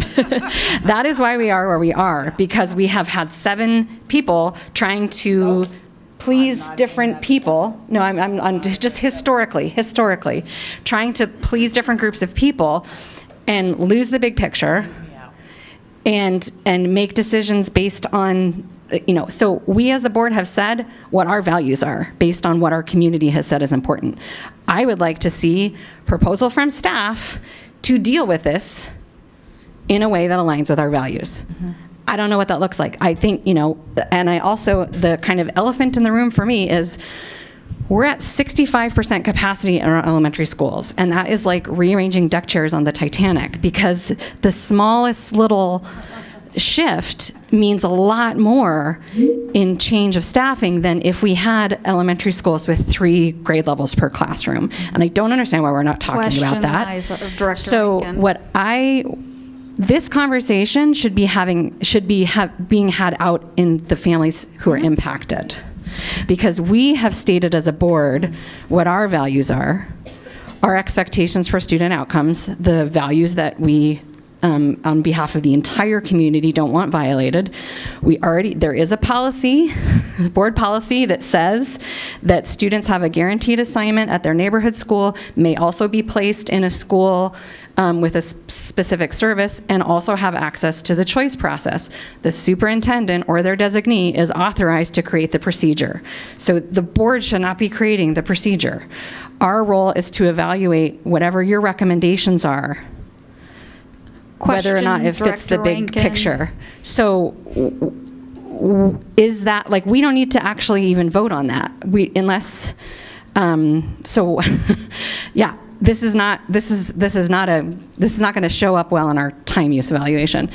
Do you need something from the board right now? No, or was this is fully a learning session. As I started this framing at the beginning, this is our opportunity as a board to learn and to ask questions. Yes, we had 2x2s. The next step was the superintendent is going to do a survey, and we are also, because he's going to come back with recommendation for us. But the first step was just a framing. So question, do you have that's what we're trying to get to this evening. I guess don't know what we're... common understanding as a board of what exactly is happening in our schools, and we're getting a ton of incoming questions about this exact thing. So having an understanding that we all know what's going on, all are able to ask questions and hear what our questions are and where folks are coming from on the board, because there are a variety of differing opinions on this board. So that's the goal tonight, is just to get that common understanding amongst us all. So the next thing that happens is go to the people impacted and figure out the solution. Because they're going to come to a recommendation with us on our May 7th engagement meeting. I got the date right, not March 7th. We are going, this will be a topic that we will engage the community with, because we will be having to hear the recommendations. So we will be engaging. So there's a two-part there. Why is that board engagement and not staff engagement? Because we ultimately have to hear the recommendation as well and decide if that's the way to go. So we need to also hear from community. So Are we voting on it? I don't know. I don't know yet. I don't know what the recommendations are. That's unclear to me what the recommendations will be. Vote on it on May 7th. Yeah.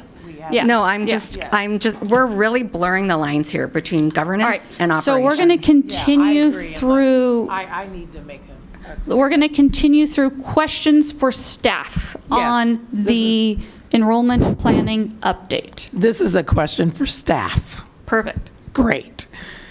I need you to check my ears, because what I thought I heard you say is that you tell every family why they were declined, that you have a conversation with the family so they understand. Can you clarify what you said? Because and that's why I said I need you to check my ears, because it was in complete disagreement. The families that are sending me emails and coming to me don't understand. They say they don't get any calls back. They don't get their emails answered. And so there's a disconnect. And so I want to understand exactly what you said in terms of how you communicate with families when they've been declined. Thank you. I would say first, the starting place is to say, here are the conditions under which you would receive, or at least be prioritized and be likely to be assigned to a choice school. No, none of it is guaranteed. So I think that's really important. No, you said that it's all over the application. I'm talking about after. So after, no, but every family that emails or calls does receive a response, and I can check that with my team, but I know that I have seen the responses. So again, if that is not the case, I will make sure that that is not the case. But families that do call or email do get a response from someone on the team. And they're actually getting an explanation? Yes. Of why? Yes. Okay. Is it, sorry, Yeah, no, but that, I'm going to say that's actually not in line with what I'm hearing. And I actually don't think it's in line with what we heard tonight during testimony. And so there's a disconnect here. And I did say, are they getting a call or an email? I don't want to be prescriptive, but just a general call or an email, families need to understand. And if they understand, they may not agree with the declination, but they're going to come testify if they don't understand, if they didn't actually get an answer that makes sense. And so my clarity is around not, did you dial 206-999-4434 or send an email to Michelle@hotmail.com. I don't have a Hotmail account, so don't even try it. But that the families actually understand. There is a difference between just getting a courtesy call or a courtesy email. Thank you. No, I appreciate that.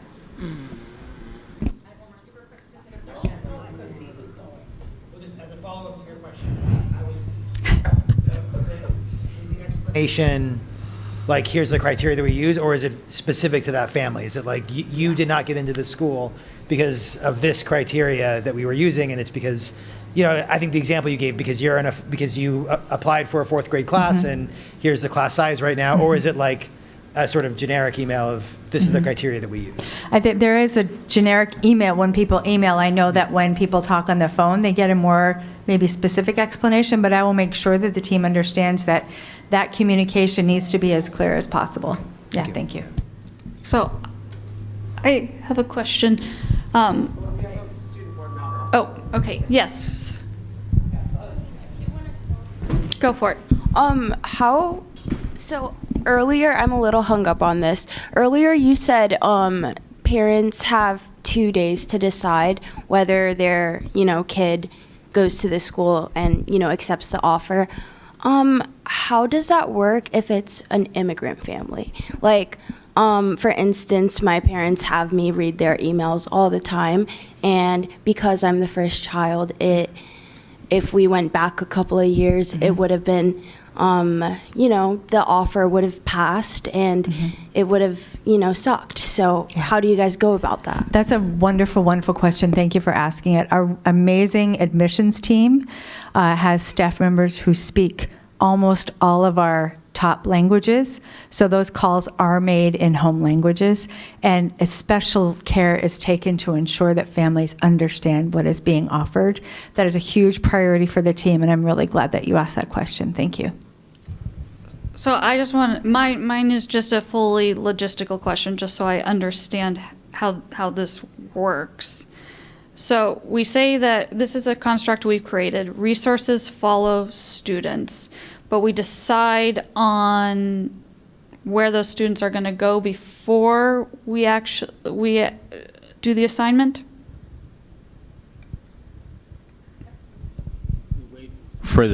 There's a projection, and then there's the open enrollment process, and most of this discussion is about wait lists after the first mass assignment is made. So there are adjustments made with the school choice that goes on in February, and then that leads to the first allocation. It's where it gets tougher is we go later and later in the year. And bear in mind that in a K-5 school, by and large, if you have 400 kids at a K-5 school, where the biggest variable is in the outgoing fifth graders and the incoming kindergartners. But you kind of know who's at that school, right? So we're not wiping the slate every year. We're really looking at what is the grade to grade progression, which is usually pretty close to 1-to-1, right? So we're not just coming up with a whole new number every single year. We're looking at how many kinders are coming in versus how many fifth graders are going out. That doesn't... I think I'm still confused. Yeah, it's getting late. I'm getting confused, but I'm just trying to understand, we project our enrollment based on numbers from October the year before.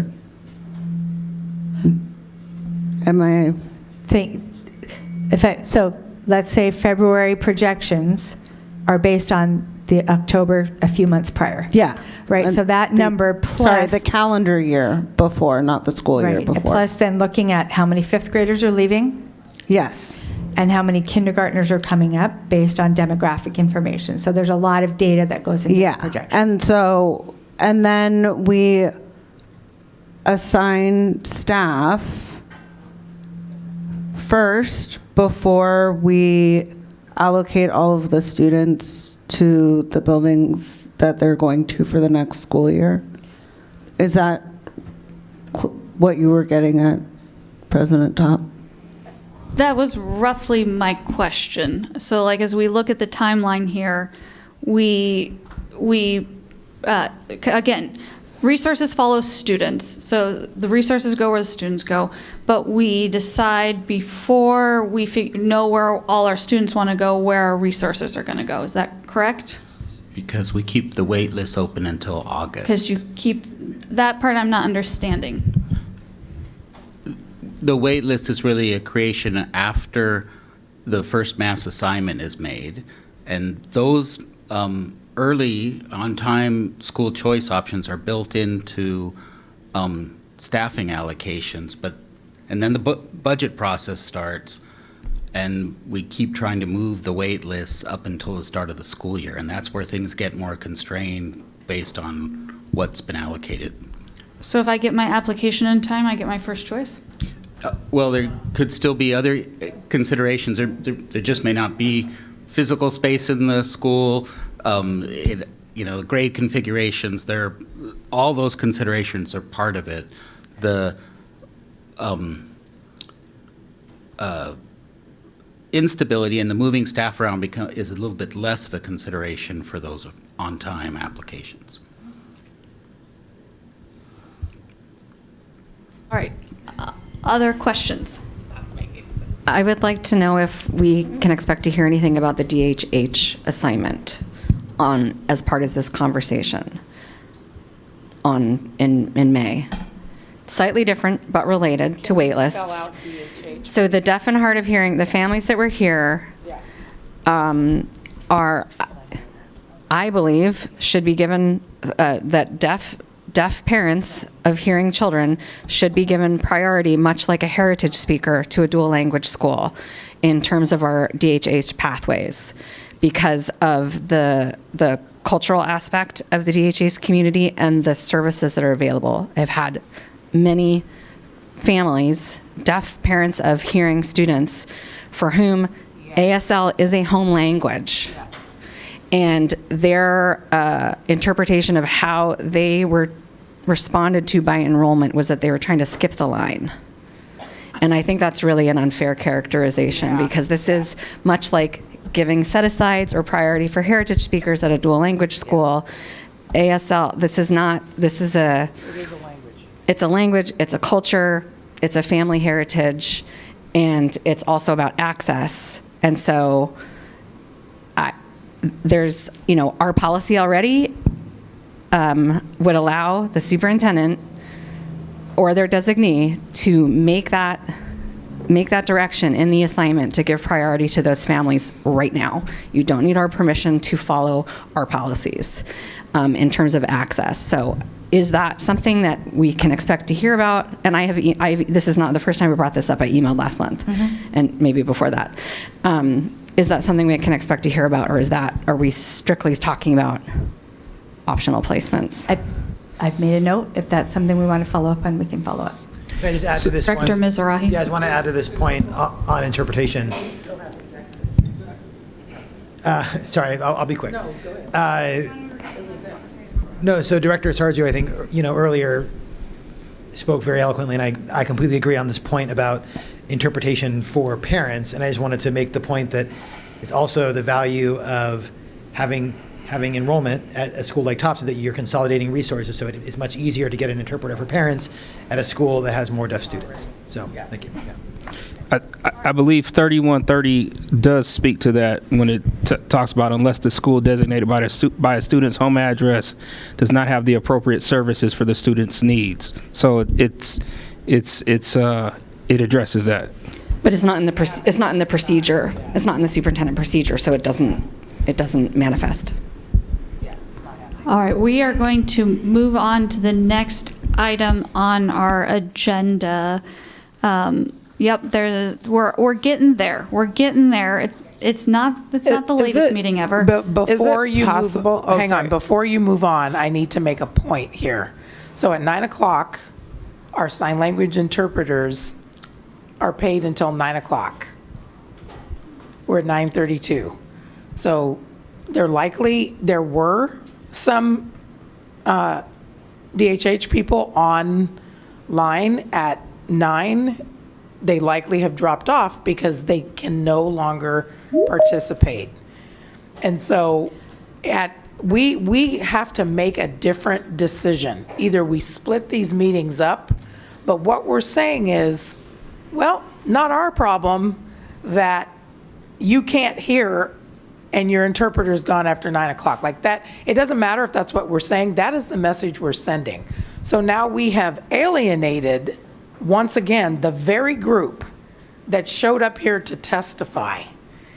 And so I am requesting in the future that we reconsider packing an agenda like this Wednesdays, we know we have board meetings on Wednesdays. If that means 1 month, we have 4 meetings, then let's do that.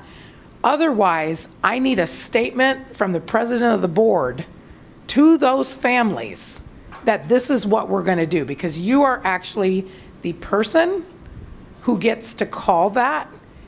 And now we have alienated an entire group of folks that came here and testified. Not my intention at all, and we have 2 items left on the agenda Understand that we can It's not about we will intent, push it's about till next impact. time. We will hear the strategic plan update, which I think addresses some of the things we wanted to talk about with the superintendent and what the superintendent plans to do before he ends his term here on September 3rd, and we will push the board's self-evaluation for another day.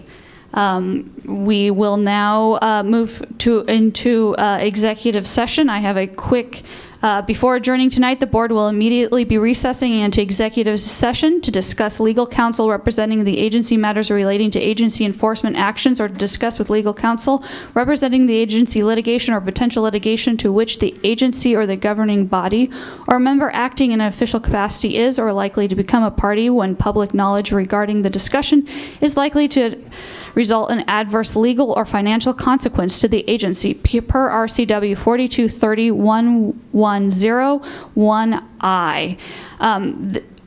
Legal counsel has also offered to just send a memo. So if folks would just like a memo, we can do that. Please let me know now, or if we want to go into legal counsel or into executive session with legal counsel, we can do that. Can I address the board for a second?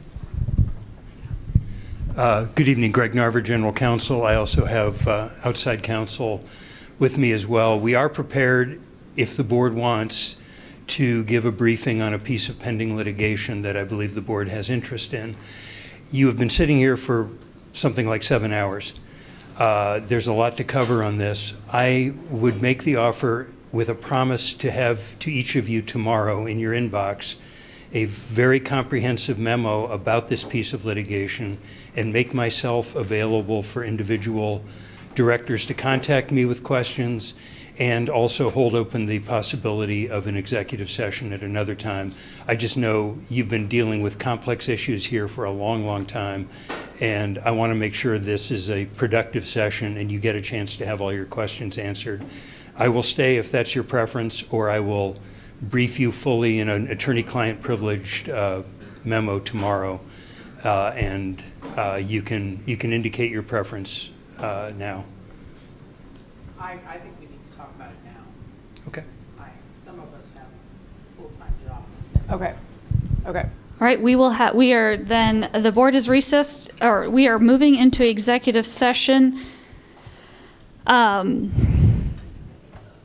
The session is scheduled for 30 minutes with an anticipated end time of 10:10.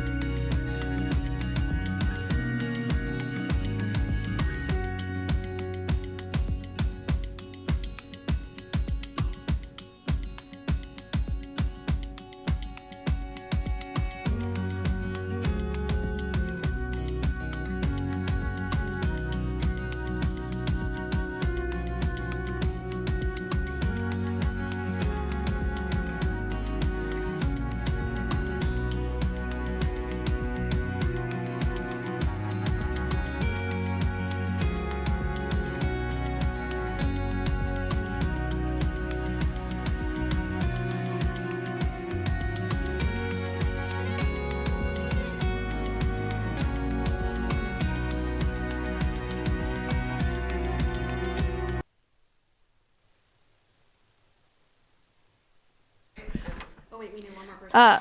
Yep. Can someone? The remedy is that you're adjourned.